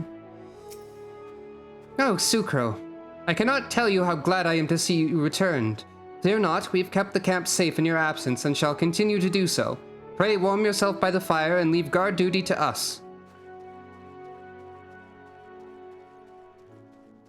Y'shtola, I have been ordered to tell you to take a nap. Yes, I've been taking proper breaks and imbibing sufficient water. But what of the Warrior of Light? You and the twins have an established history of reckless disregard for your own well-being. That's true. You were all fortunate that none of you landed yourselves in my care. I've already quite enough to deal with, between the tempered and the first's wounded. Alas, though I can mend their bodies, the toll their experiences have taken on their hearts and mind is another matter altogether. For their sakes, we mustn't waver. But nor must we rush ahead in eagerness to see the day won, and in doing so invite disaster. Upon settling down for supper, several cutscenes will play in sequence. Hey, wanna gamble? Wanna play a funny gambling minigame? Wesker! Yeah, I know, exactly. Content warning, major loss of bodily autonomy? Oh, great. That sounds terrible. Flip a coin. We are going to take a break now. Enjoy this.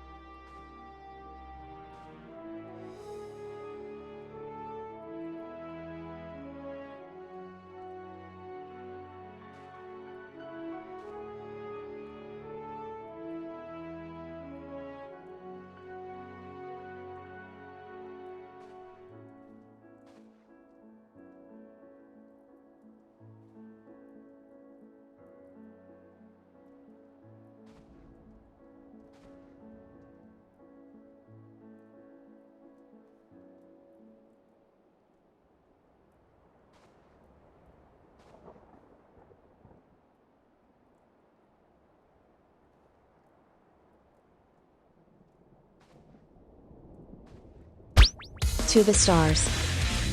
Proper procedure. Holding back their angry tears. The revolution. Destroy!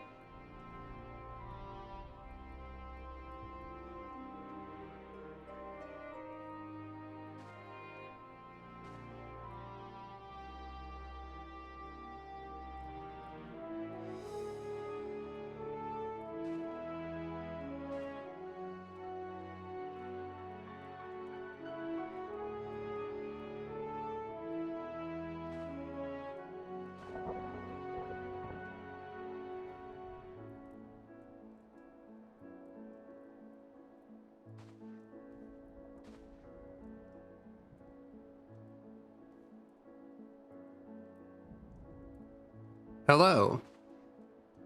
I said enjoy this, but it was actually that. That was not intentionally a trick. Could you elaborate without spoiling on why this would be a good time to switch outfits? If that's possible?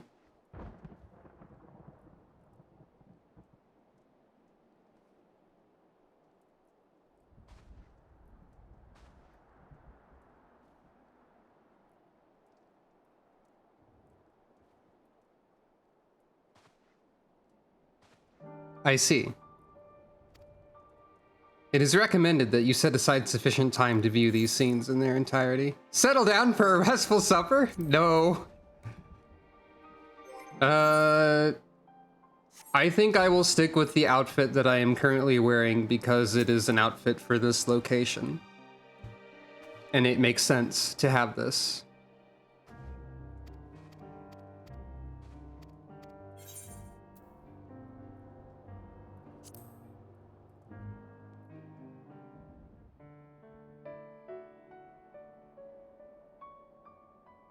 Hey, it's Moon.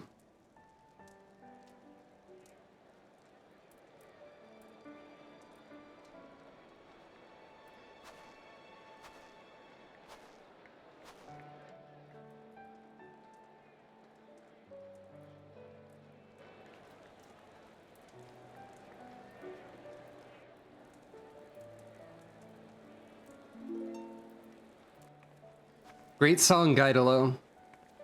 I love the single chord that it plays, that you have played.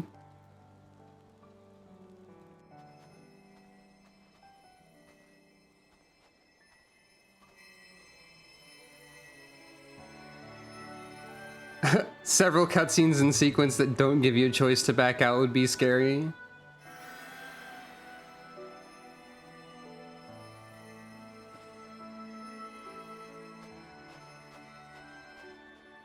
Is that all of them?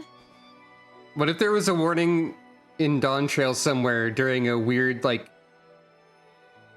a weird segment that was like several cutscenes won't play in sequence? We haven't had the weird trippy segment that lasts for a while in this game, I don't think. That messes with the UI. Those are always funny, or interesting, or sad, or something. Those are always something. The last of those who agreed to join us, yes.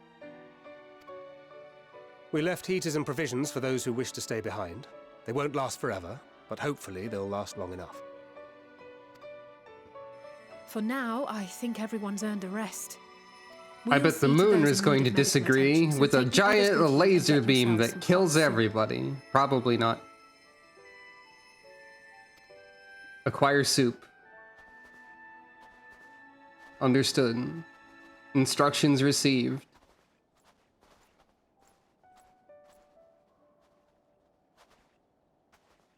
The Dragoon quest person talking to Estinian briefly.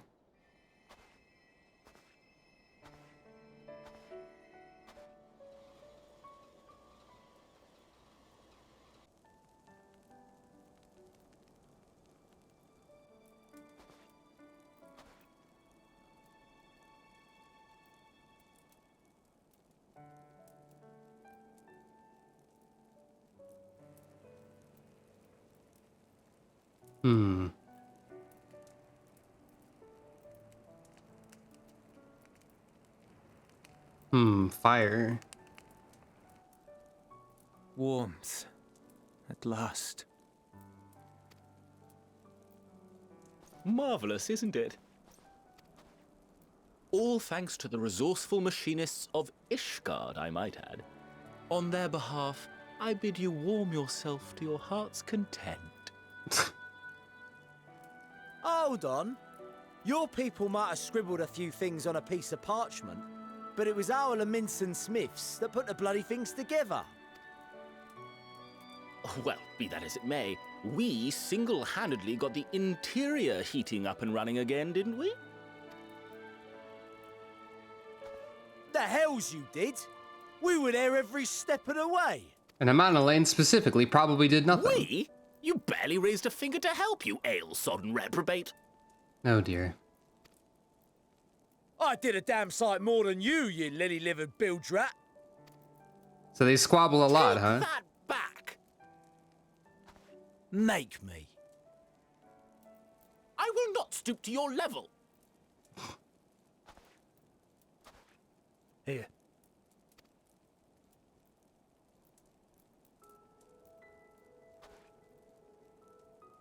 At ease, man. There's nothing funny in it.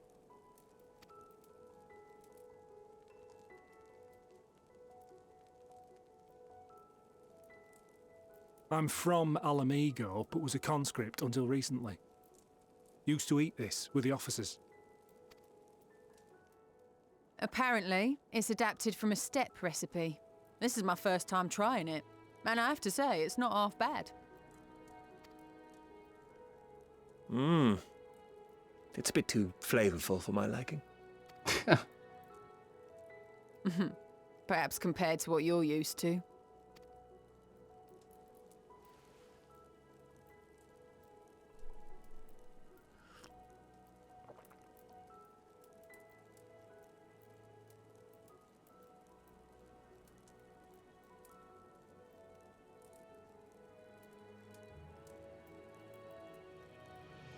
It's the little things that make life worth living, don't you think?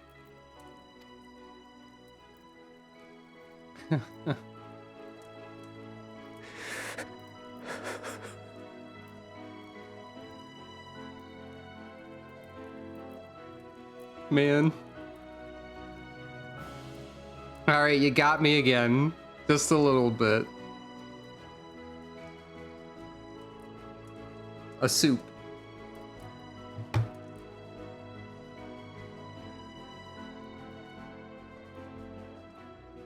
A smile. I know this is not a dream. A sucrose smile. And yet, I'm waiting for the bad part to happen where we all die. I'm waiting for like the moon laser. I felt the same way at the Dragon Song War's end. Every morning I would step outside and need to be reminded that it wasn't my imagination. That my world had been forever changed.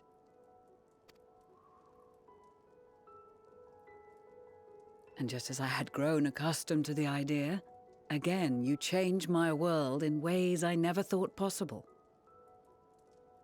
I guess I keep doing that.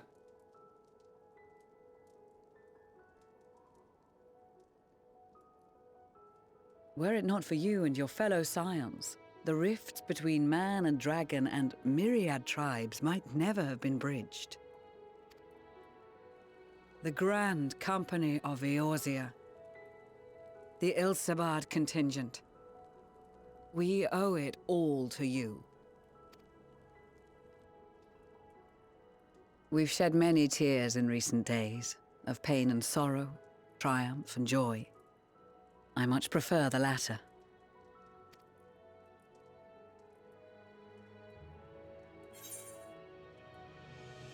As do I, or we often don't have the luxury of choice.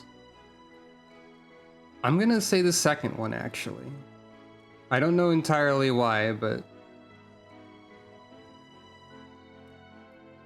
Indeed. We can but do our utmost to unite these disparate peoples and lead them to victory. Nod.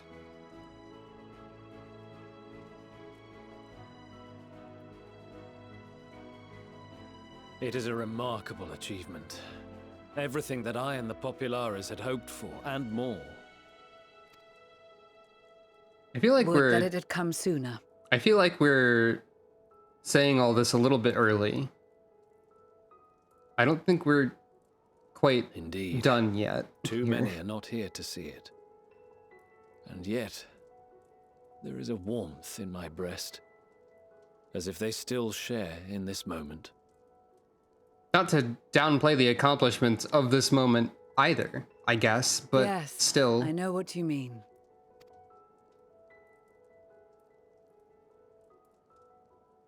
On a night like tonight, the wind and cold seem to pass me by. Not the moon, though. The moon is always watching.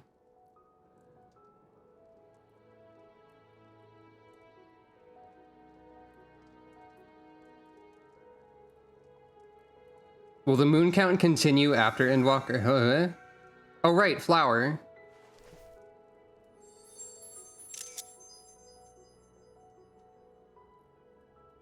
I'm going to continue a trend of making every video thumbnail the flower by semi-accident until it is no longer feasible. Meanwhile, the radio. Uh-oh. Uh-oh.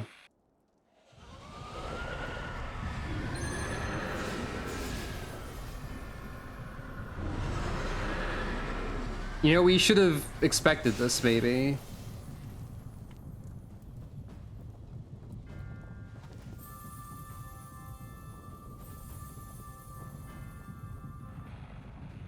On behalf of the Garlemald Empire, thank you for inviting me today. I see. Oh no. What? Oh no. Emperor Varys? Yeah, this is something I thought would maybe happen. They are being tempered. The talismans. Quickly. I don't think we have time for the talismans, really. Probably. What are we gonna do? Oh, God. Save me, brave hero! What? My lord has requested your presence, and I would hate to disappoint him. Okay, you're gone. You, though. Clown. That's true.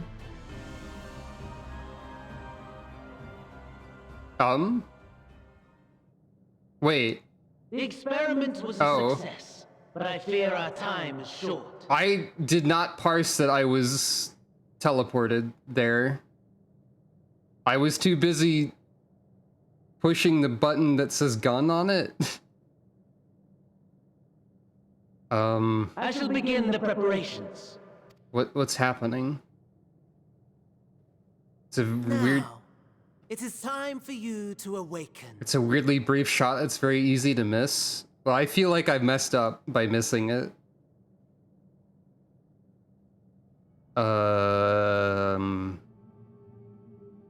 Oh.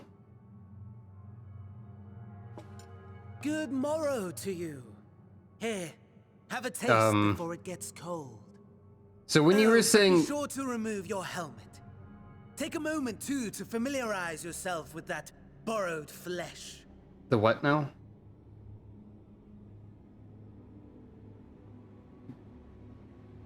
When you said severe loss of bodily autonomy, this is not what I thought you meant. So, how does it feel? I, for one, find those first moments within a new body to be most refreshing. I hate this.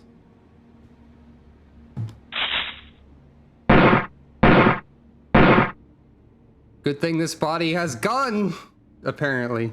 No, this sucks. This is the worst. We had a Magitech engineer by the name of Owlus. No, why? Soul extraction and implantation. I believe the two of you met briefly in Alamigo. Yeah, that did happen. His was a rather sticky end, wasn't it? Thankfully, yeah, I remember that. To leave behind his mindjack technology.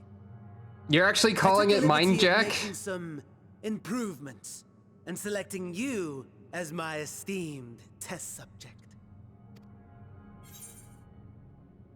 Give me back my body, or this is such a pain in the arse.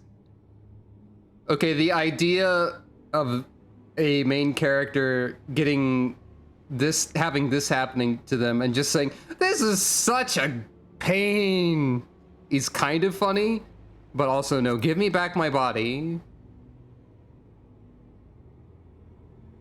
And permit you to go on a righteous rampage instead of partaking in this delicious meal?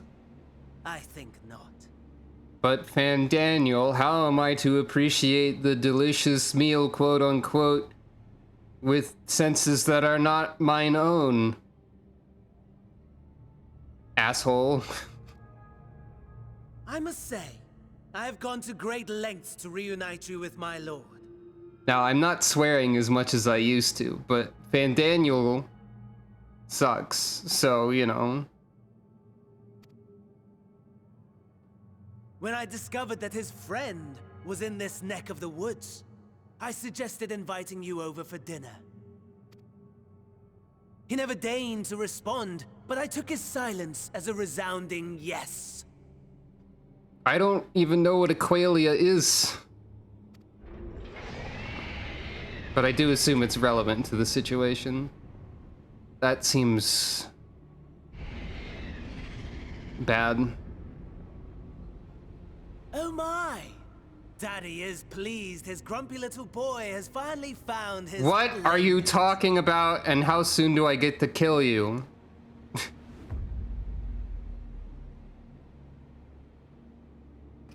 Also, how do I remove this helmet? Exposition is in order. Don't say that!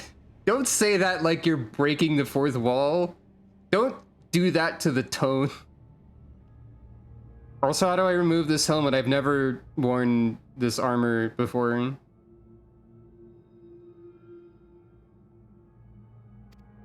The Garlean Empire has long outlawed all forms of religion. No gods to worship, no risk of summoning. Brilliantly simple. Except we've learned that you don't need to be doing religious worship for the summoning, but whatever. But people being people must turn to something or someone in their hour of need. Who then? Why, His Radiance the Emperor, of course. Does seem to be the case. Also, Fan Daniel bought a cash shop outfit. Like, as you have observed firsthand, by the way, Garlemald has seen better days. The legendary Solus Galvus, dead. Provinces near and far in open rebellion. Our bold new emperor assassinated. And that last one even sparked a civil war. What rotten luck. You did that on purpose. The people cried out for salvation. Their earnest pleas, one might even call them prayers, a supplication united for the Empire to reclaim her former glory. Might this be where they inserted anima? I know that anima was revealed prior to the game's release to exist in this. I don't remember exactly what anima looks like, but this looks messed up enough to probably be anima. And so their will did manifest, Oh. channeled through the corpse of none other than Emperor Varus himself. Wait, what? Hold on. What are you saying? Let me read this again. People cried out for salvation, prayers to the Empire. Oh. Oh. And lo, Yeah, a that's anima, I savior was think. born, the embodiment of the Garlean spirit, their anima. You stole us all in the core of the tower? Yeah, ether being siphoned to something?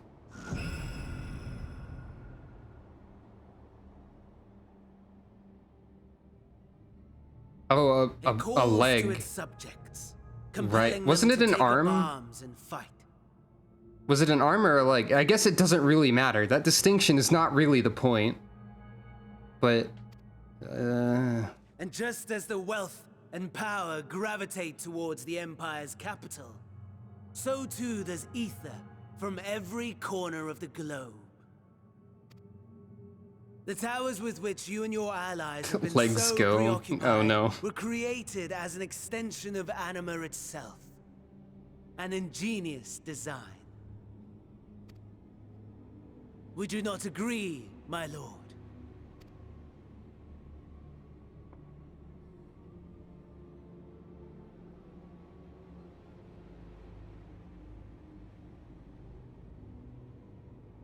Does the pursuit of prey you have bested before excite you?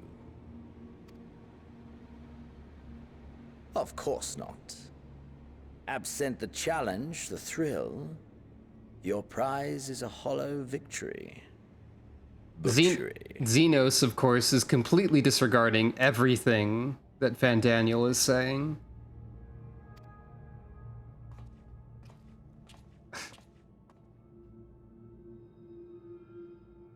Perhaps you think that to be the extent of my promise.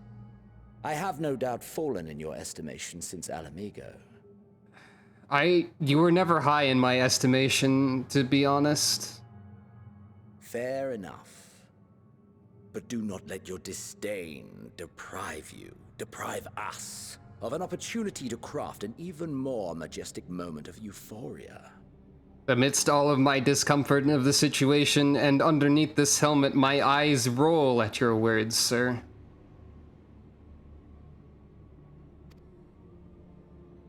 I have been honing my craft as I set the stage for our reunion.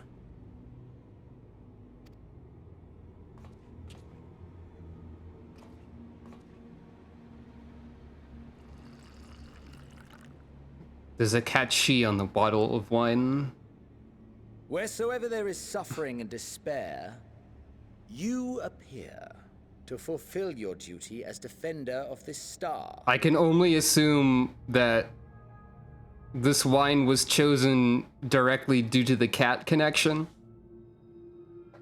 And at some point, not shown on camera, Van Daniel points to the wine and is like next to Sucro, pointing at the wine and going, "Look, a cat!" As if expecting a response. He gets no response. The chaos and destruction that my hordes have wrought are my gifts to you alone. Thank you for petting Calico.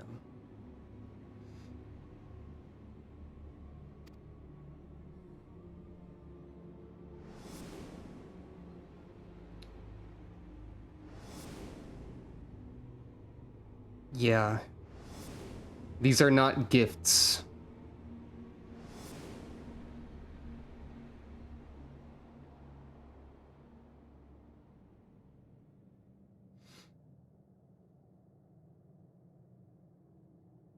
At a loss for words? No matter. As you will learn, I have only just begun. Oh, will you not finish your meal? There is only one thing that can sate my hunger. And it would seem my friend has lost her appetite. This isn't even my appetite. This is somebody else's body. But also, no, shut up. I never had that one, also.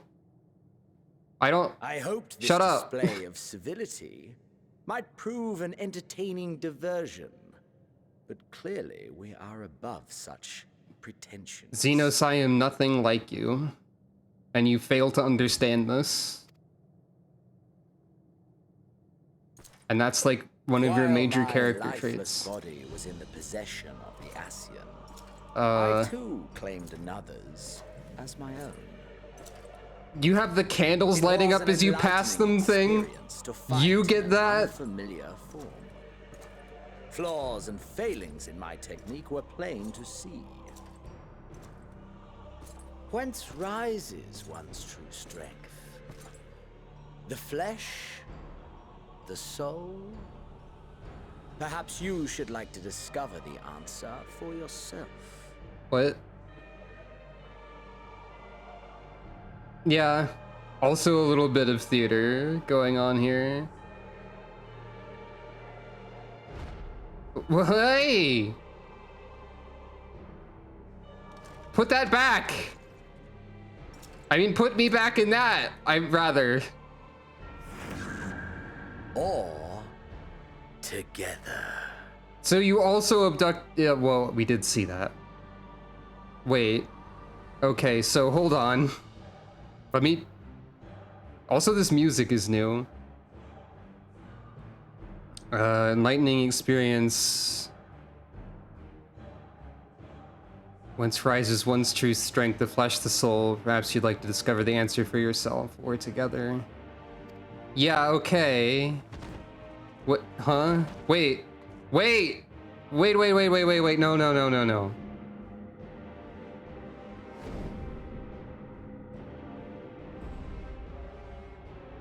Oh. Oh. Oh. Oh. Oh dear! Whatever would happen if my lord were to greet your friends as you? I shudder to imagine what carnage he would wreak. I don't like this. In fact, I hate this. I acknowledge that it is probably an effective storytelling device, but it's the worst.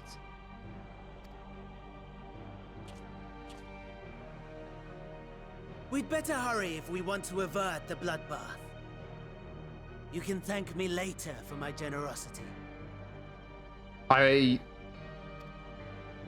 No, Xenos doesn't get to say I'm a cat. Xenos doesn't get to say that. Xenos doesn't get to say anything. Xenos gets to go into the garbage, and then the garbage gets thrown into a trash compactor, and then the trash compactor gets set on fire, and then the fire gets hit with a nuclear warhead, and then the land surrounding the wasteland gets ejected into space, and then it gets hit by another nuclear warhead that's fired into space, and then, like, you know, you get the idea. Remember when I said that I was liking Xenos more? Now I hate Xenos more, but for, like, the story made me hate him in ways that was probably intentional reasons, and not I just think he's boring.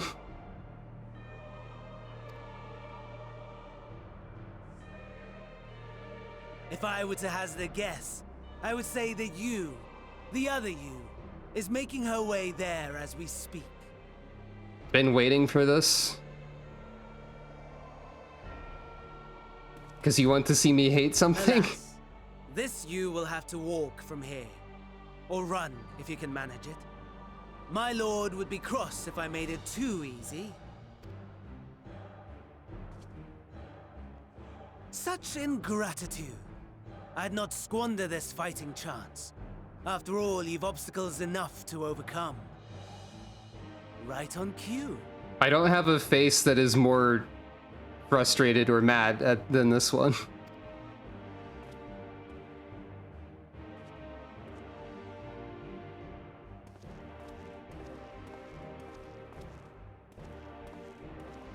armored core Tempered looking soldiers, shot. with standing orders to kill those not sworn to Anima. Under normal circumstances, you would make short work of them. But on this occasion, the odds are not so heavily stacked in your favor. I will grant the story that this is intentionally trying to make me uncomfortable and mad and hate Xenos and hate Fandaniel.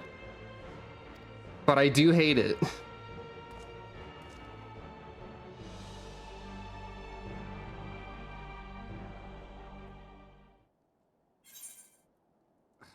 I could just leave.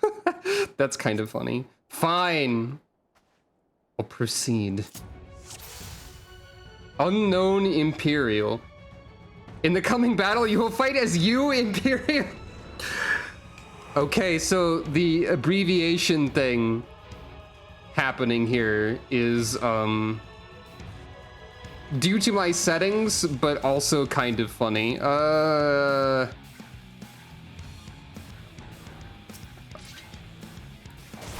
Time to familiarize yourself with that new body. Might I suggest a fight to the death? God, I suck. The abbreviation thing being like, you, the Imperial, is kind of funny. Wow.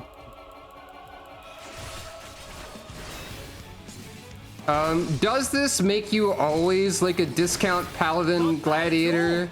Given your Or diminished capacity, is this based on whatever job class you had? perhaps be prudent to keep to the shadows. Always discount gladiator? Like a rodent.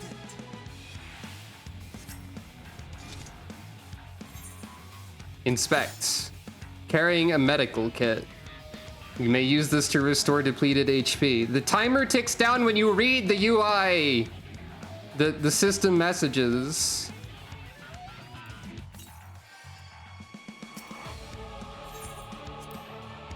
Pay my respects, I guess. You may have had the capacity to subdue rather than slay. Uh-huh.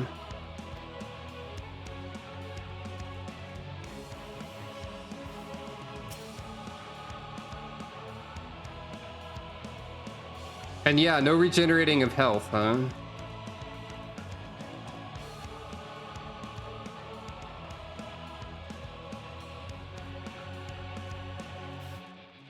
I've half a mind to fail this intentionally to activate easy mode out of spite.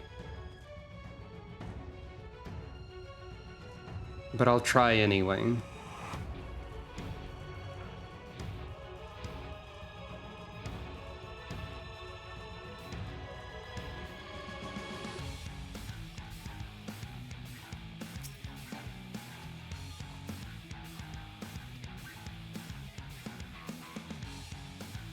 Where am I supposed to be going? This way, I guess. But that's not...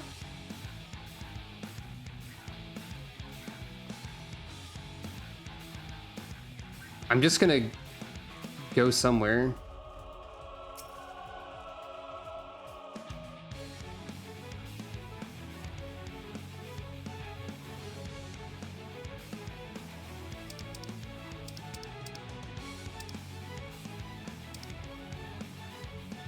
So I also have no sense of I also have no sense of direction is a problem.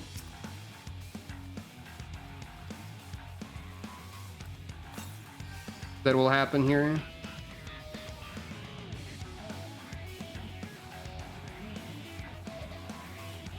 Yeah, it gives you a wide open area with no indication of which direction you should generally be going in. Oh. I've learned to heal over time.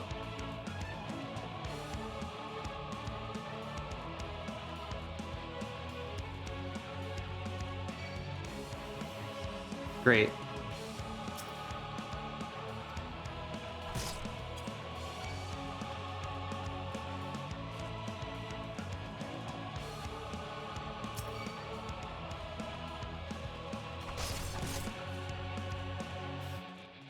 Maybe they'll leave me alone if I run far away enough. They will.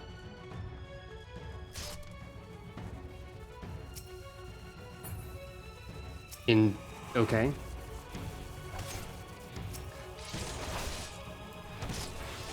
I can't read when there's people attacking me.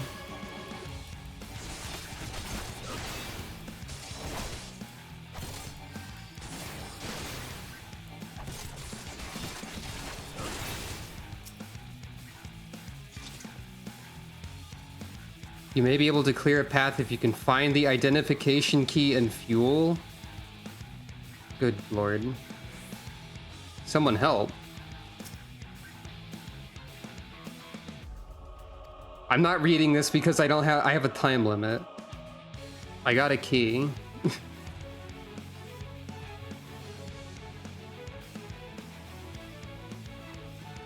This is making it difficult to present the game the way I have been doing as well. Which I guess we can further choose to believe that that is part of my... Why is Warmech here? Gah! Where did you get that? Ah, beans. We're gonna have to fight that as a mini boss later, aren't we? That's a regular... Oh, there's more than one of them.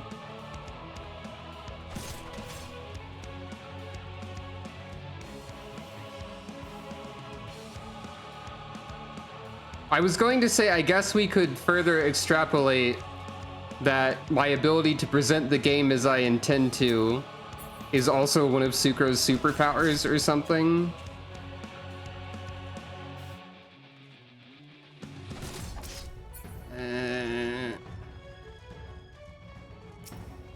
I would rather not extrapolate that, actually, because that would imply that Xenos is taken over me or something.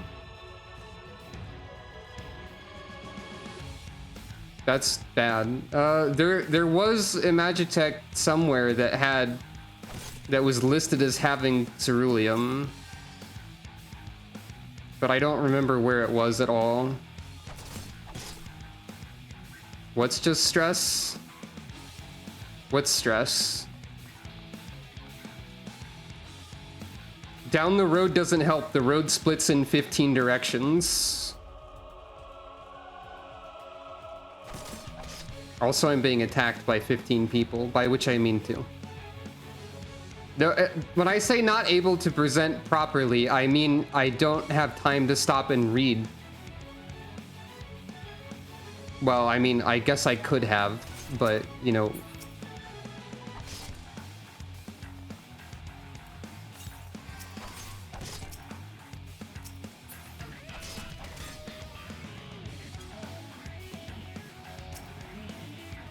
No, it's because of the time limit.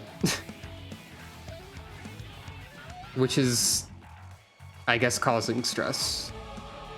Focus won't help. I depend upon games telling me where to go because I have no sense of direction and poor memory. I found a Magitech Reaper. I don't know if it's useful. Nope. This one has nothing.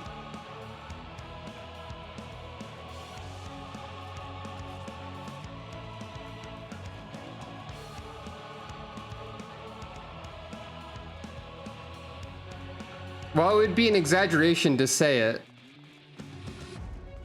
I am kind of imagining that it would be funny.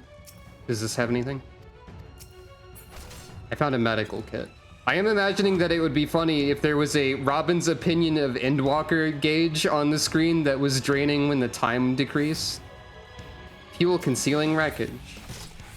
I did it. I don't think this is ruining my entire opinion of the video game. But it is funny to imagine that gauge existing. I got hit and dropped the tank? Okay, now the gauge is real. The gauge is real now. This mission actively sucks, actually. Maybe a little bit. Okay, maybe not, like... It's not game ruining, but I don't like it.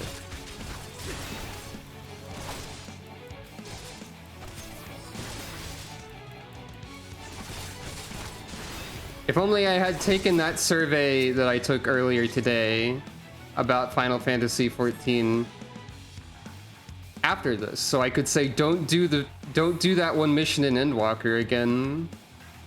It actively made me distressed. And they would be like, that's the point. LOL. I have no idea where I'm going. They give you a generous time limit. Like, I'm definitely not going to need all of these 15 minutes if I find what I'm supposed to be doing at all. Probably.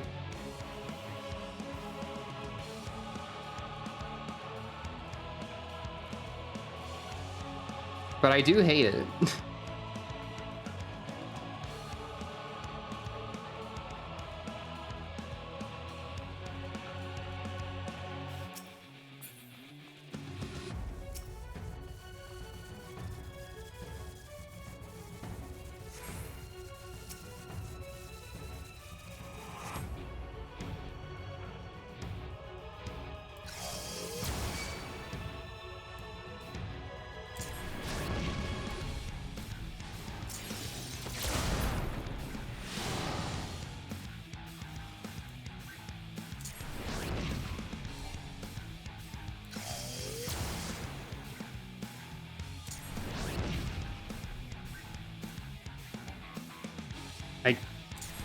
Also, this is difficult. That targeting type is specifically very difficult on controller.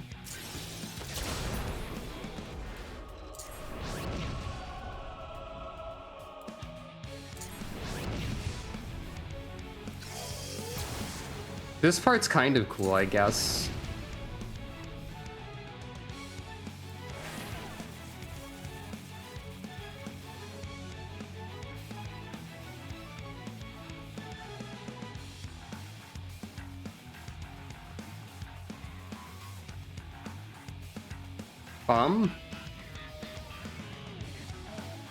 You there, please help us.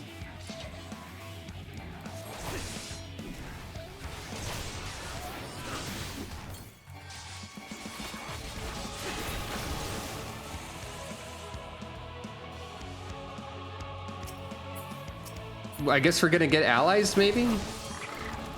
You're one of us, right? We need your help.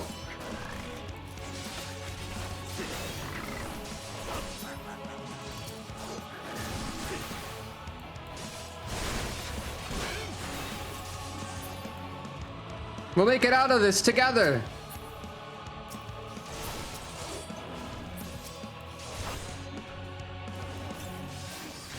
Hey, is talking about Armored Core 6 a spoiler still at this point? That might seem like a non sequitur.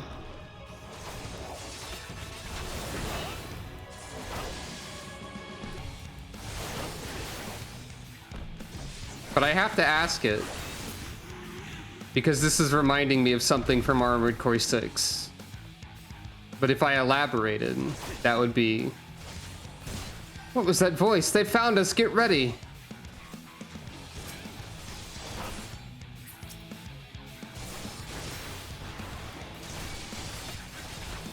There is a part in Armored Core 6 where you are captured, and you have to do an escape mission piloting the worst robot that they could think of instead of your robot.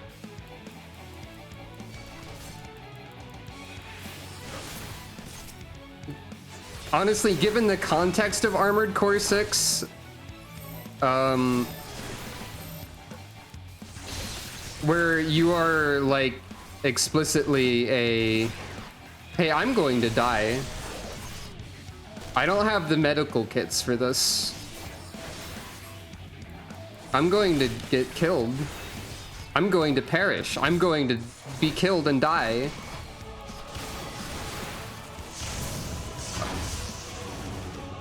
Unless I don't? Oh, everyone else is going to die and I'll have 15 health. Oh, that's supposed to happen. But given the context of Armored Core 6 being that you're like a Unable to escape the blast, you begin to lose consciousness. The context of Armored Core 6, where you're basically incapable of doing anything outside of your robot. Wait, what? Hey, this is an unwinnable ATV. Oh, no, it's not. It might be. It's not. In the context of Armored Core 6, you're a 4th generation, Actually, it's a lot like this still. Oh, wow. Okay.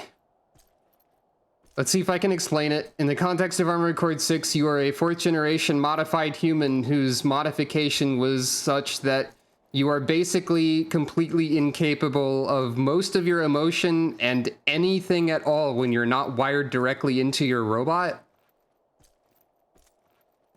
So there is actually also a part in that after you are captured where you're shown like barely struggling to crawl along the ground briefly as you lose consciousness.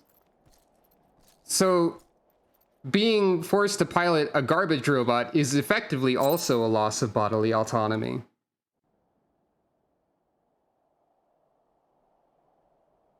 Meanwhile, It is a miracle we were able to restrain the Tempered without suffering casualties.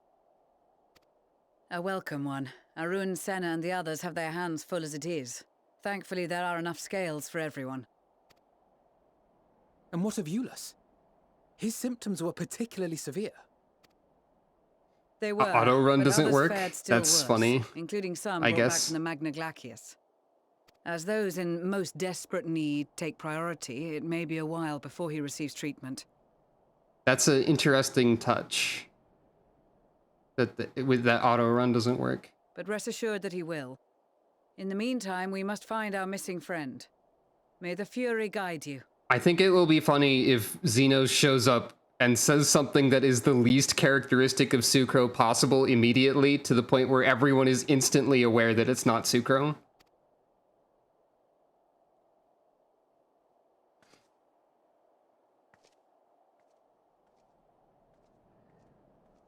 Also, I don't like the fact that they've established that it's possible for Xenos to do this, because that means that it could happen again at any time and I'm never safe, just like in reality. I mean, what? Okay, I mean, I'm safe from that happening, but never mind, sorry. Right when the first wave struck, we'd be fools to think it a coincidence. But where even to begin the search? No one saw her leave in the chaos, and we've no trail to follow. Sorry. While I know full well she can handle herself, I worry all the same.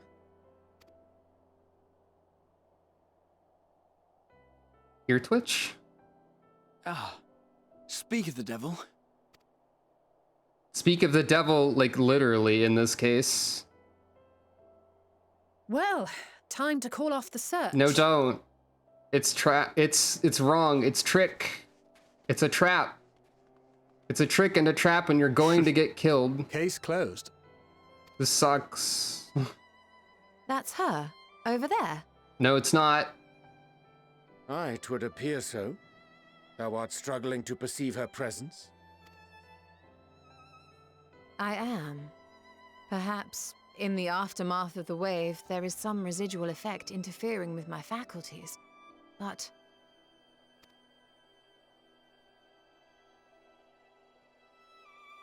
Where have you been? We've been worried sick. Now. All's well that ends well. Are you all right?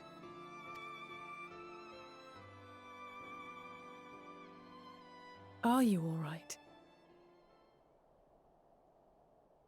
You haven't told us you're a cat, yeah?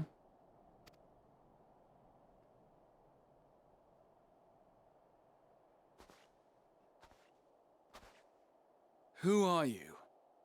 Yeah, okay, everyone immediately knows that it's not Sucro. Huh? Excuse me?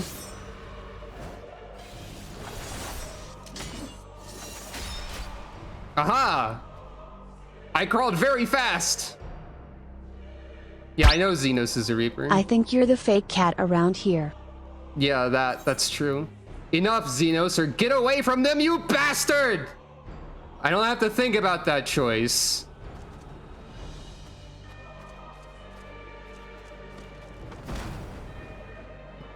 Tackle. Xenos not even caring.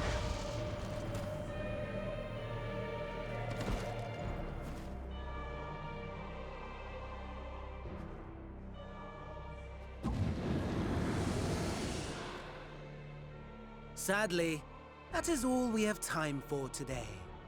The effect has run its course, and back to your own bodies you must go. You know, I'm glad I didn't switch Sucro's outfit for this part. Because then I would forever associate that outfit with this scene. But where are my manners? And now I We've all associate traveled this so one with very that far, scene. and I've yet to pay my respects. Though in my defense, I was ill prepared to receive so many uninvited guests. As such, preliminary entertainments were in order.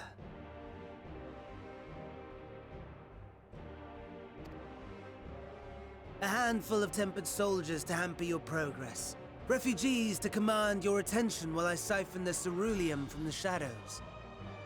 Particularly effective, that. Wait, you did what now? Hold on. What did you do? God. Charitable souls that you are, you bent over backwards to aid them. Heedless of the delay. Predictable to a fault.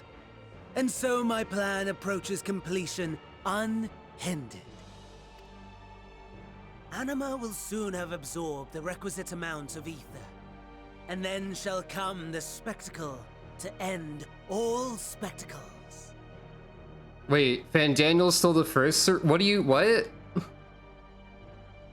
15 question marks? I don't understand what you're saying. Oh, the first Legion. Oh, that makes more sense. The eldest and most powerful of primals will awaken, and all shall bear witness Wait. to the final days. Zodiark Heidelin? What are you talking about?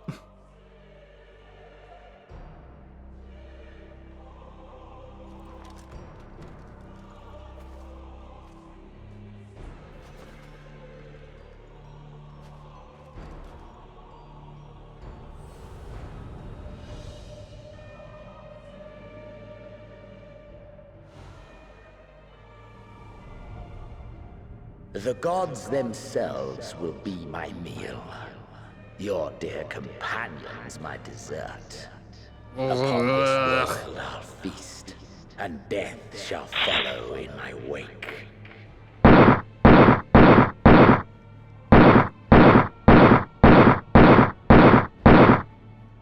This is my opinion about this.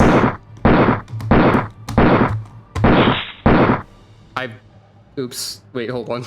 I'm over here. This is, yeah, yeah.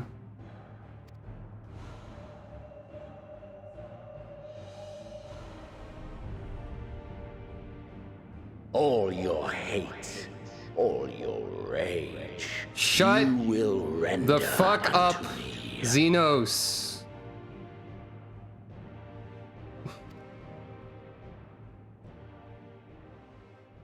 I don't swear that often these days, but shut up. What? For upon thy life's reel wind too many What? threads of fate, power, Oh, right, yes. will enmeshed Reacher said flow. this. More terrible still is the attrition wrought upon thy companions, as they are swept up in the storm of thine existence.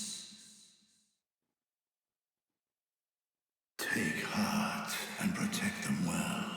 They will be your strength and your salvation. I hurt my thumb mashing the funny button on my stream deck to shoot Xenos. Thank goodness. She's awake.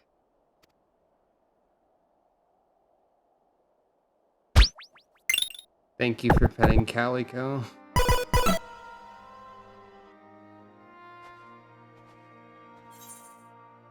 Is everyone alright? Or so I'm not dead yet. Thank you for petting Calico. Please understand that petting Calico is not equivalent to petting me, which you shouldn't do because I don't want that to happen. But thank you anyway. I fear contacts of all forms these days. Is everyone all right? I guess. Perfectly fine, yes. I hope the same can be said of you. Nope. I'm permanently psychologically damaged more.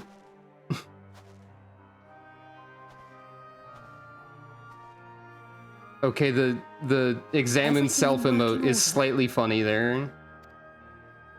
Slightly. Nah. That's a relief. Oh, and before I forget, thanks for coming to our rescue. Given recent events, I would be surprised if you weren't feeling a bit poorly. Understatement. A hearty meal and a long rest would be my recommendation under normal circumstances, but these are anything but. If Van Daniel's boasts are to be believed, we must act quickly. Once you've blown away the cobwebs, we can discuss preparations for our assault on the Tower of Babil. Yeah, alright.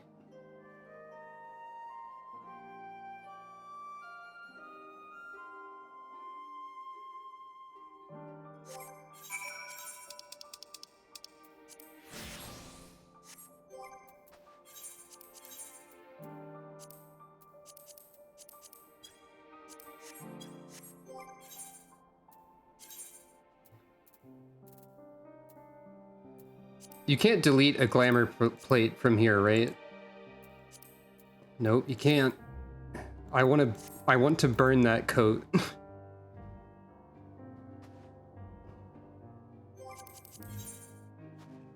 Okay, hold on. Sorry, Tataru.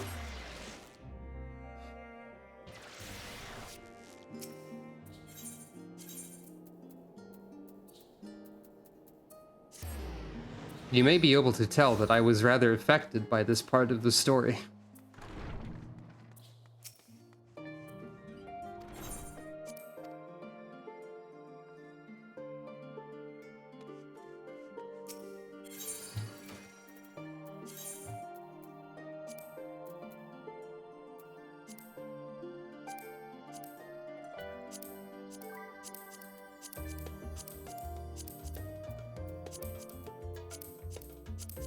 That outburst that I did about never being safe, that's basically, I probably said this before, but that's basically the feeling I have in reality at all times due to the ubiquity of my trauma triggers and whatnot.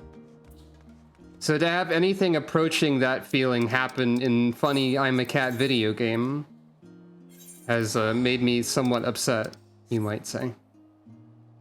Due to the implication that this can happen again. And like, that they've established this happening makes me feel almost certain that it will return in a fight in some, nothing ever happens again. Well then why do they do it? Just to make the player upset? The fact that it exists in the world is pretty upsetting. I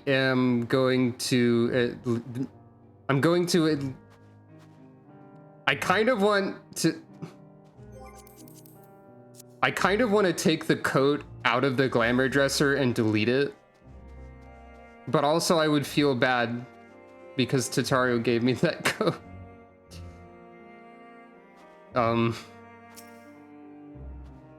No apologies necessary, least of all to me. If anything, there's a strange comfort in knowing I'm no longer the only one to have been used as a villain's puppet. Though I pray you'll be the last. You know, I guess I should have known that this can happen, because the Asians do it all the damn time. Yes, 'tis still you. My apologies, I realized too late that the ether emanating from the tower was distorting my perception. Was likely a temporary effect, but I remain wary. It's not Tataru's fault. So I'm not blaming her when I say I want to burn the coat. But, you know, full glad am I to see thee awake and return to thine own flesh once more.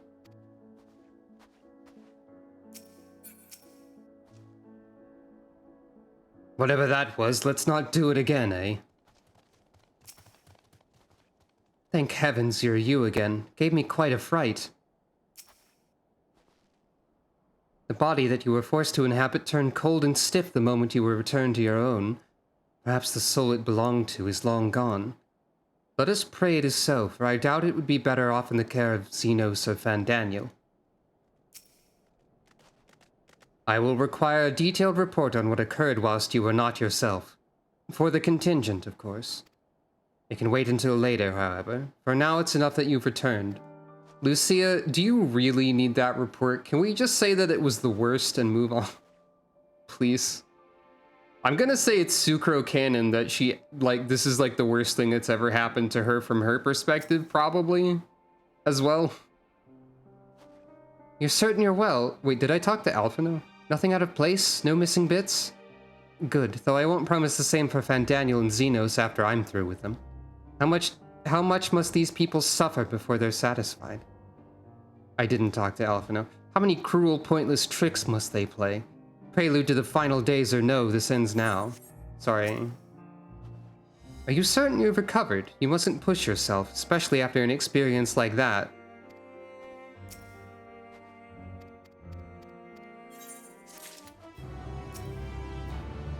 So how shall we strike them down? With a sword, repeatedly, until there's nothing left of them.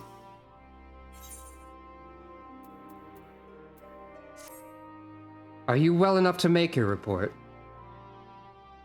No, not really. But I guess. Hey, are we next to a dungeon? This anima was summoned with the corpse of Emperor... That's an actual question for the chat, by the way. Are we next to a dungeon? This is the dungeon quest? I think I could probably do the dungeon. Maybe. This anima was summoned with the corpse of Emperor Varus. Does their depravity know no bounds? It seems not. More to the point, we can surmise that wave of ether issued not from the Tower of Babil, but from the primal lurking within it. Primal whose cry rang rather more loudly in your ears than ours. If you were taken to the tower itself, then this proves beyond a shadow of a doubt that it is the beating heart of the Telophoroi's machinations. Nod. In which case, we have some highly relevant information. As many of you know, ever since we dispatched troops to free the Leveilleurs, we've been developing a plan to infiltrate the tower. According to Thancred and his scouts, the main structure is lousy with tempered and enemy magitech. Furthermore, the road leading to it has collapsed, making it difficult to approach in numbers. Thus do we propose dividing our forces into two parties, one to distract and one to infiltrate. Oh, we're doing this again. The diversionary force will be comprised of the Ishgardian, Gridanian, and Lumensin delegations. They will begin the construction of bridges to make the Telophoroi believe we are marching upon the tower. Meanwhile, the best suited of our Alamegan, Ul'dan, and Eastern comrades will use a different method of ingress. Nod.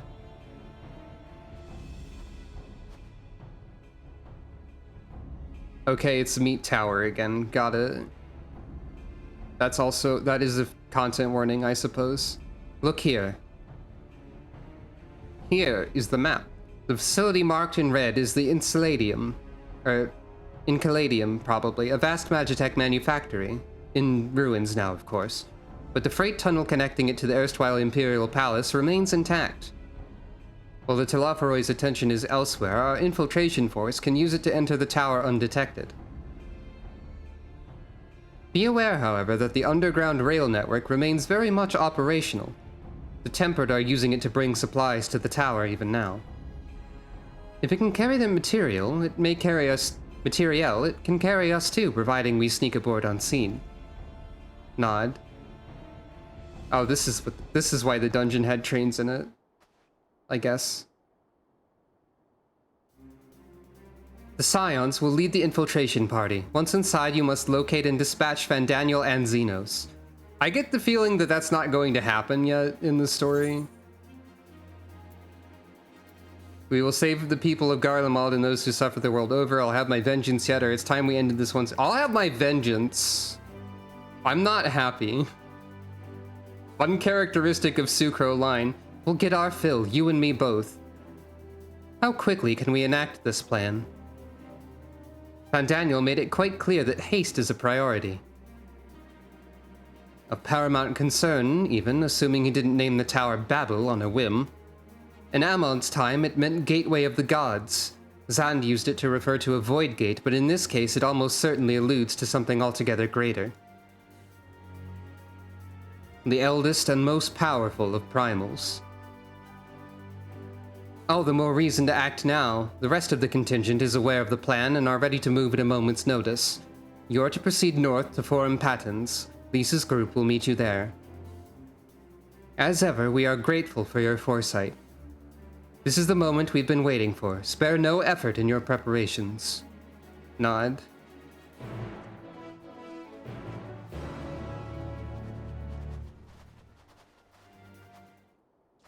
Also, don't worry about Sucro being cold. She's wearing an extra coat under the coat or something.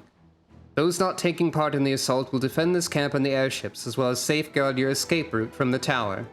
You need not worry about what comes after, so fight with all you have.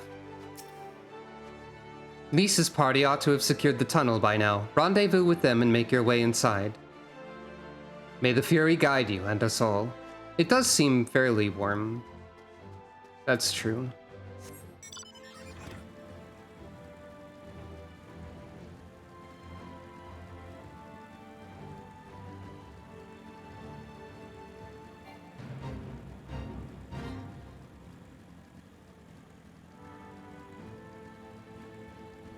That's also true. Actually, she is quite literally wearing a coat underneath the coat. Because you can see, if you look at the item name, it is a Diadocos jacket of fending that is glamored to look like a Diadocos jacket of fending.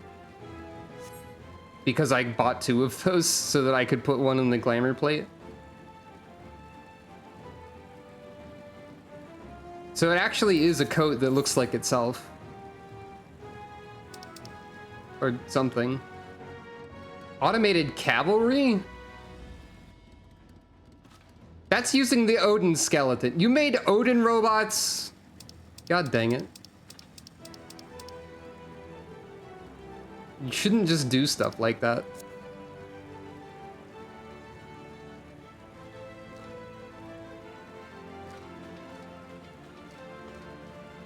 Cyber Odin is pretty funny, like, to be clear, but also, like, still. Sneeze. Damn these frigid lands! Snort. Seidu, maybe you should have also worn a coat. I didn't realize that Seidu was not wearing a coat. The sun does not sneak. However, he will travel this path of yours, and those who walk with him will bask in his radiance.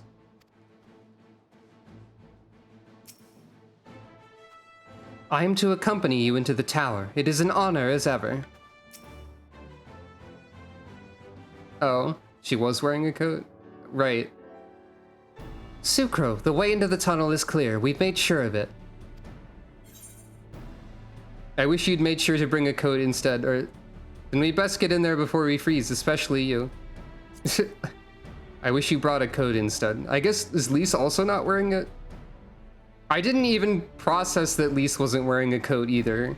Oh, I'll warm up when I throw a punch or two. Barely enough cloth to swaddle a newborn. Clearly you've spent too long around this feral dog of a Dotharl. Watch your tongue, fool, lest I feed it to the crows. I'm not interested in that. Oh, you meant other crows. We will see who's the fool when you freeze to death. Expect me not to warm your ill-prepared hide. These furs are for myself and my Nama alone, should I be blessed to meet her this day.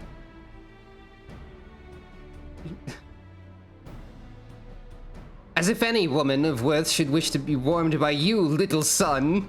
Should we find such a warrior within, she will bask in my glorious flame.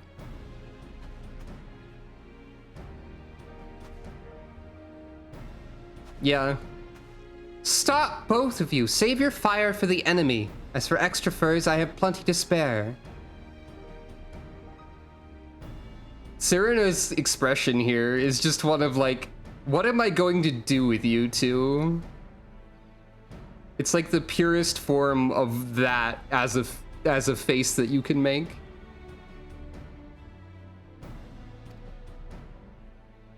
As do we.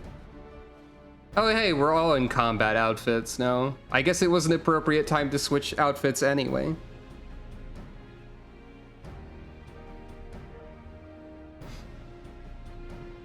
Hello everyone, all set for battle, I see. Yes, free of unnecessary encumbrances, if rather more susceptible to the cold. Let us review our strategy, quickly, if you don't mind. Nod. Pippin's group has gone ahead to the Incaladium. We are to meet them there. We wait until the Tempered's attention is drawn by our diversionary force, then we sneak onto the train. Next stop, the Tower of Babil. If any, Tempered included, are injured, we Zayla will tend to them. You Scions must press on, no matter what. Nod. We should avoid moving as a group until we're underground, so we'll need to make our own ways to the Incaladium. See you there. The response to feed you to the crows that I made was sort of instinctive because Sucro is part crow in terms of name. But I don't like that I said it either now that I'm thinking about it. Anyway.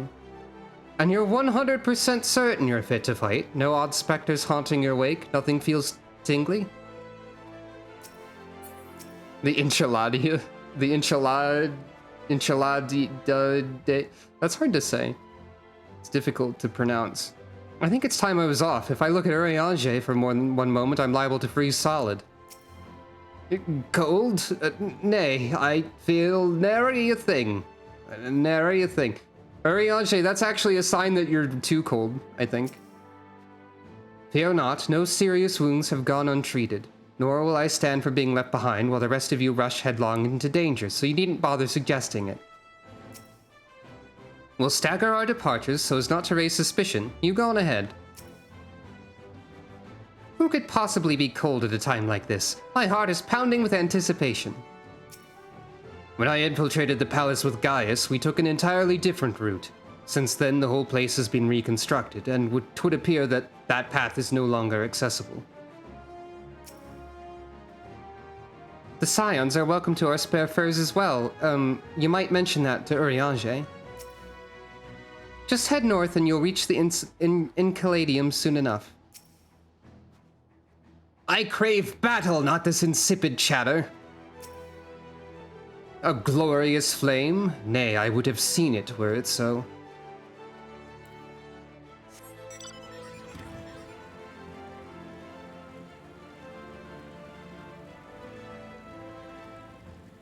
I'm suddenly developing the thought that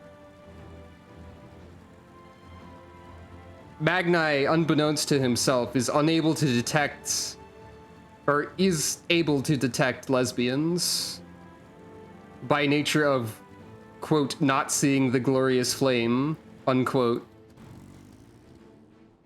of someone who could theoretically be his girlfriend, but never will be. Sucro, we will take up the rears to ensure that you're not caught unawares. Trust that we will always have your back. Now go finish this fight. Now that the Tempered ones are aware of our plan, they will doubtless start pouring in at any moment. But you needn't worry. My brothers and I will see that none shall pass. Go forth and wreak your destruction. Yeah, okay, Kokobuki.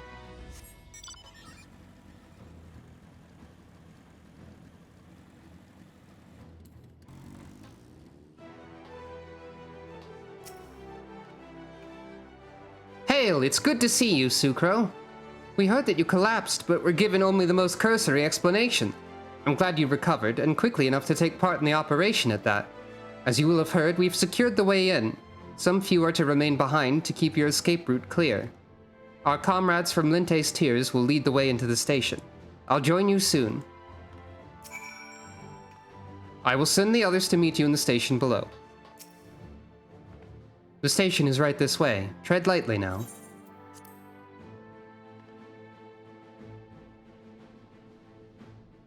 Would it be more accurate to say that Magni can detect straight people? I guess both would be accurate. Straight women, at least.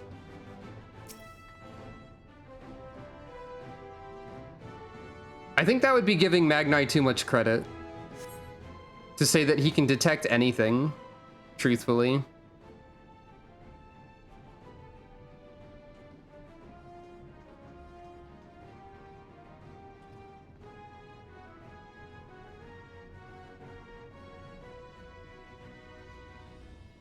This is everyone.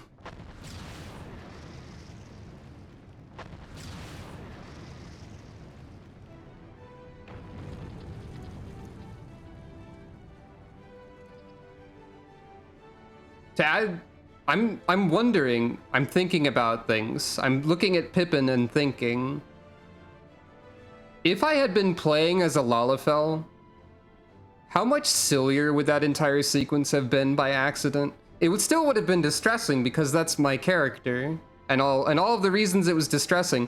But I'm imagining like the regular Imperial soldier that you become, who is presumably always the same like body type, I guess, tackling Lalafell Xenos.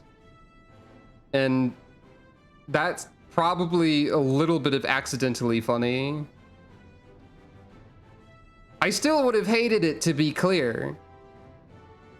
It would have still been the worst, to be clear. I assume it's still a tackle, and not a punt. Consider the enemy well and truly distracted. Time to go. Our primary objective is, of course, the Telophoroid's leaders. But should we be presented with an opportunity to vanquish Anima, we must seize it. If it is indeed the force behind the towers, destroying it will deliver our allies from the Telophoroid's reign of terror. And I, for one, would not see the Garlean people manipulated any longer, be it by Primal, Ascian, or anything else. Hear, hear. There's been enough of that. We came to help the people of Garlemald, and that's what we're going to do, together. Nod. Till the very end. I do happen to know, when I was looking at quest names, in order to name a YouTube video, I did happen to see that there was a trial soon, and I think I saw the name of the trial, and that doesn't mean a lot because trials are named after locations and concepts and the like most of the time. But I'm starting to suspect there's only like 3 things the trial, if it is actually soon, would be. It would either be Xenos, Fandaniel, or Anima, or some combination. Or it's none of those, we defeat all of them, and then we take a nap, and then something else happens to try and kill us later. But we're not at the trial yet, so don't say anything or I'll cry. Anyway. This isn't dungeon, probably. I think. The train should be along any moment now. Prepare to board, everyone. Magni, is that what you always do when you're about to board a train? You just scream at the ceiling? Probably.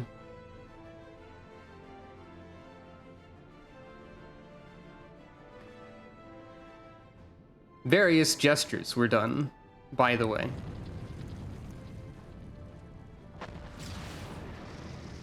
I don't expect the dungeon and the trial to be back to back.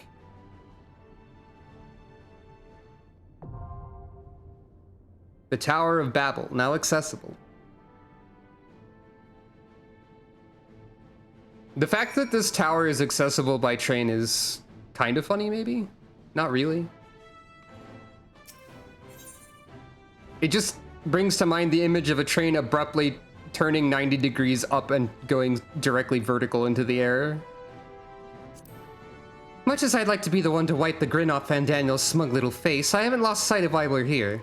Our ultimate goal is to prevent the Telophoroi from doing any further harm, no matter how. But if we do get the chance to introduce my fist to his jaw, and God's do I hope I do, I won't turn it down. If I do, I should say.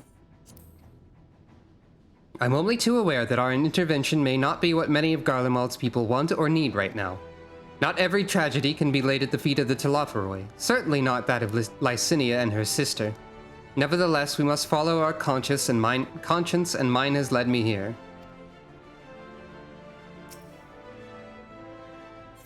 Alize has also secretly been leveling Monk. It's fine. When Xenos murdered Varus, Gaius was upon him in an instant. Seldom have I seen such fury. I won't pretend to know the bond they shared, but pain, fear, rage, I know them well. I know what can drive a man to drown in them.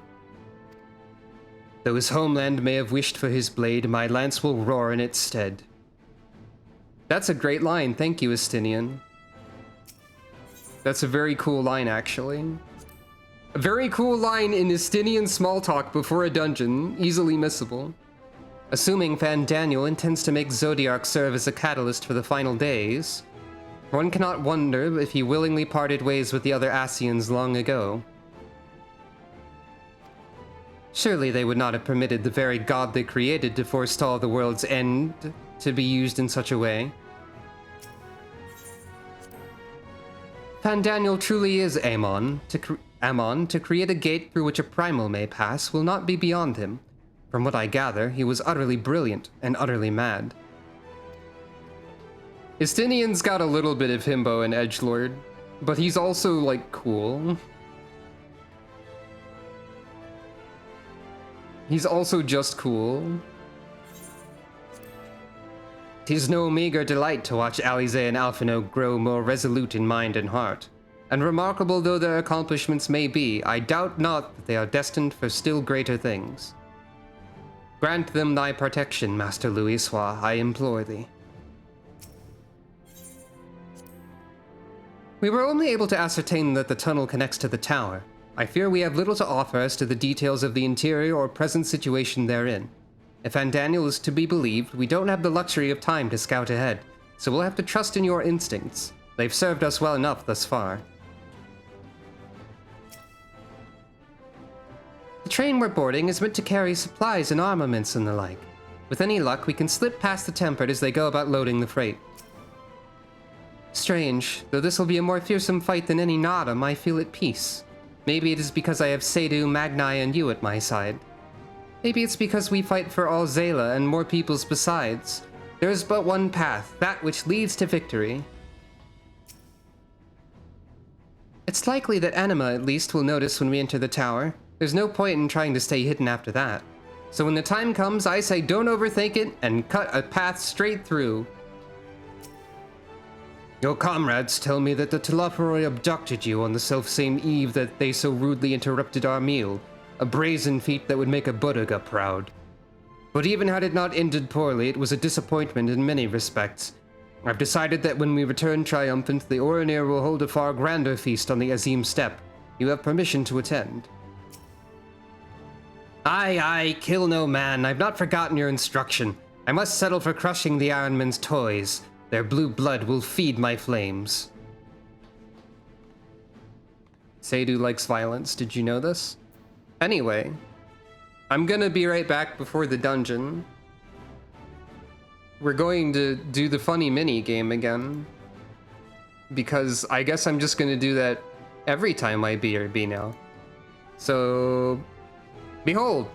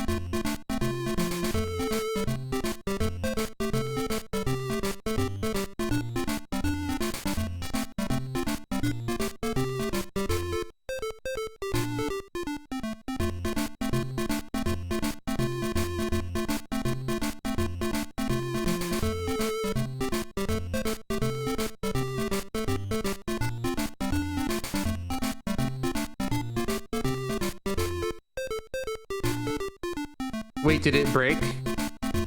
Dang it. I must have had the thing selected when I pressed it.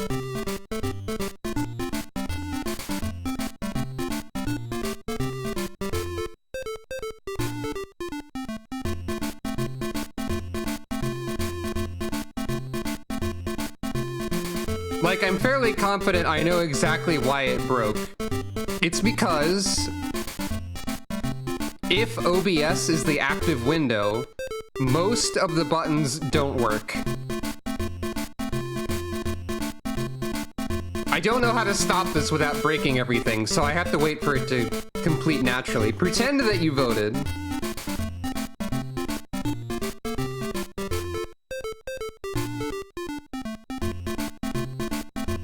We'll try again once this is done. I'll flip a different coin.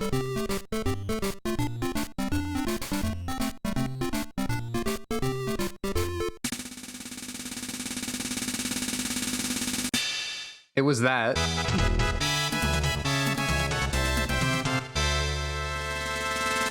Okay, it was a simulation, yes. Some of it worked, but the Twitch predictions did not work. Okay, we're going to try again. I am clicking the taskbar 1,000,000 times to assure that OBS is not the active window. Is this... I don't see a prediction again? Is there a prediction? It doesn't look like there's an actual prediction. Did Twitch... I mean... I don't know why it broke, and I hate this. I don't think winning 30,000 crystals broke anything, no. Hey.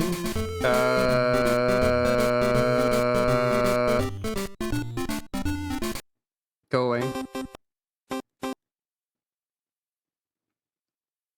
So, what'll probably happen is that eventually the chat message saying that it was this will pop up, because that was a this one. I have no clue what broke. There's no indication of error message. Right, that disables the desktop audio. Actually, no, it toggles it, which means that in like a minute it'll toggle again. So this is like, this thing causes a lot of problems if it doesn't work because of the parts that will still work. Yeah, let's blame Fandaniel for this. I wasn't even done doing the BRB that I was trying to do. I wanted to take an actual break.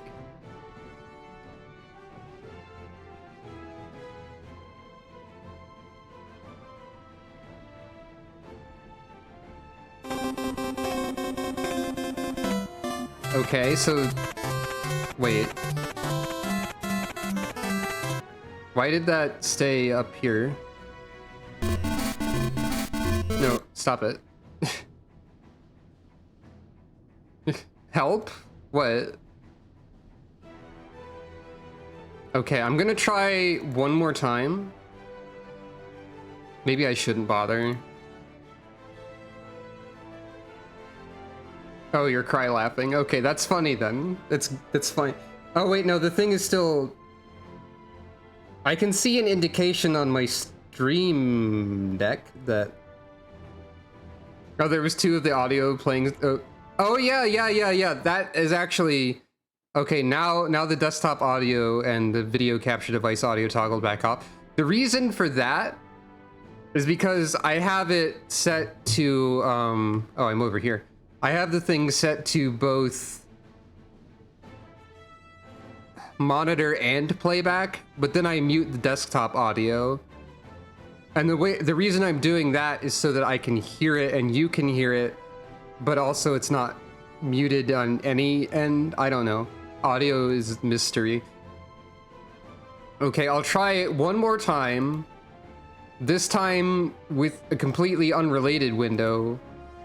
Definitely the active window. And that What? I broke something. Something broke. I broke something. No, wait, why is the... what? Huh? Wait, why is the audio happening when the thing is not up now? Ah! Stop! I can't go on with the show. The show is falling apart. At the moment. A little bit. Okay, this should be in this position. Now this is over here, I guess. No, stop it.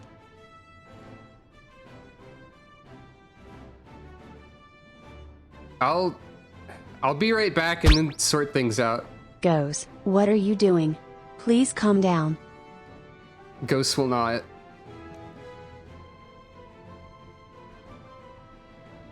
I'll just be right back and then some of the audio will probably switch off while I'm gone. Don't worry about it, I'll fix it. Also, this is something that's really difficult to test in advance to see if it's working, like before streams and whatnot. But it did work like twice, I don't know.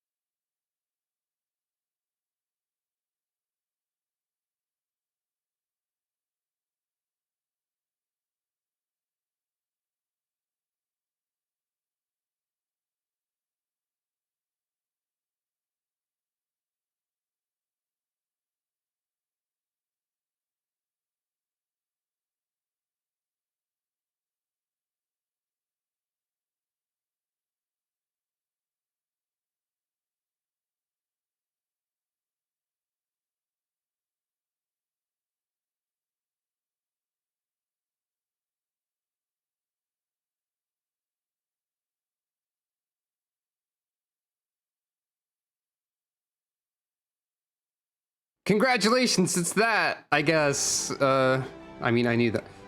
See, that didn't even, like, toggle the audio sources for both of the things that it's supposed to. Ghosts? What did you do? Ghosts.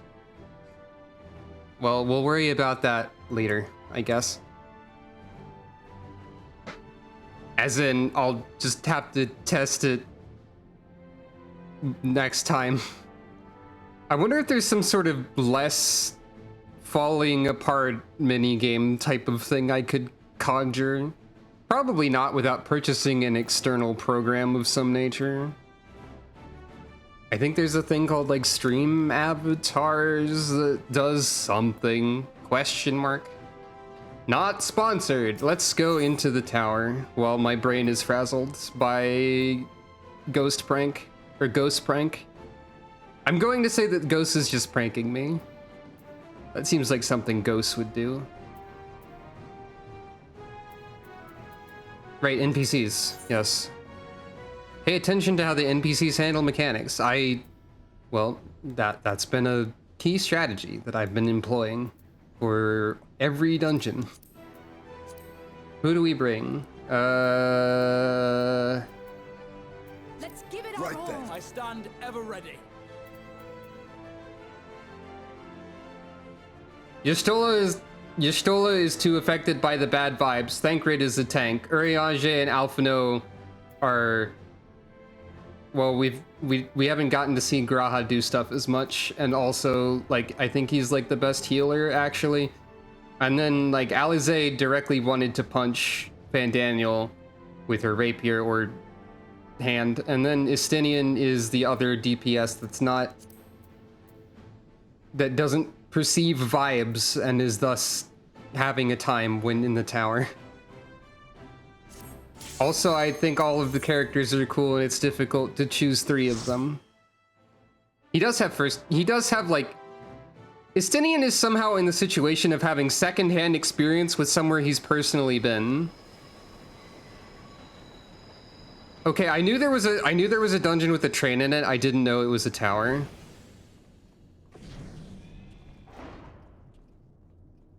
They showed the train, but they didn't show that it was the Tower of Babil. Oh, we're just all here. Now or never.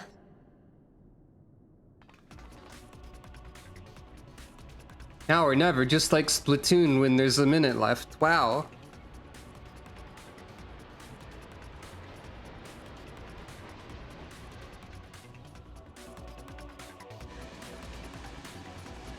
Oh, we're on train. I wish the weather was like train, inexplicably. Clouds. We'd better clear the train of threats before we arrive, or things could get nasty.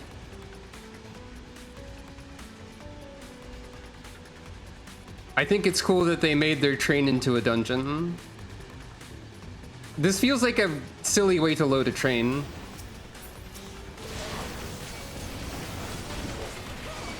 Train battle. Yeah, we've had one train battle, but it wasn't exactly the same kind of train battle. It was a battle with a train, which is different in some subtle ways, one could say.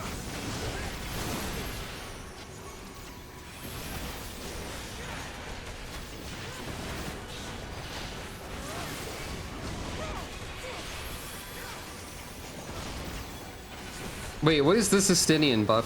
Shadow of the Dragon, drawing on the power inherited from Nidhogg. Estinian, do you have bespoke mechanics? What does that mean? Is that like Eye of the Dragon, but it only affects you or something, probably? Because... Question mark?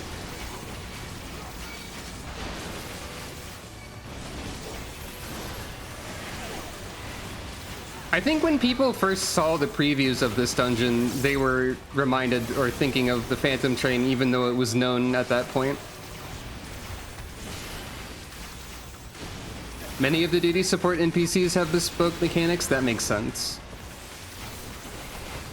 Estinian is just the one where I noticed it because there's a unique icon and I was looking at that at the time.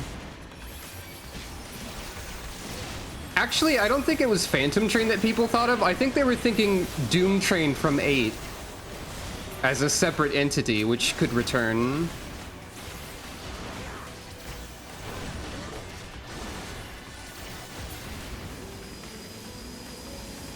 We're slowing down. Our destination must be close.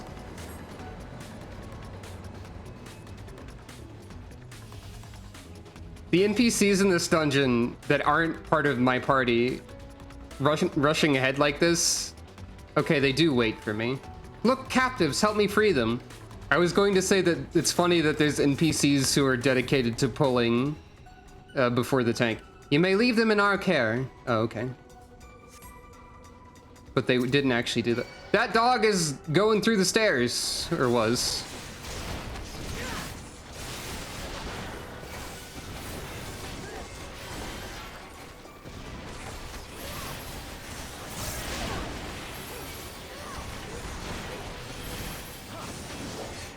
I like this idea of the train becoming a primal due to being fueled with ceruleum and the belief of people who think computers are haunted and stuff like that.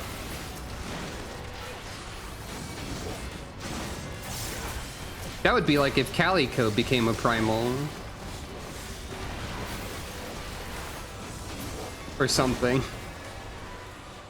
That makes it sound like Calico isn't real, but I think she is in a sense of the word. Urianger just cast death? That's not fair of him.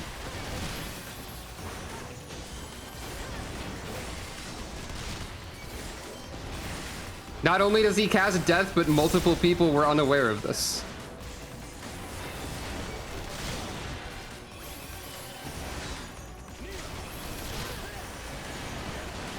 I feel like I might have seen it at some point during Shadowbringers and commented on it, but I don't remember.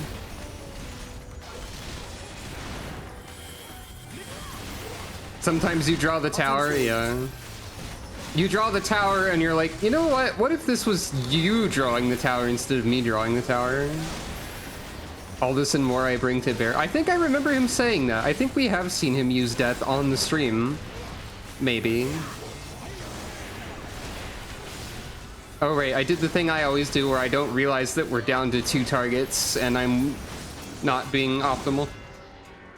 A moment's reprieve. From here onwards, we should split into 3 groups to draw their attention. I have to switch to a different chat tab. Oh, they're going that way. Okay, bye. Oh. Barnabas. Wait. Ah, right. I was wondering where Dr. Lugay was. Barnabas is the part of that boss fight that's not the doctor, I believe. So I assume this is the doctor. An engineer in his creation, I presume. Yep, that's Lugay. My beautiful little boy will keep this tower free of vermin. Ouch, what are you doing, you foolish boy? The vermin are over there.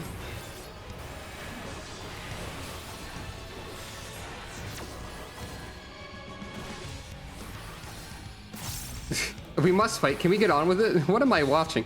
Oh, the party members were commenting on the silliness of this. Graha said, can we just not walk past it? Oh no, it's polarity time. Oh. Okay.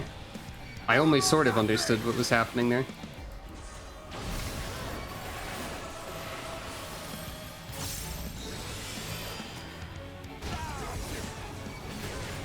You underestimate me.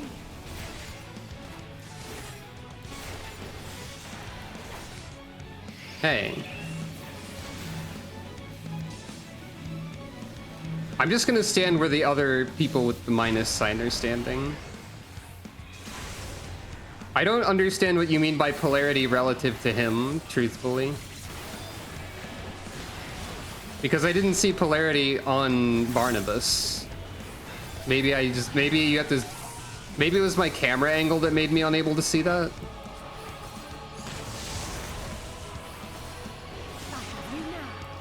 I'll have to like angle the camera different next time.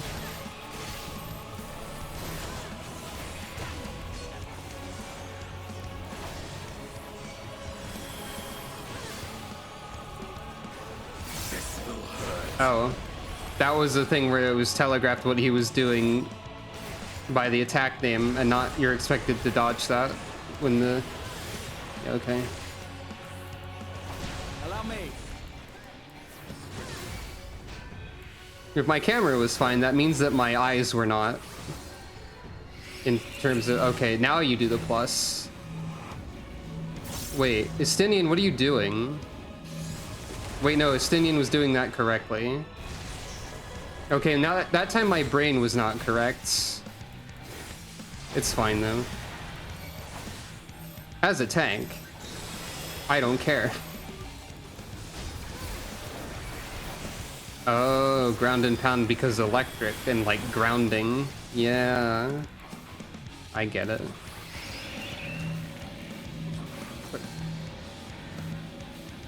Okay, so we were repelled from the AoE. Okay. In that case. Now I get it. I get it, but the boss is also about to be dead. And is dead.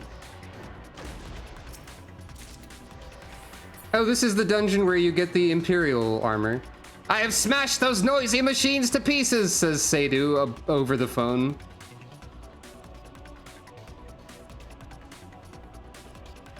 Seydu calls on the phone just to tell that... Oh no. What could they possibly need such an enormous lift for? I said oh no because this looks like the Dunir zone immediately.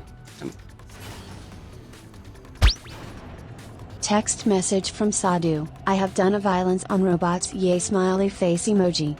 Would she use the smiley face emoji? Enemies in here. Oh yeah, we have train battle and elevator battle in the same dungeon. They're really hitting all of the notes. Does it look like a war face? I don't know that it does. I don't know what that means, maybe.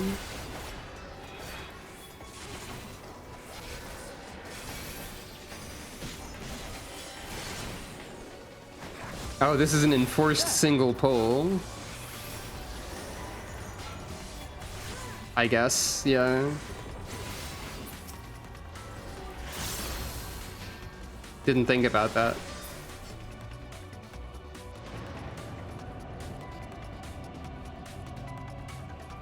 Oh, when you said smiley face emoji, I didn't think of one with teeth exposed. I thought of one that was just like colon right or left parentheses, depending on where the colon is. Yeah, like that. Except that has equal sign instead of colon, but that doesn't matter.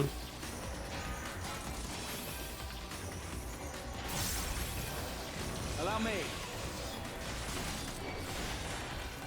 It is funnier if she used the smiley face emoji I was thinking of in the theoretical text message.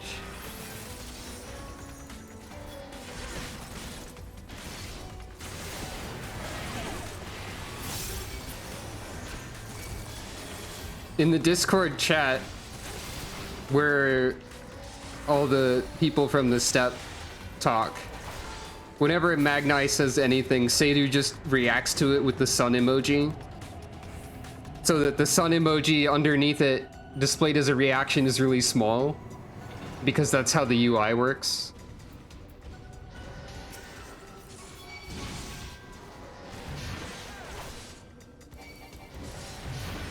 It's the sun emoji with the smiley face sometimes too.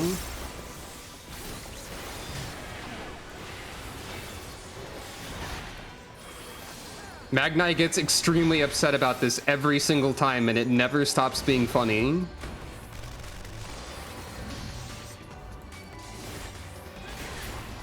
That too. That probably also happens.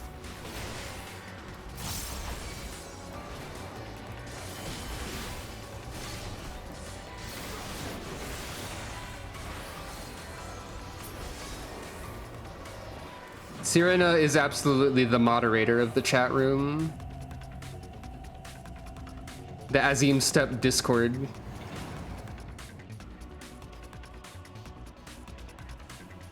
So our paths diverge. Then let us see who gets there first. Oh, it's this way.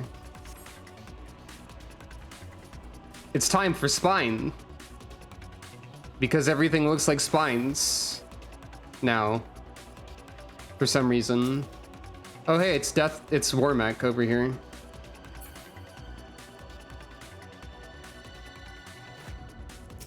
That's just Warmack. Why did you make Warmack a regular enemy? You silly.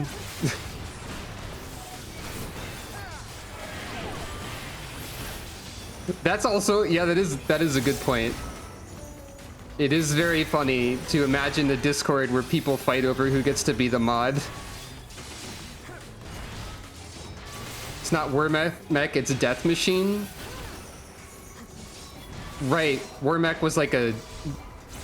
One of those was like a palette swap of the other, right? Was Death Machine an actual thing, or is that just because that's what it's labeled here? Oh, there is a Warmech, but as a Fate boss. I forgot that that Warmech wasn't a bespoke sprite.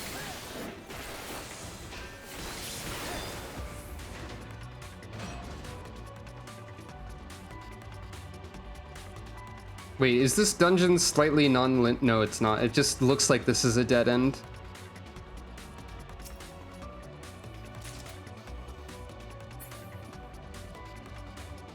It's, oh, right. So that's how they do the part where in the Luge fight where there's two outcomes. It's that you do both of them. Magitech. No, wait, that's something far worse. I didn't read all the dialogue before the previous fight. So right, Luge does this also. I'll teach you to underestimate my genius.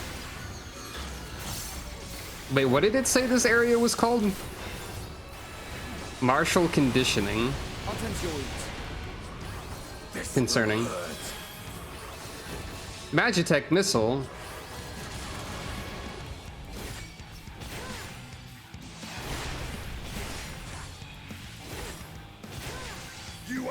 Okay, yeah, I have seen parts of this dungeon because I think this was also part of the pre-release material. Is that like brains under there? Wee hee hee, look upon the face of fear. Why are we all going over here? Okay. Wee hee hee, I'll slice you in two. Wait, why are they small? Oh, okay. Because we're supposed to be small. For some purpose. I guess. I see. I understand what is happening to some degree. I have you now.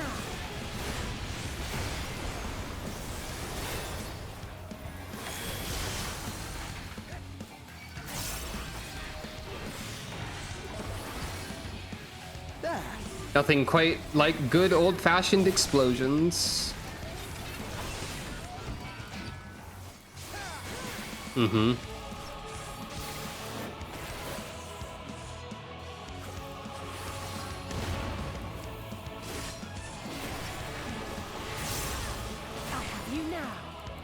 Lord Xenos put me in charge for a reason. I'll have your heads for playthings.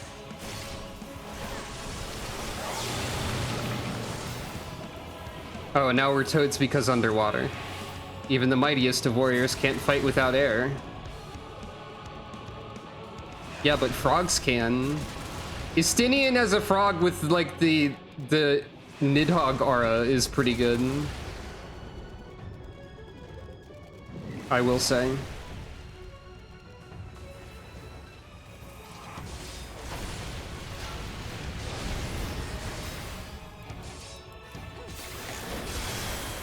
I worry that this fight in particular would be difficult to understand without the NPCs, yeah. Nidfrog, yeah.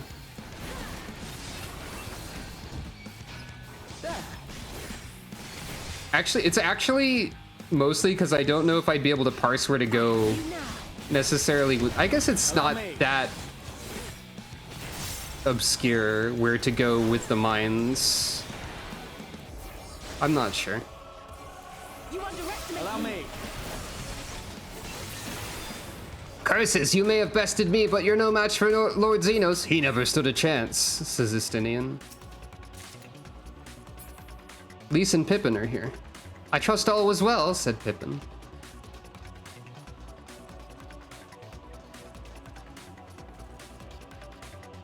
Things are getting more... Go, I shall deal with these whelps. Oh, wait, this is not correct. We have to go this way instead.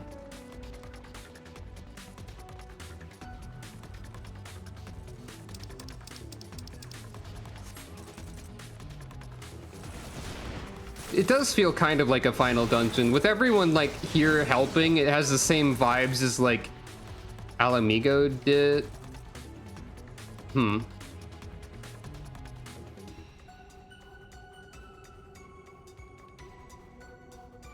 The chain. Control terminal. Is this elevator from opening cutscene, opening movie, Fandaniel go up elevator? Maybe? Maybe not. Could be. Hey look, it's Anima. Ethereal distortion. This fiend shall plague the world no longer, says Graha.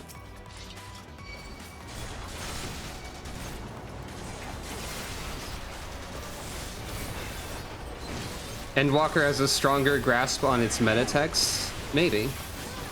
It definitely, the whole thing is definitely good at feeling final, if that's what you mean.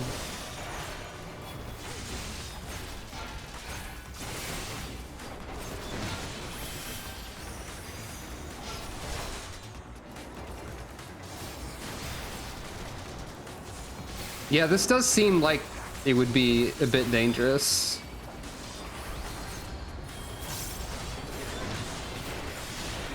Graha stood in that AoE. Well done, Graha.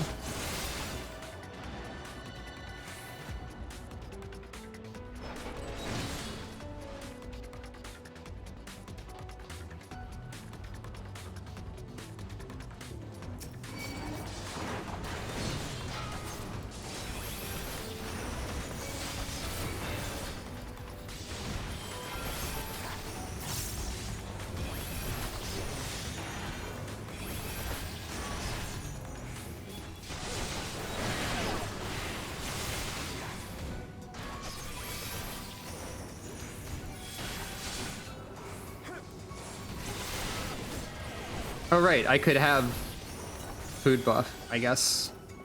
I keep forgetting about that.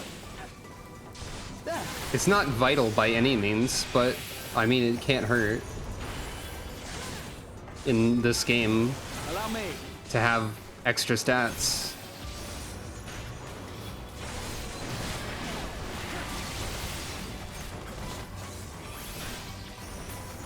Allow me. By the way, it's occurring to me now, when perhaps it should have been something I thought of earlier, arguably, that, previous, like, tempered people that we have seen have had a higher degree of, like, autonomy and their personality retained than these Imperials that are tempered. All these Imperials say is stuff like, for the glory of Garlemald, but like those who were tempered by, say, Leviathan, like in the Sastasha dungeons and whatnot, still had a lot of their personalities. This is the most single-minded that anyone who's been tempered has been in the game.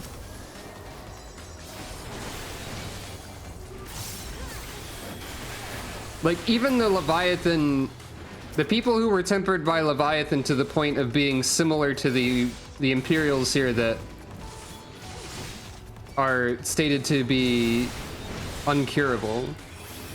Like, the Captain Madison, I think, still had a lot of his personality and such, even as he was a octopus man in Sastasha hard mode. And, like, the ones who appeared the most far gone, I think the most they ever said was like begging for death, which is still more of themselves in some way than the ones that are super far gone here still trying to say things about Garlemald.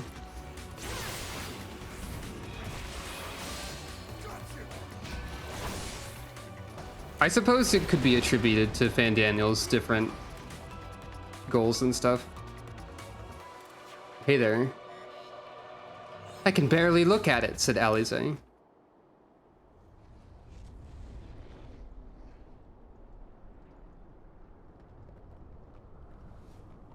They showed Anima pre-release as well.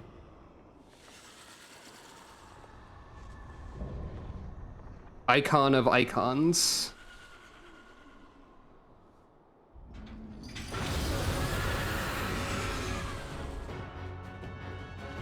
Ha. The Iron Womb. Ugh.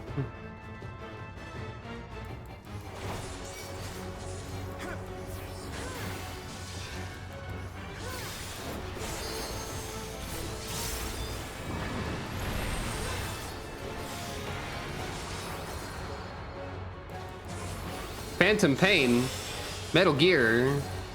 What? Oh, I see.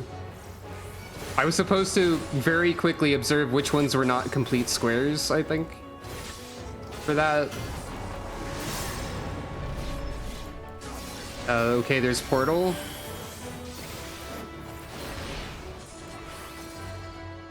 I'm guessing I go far away from Portal. No, I did something wrong. Unclear.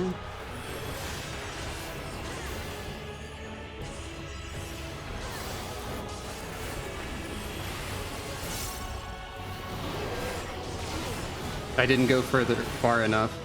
Okay.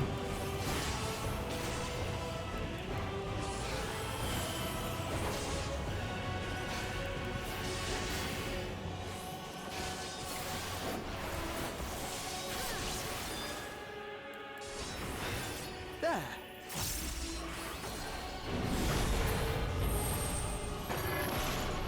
Okay. A horrific roar tears at the fabric of reality. That's bad.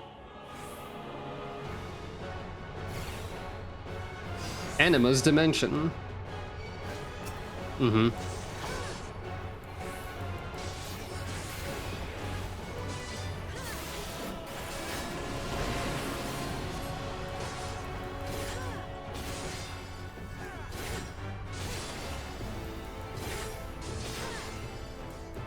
Oh yeah, kinda.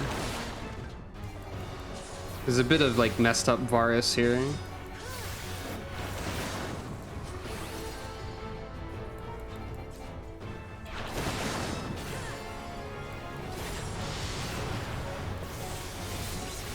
There's a lot of cool design stuff here, yeah. Okay, chasing AoEs are not chasing me. At least. You underestimate me. Oh.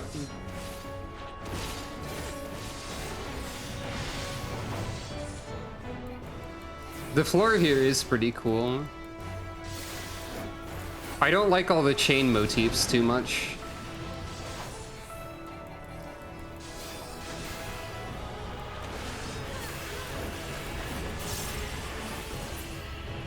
And by I don't like them too much, I just mean I don't like them. The altered reality plunges into chaos.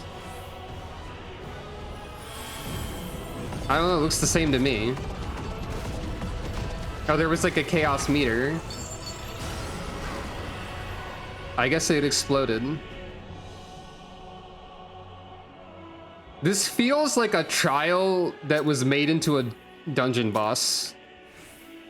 If that makes any sense. Let's give them a show.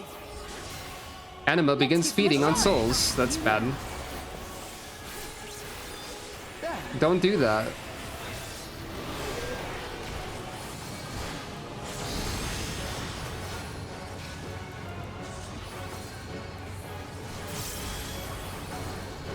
Yeah, I'm sure it's deliberate.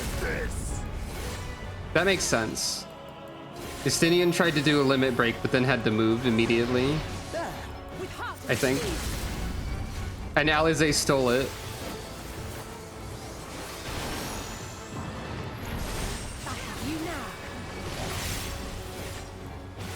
That's funny. We're all going over here for some reason. Okay.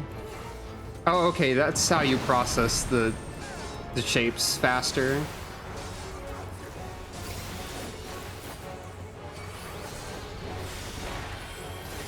That's how you process the shapes faster, Sucrose says, nodding to herself, fighting a horrific nightmare creature. I understand squares more now.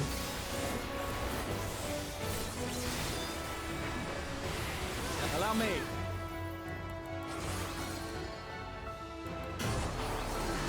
I feel like Anima maybe deserves to have a separate boss theme, potentially. Okay, I've learned this time to go very, very far away. You have to go literally as far away as possible. Okay.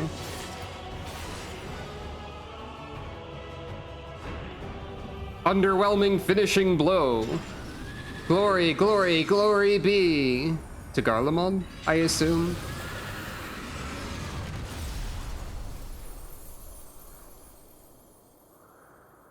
Now Fandaniel's going to show up and do like a Super Mario triple jump while announcing that that was his plan all along because X, Y, and Z.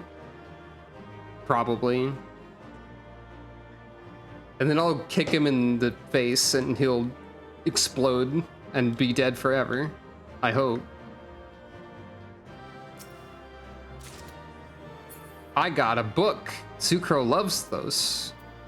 I don't think I got an Imperial coat of any sort during that entire dungeon.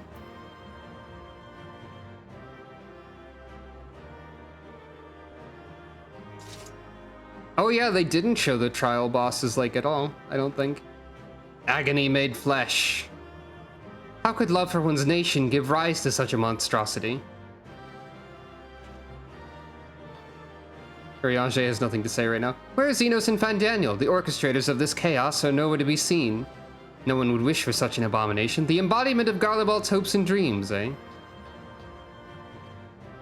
What doth lie within these countless vials?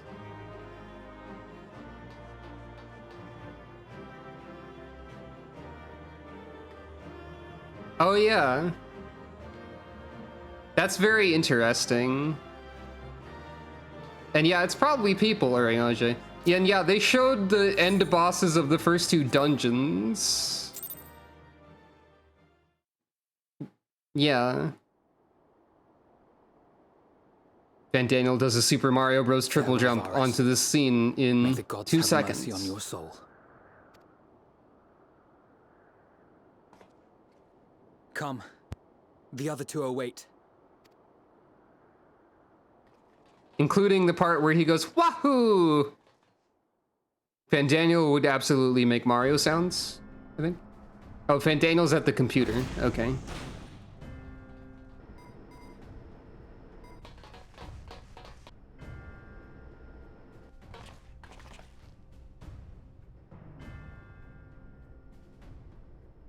This madness ends here. Waiting for this scene, huh? I'm sure it's gonna have something in it interesting. This is the best part. Enough! Of course there's a funny barrier. Justinian. Nobody interrupts Fandaniel when he's playing Peggle. Look, he just won. He just won all of Peggle. Oh, mighty Zodiac! Awaken from your slumber and descend! Hey, look, it's the moon.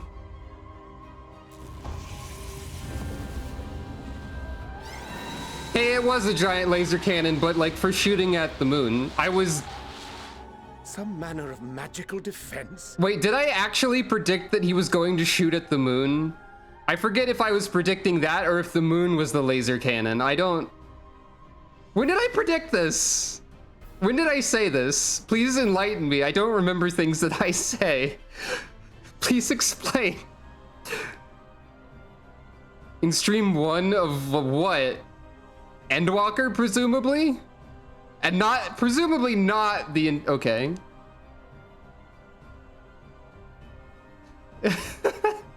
I don't remember anything that I say. Yeah. I'll believe you. What? What? Kryl? Kryl? But how? What?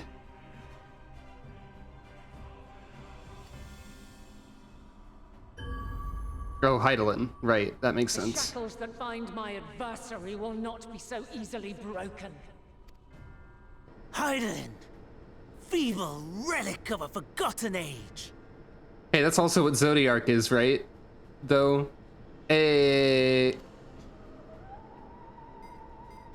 Heidelin! Victory! The only one who's beaten my high score in Peggle 2! This requires 2 lasers! Or more laser. Oh dear.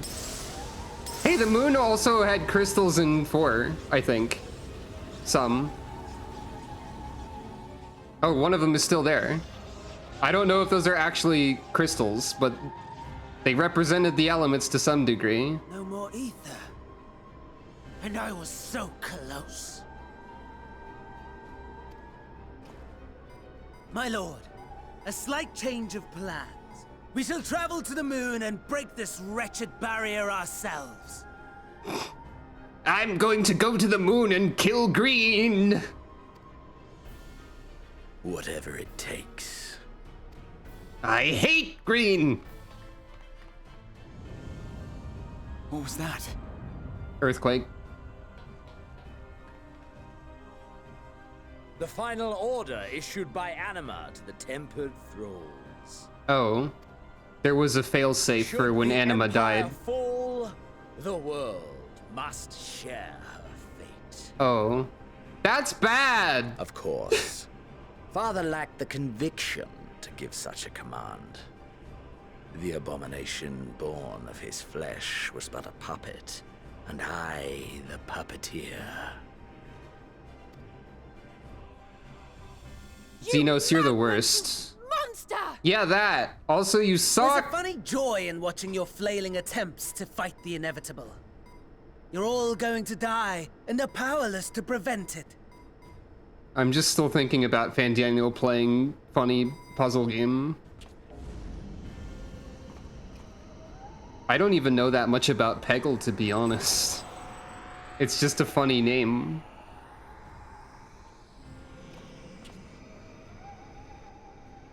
We really must be on our way.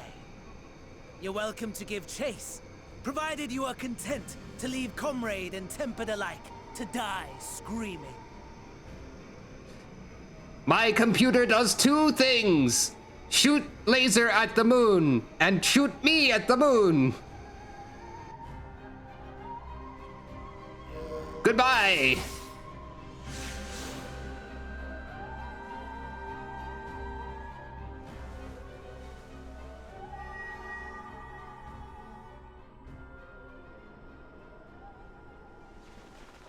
I don't think that worked, Heidelin. I have asked too much of this child. Tend to her. Nod. The last brand at Mare Lamentorum is yet unbroken. Zodiark remains bound. Brands, huh? So there's some sort of like, there's some kind of like sigils or symbols or it's something on the moon rather than crystals. And Mare Lamentorum is another area name they shared prior to release. So I know about that a little bit. I have shifted the flow of ether and sent the enemy far from their destination. Oh, you pranked them.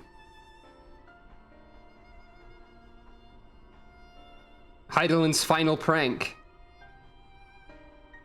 Now, I shall divert it once more. An ally awaits, and I will deliver you unto him. The Sea of Lament, that's probably bad. Seek his aid. Restore the seal. Zodiark must not be set free. Yeah, okay, but what about everything else bad happening in the world right now? The Tempered are running wild. Not only those at the tower, but those back at the camp. I had to Google what Bisquick was because I forgot. I actually don't know if I knew because, like, it conjured to mind other brands that are different things instead. The others are doing their best to contain them, but the situation is growing beyond our control. Leave them to die or give up the chase. Just like Van Daniel said. Split the party? I'm the one Xenos wants, or only I can bring an end to this, or Garlemald's fate is in your hands.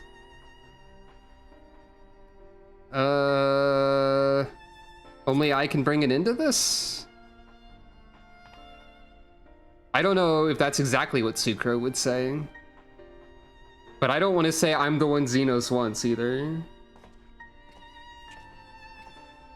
You're going alone? For now, that might be a good option. Maybe. I actually have no idea. You have our trust and our faith. I pray we have yours. It's fine. When I get to the dungeon on the moon, I'll just summon Lunar Alphino. And Lunar Alize, and so on. And I'm sure no problems will arise from this. Nod. Our friends in the Tempered need our help. We will save as many as we can, I swear. Once we have matters well in hand, we'll join you on the moon. Until then, be careful. Sorry. There's no telling what you'll find. Once we have matters well in hand, we will join you on the moon. Okay, I'm not the only one who thinks that line is funny inherently, then. That... Okay, I need to find... I've shown this on the stream before. Let me find it again. What was it?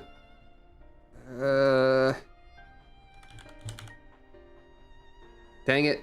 I don't remember what it was, what the file name was.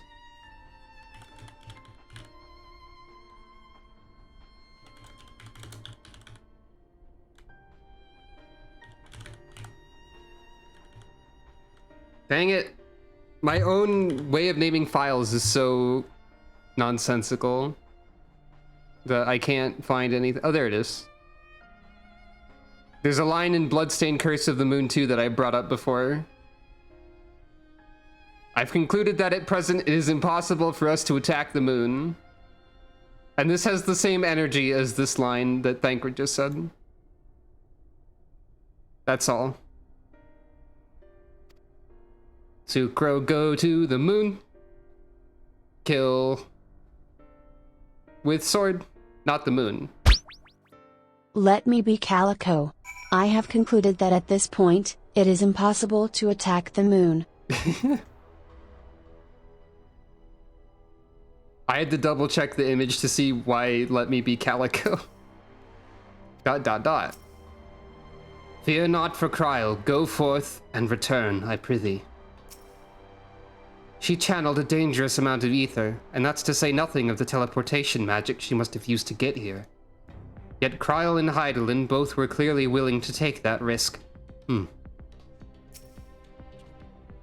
moving out to rendezvous with the remainder of the contingent. Leave everything here to us. Stand there for just a moment, please. Pay respects. Prepare for good luck. Now you can't possibly fail. Thank you, Alize. We've no time for worrying over what's done. Let's go. As I suspected. If all of the Tempered are affected, Euless and his comrades likely put up quite the struggle. We'll find a way to save them, we must. I only pray we are not too late. In the meantime, may the 12 carry you to victory.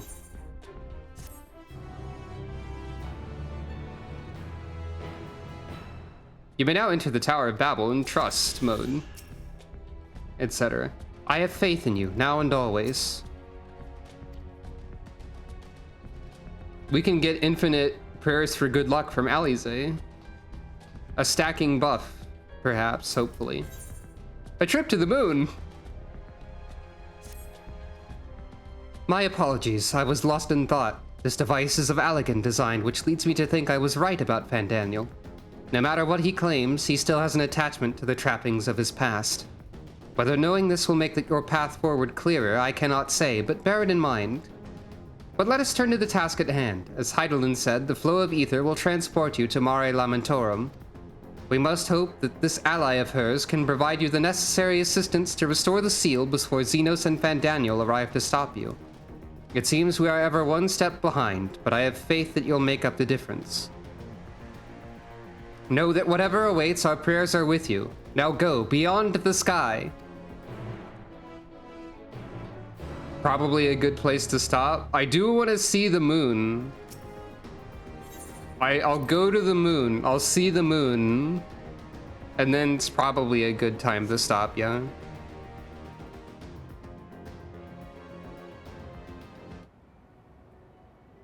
Long, long before Dalamud was forged to imprison an Elder Primal, the I didn't see Harshaphon in any of those. The star was sealed within a moon of his own. Souls sacrificed to grant him life still slumber and dream of the day he and we would be made whole. Dalamud wasn't the first moon to seal a primal, is that what Hades just said? This cold, barren place, his cradle and his grave. I didn't fully process that. Hey, look, it's one of those symbols. And prayers of hope echo soundlessly to a sundered star, adrift and alone. The Sea of Stars. Hey, wait a minute. That's a video game I played Heart recently. of Ember, Autumn Tide. Cooling swiftly, bleeding light. Smoldering softly, biding time. Marching forward, left behind. Fire as shadows clash. Forgotten footfalls engraved in ash. Fire will be repaid. For our echoes begin to fade. Indeed. Also, I think I was just talked at with the ancient voice. You with me. Yeah. Hydaelyn's champion. Gasp. Oh, hey.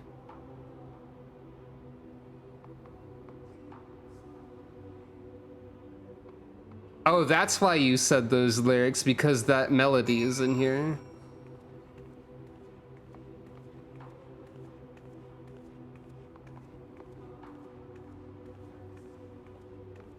Okay, so... Oh, there's lunar cactuars over there.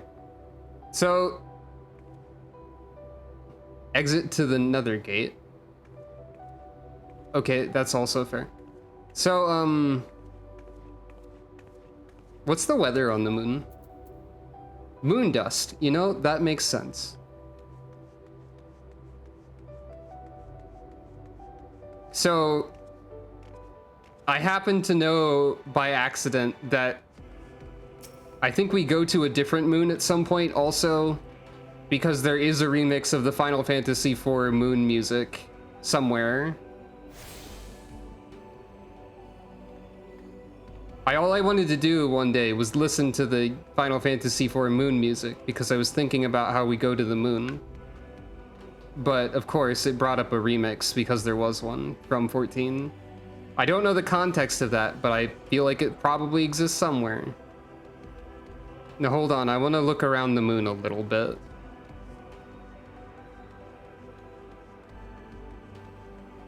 Henoct. I think this was an FF4 enemy? No battle music here. This might not be an FF4 enemy, actually.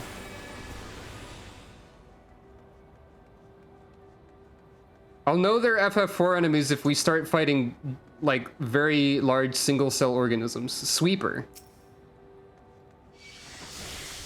Oh, I see.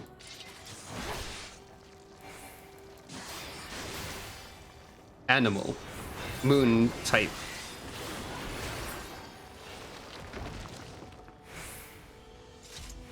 We run into any prokaryotes or eukaryotes or whatever. Oh yeah, it is kind of like Narcarcos, Monster Hunter. Here's the lunar cactuars, which they did show a little bit before. They're quite something. I think they showed these. They didn't. I haven't seen them animating before. Whoa. I haven't seen them animating before. Long plant. Yeah. Okay, so here's the thing. The stream has been going for 6 hours and 40 minutes, but I just got to the moon. I'm sensing there might be a problem where I don't really want to stop playing in this game, but I need to, probably. I'm still gonna look around a little bit more.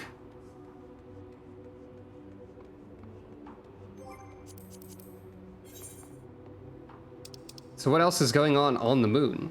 Cactus what you preach? Fascinating. One giant weep. God, the puns. Thrilling way.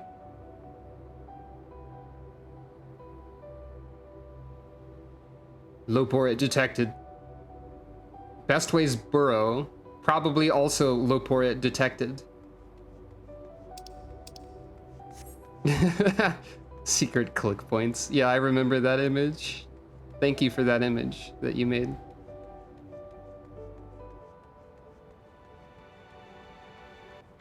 I'm so close to Loporit. I probably shouldn't have just wandered in here, huh? Hey.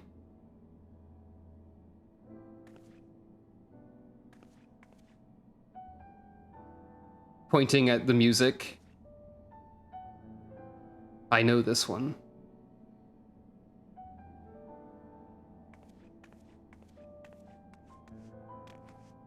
Bunny on map are further than they appear. Dang it.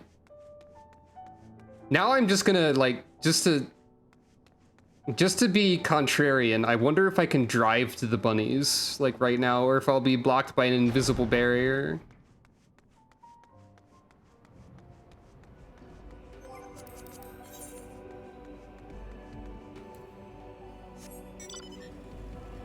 I have a mission. I'm going to try, dang it. Oh. Is that good? Maybe I won't try.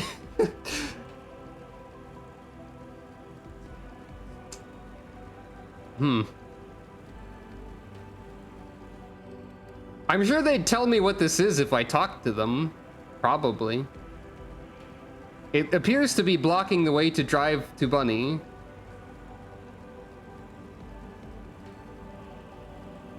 I can only assume that this is the location where Zodiark is sealed. Or something of that sort.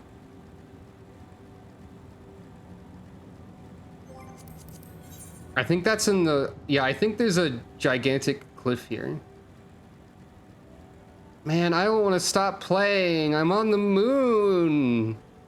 I wanted to see Sucro be on the moon for so many time. Sucro's on the moon.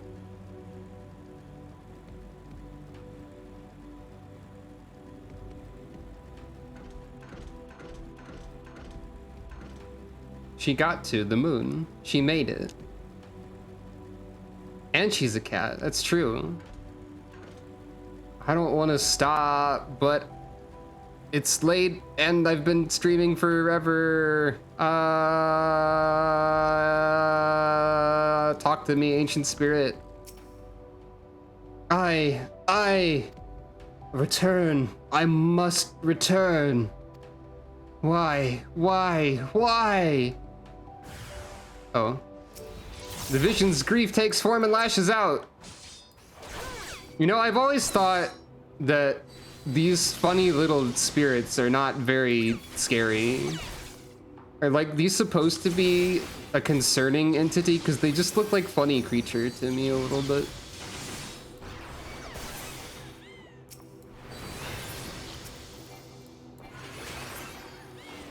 Wait, hold on. You get to the moon when you're only level 83? Wait, hold on. That just sank in. There's 7 more levels after this? What the heck?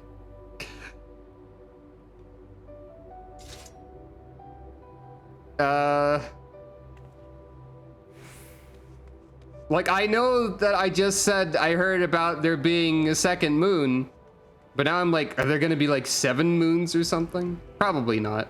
I mean, there's a heck of a lot of moon to look at, probably. I would assume this is not the only map on the moon. Maybe it is. Falling Way? Oh no. There's a bunny that's really good at falling.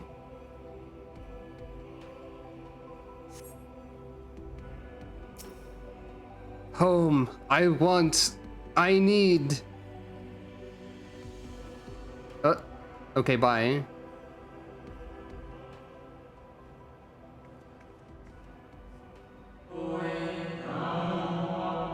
You mustn't touch.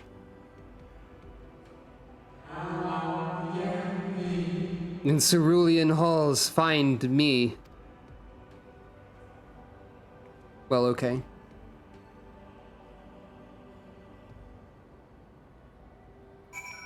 Frankly, I'm surprised there isn't a second, several cutscenes will play, unless there's about to be.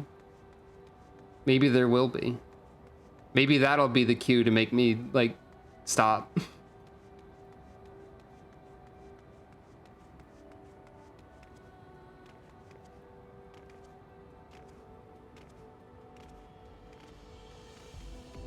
Or maybe I'll go forever. Maybe we'll marathon the rest of Endwalker today. Yeah, just kidding. That would also be like the rest of the week if I did that.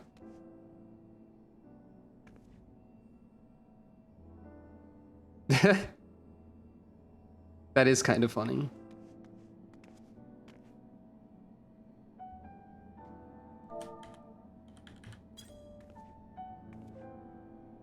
Chair.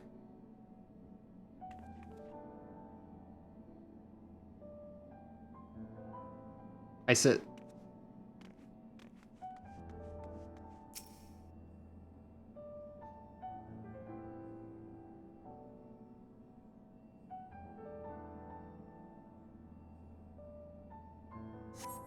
No steps echo through this looming spire save your own, but you nevertheless sense a presence above.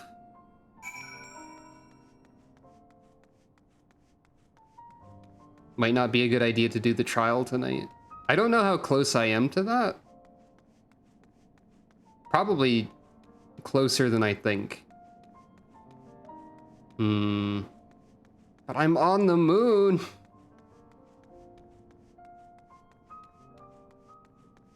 I like video game.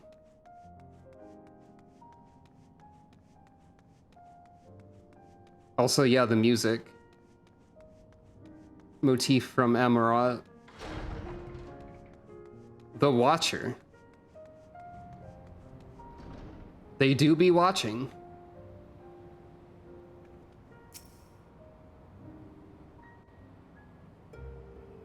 Hey, what's up? Oh, you have like a pattern on your cloak.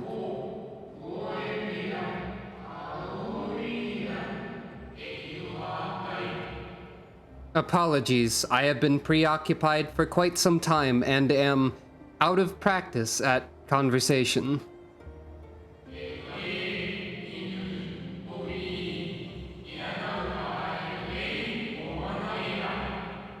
Ever since this moon was created by Hydaelyn, I have served as an integral part. I am the Watcher.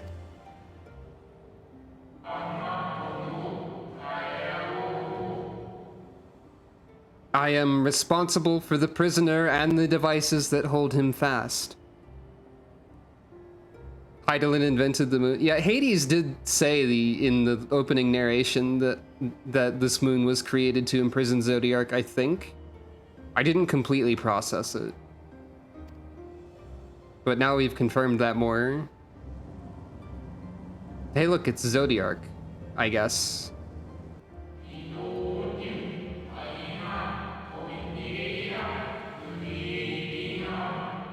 Zodiark himself, a projection of the moon's core.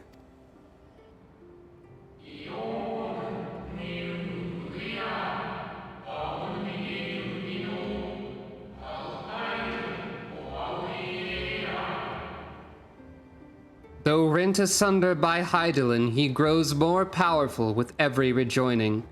7 there have been, 7 too many.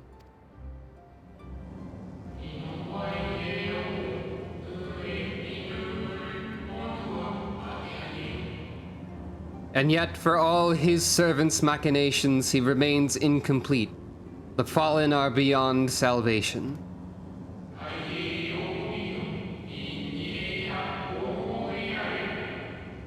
No attempt would be made to free Zodiark, not until he is whole once more. About that, actually, I feel like plans have changed. Okay. But someone has taken action. The shackles that hold him are nearly shattered. Or hold him nearly shattered.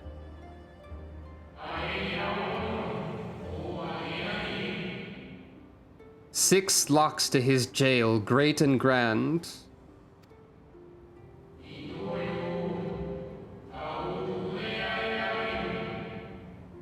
Gargantuan swords driven deep, brands to bind Zodiark forevermore. It's a good thing Xenos doesn't like swords anymore, because he'd probably try to steal those. Now that he's on the moon.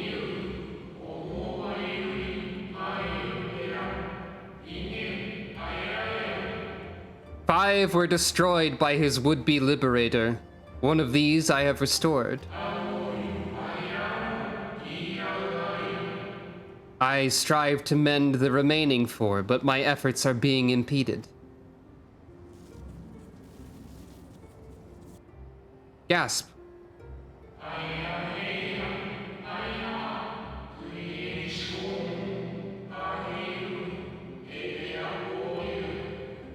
Souls sacrificed to summon Zodiark, their manifestation, consequence of the waning seal.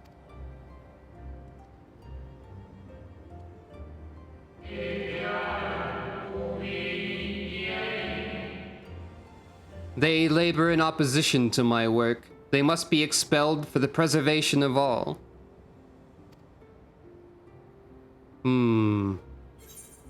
Keeping Zodiark imprisoned is the right thing to do. I will aid you. Or I will only resort to expelling them if all else fails. If keeping Zodiark imprisoned is the right thing to do, or I will only resort to... First one? I'll help if that's correct.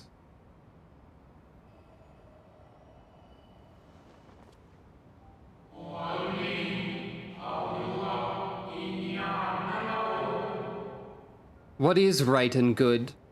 Ask 1,000 souls and receive 1,000 answers. I offer none.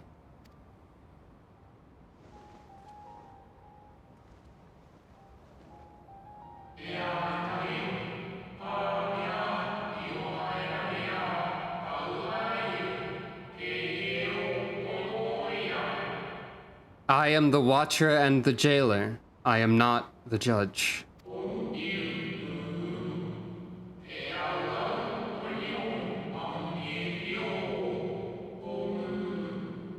Know this, Hydaelyn commands the forces of stasis, and this moon is the product of such power.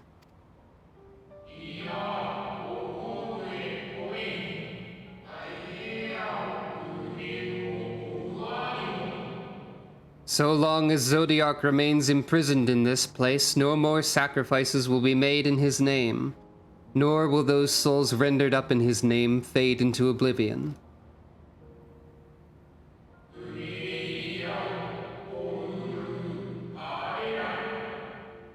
Go, meet with these wandering spirits. Do what you think is right.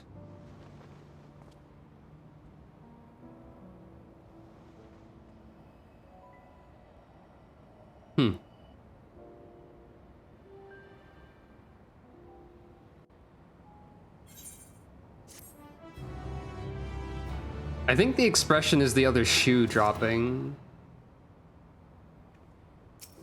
Perhaps.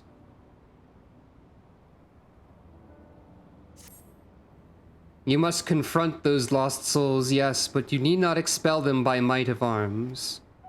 A feather touch, a firm word, simple methods may send them away, faint echoes as they are. Where the strength of sentiment that drives them, however, emotions that do not fade even with the passage of centuries. Nod. And make haste, though yet distant, unwelcome guests draw closer.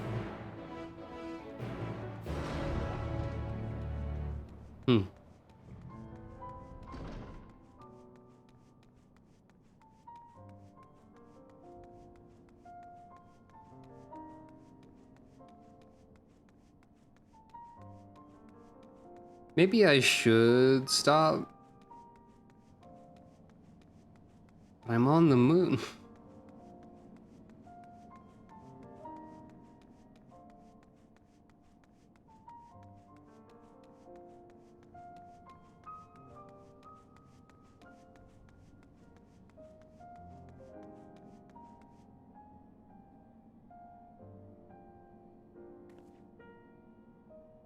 Oh, are they? Yeah, you're right.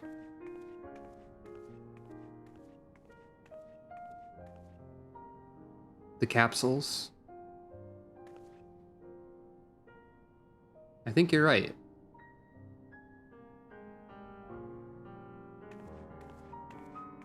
I guess the large ones are for big ideas or something.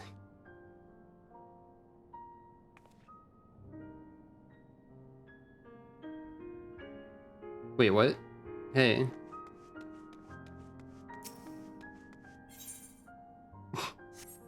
This pillar is a store, I guess.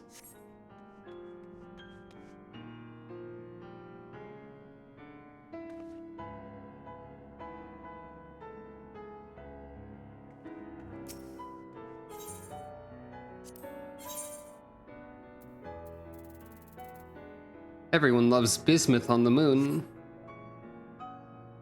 This isn't the silliest shop in PC. I can believe it, I think.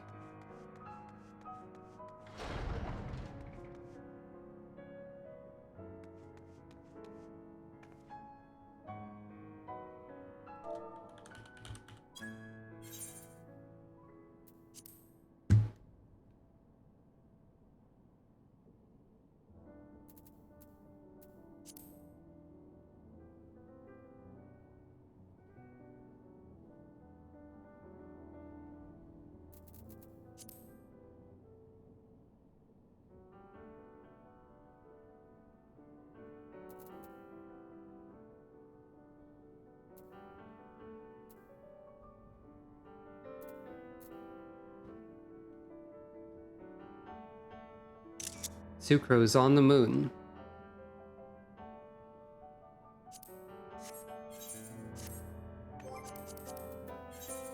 Until she's not, of course.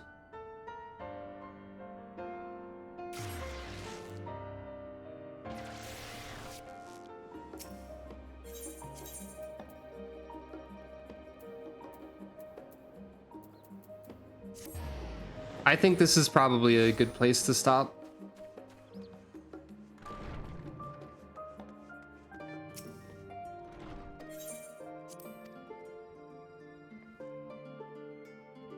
Let's see what... Oh wait, right. I forgot I started assigning a different kind of venture again. So I don't have quick venture.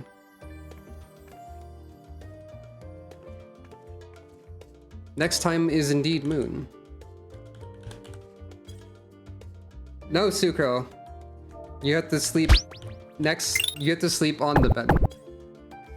Not next to it. Thank you for petting Calico. Thank you all for watching. Thank you for petting Calico. This has been Final Fantasy XIV Endwalker. Sucro got to the moon. As usual, if you're interested in any links related to social media or donation, the nation that creates all of the doors, donation, rather. Borealrobin.card with 2 Rs.co. following and subscribing here would also be very helpful if you haven't and would like to. But you don't have to do any of that. It's optional. I appreciate you being here. And I will see you next stream, which is probably going to be on Friday, and probably going to be more of this. Unless I don't feel well on Friday. But, you know, ideally. Moon. Good night, everyone. Have a good rest of your day or night. Moon.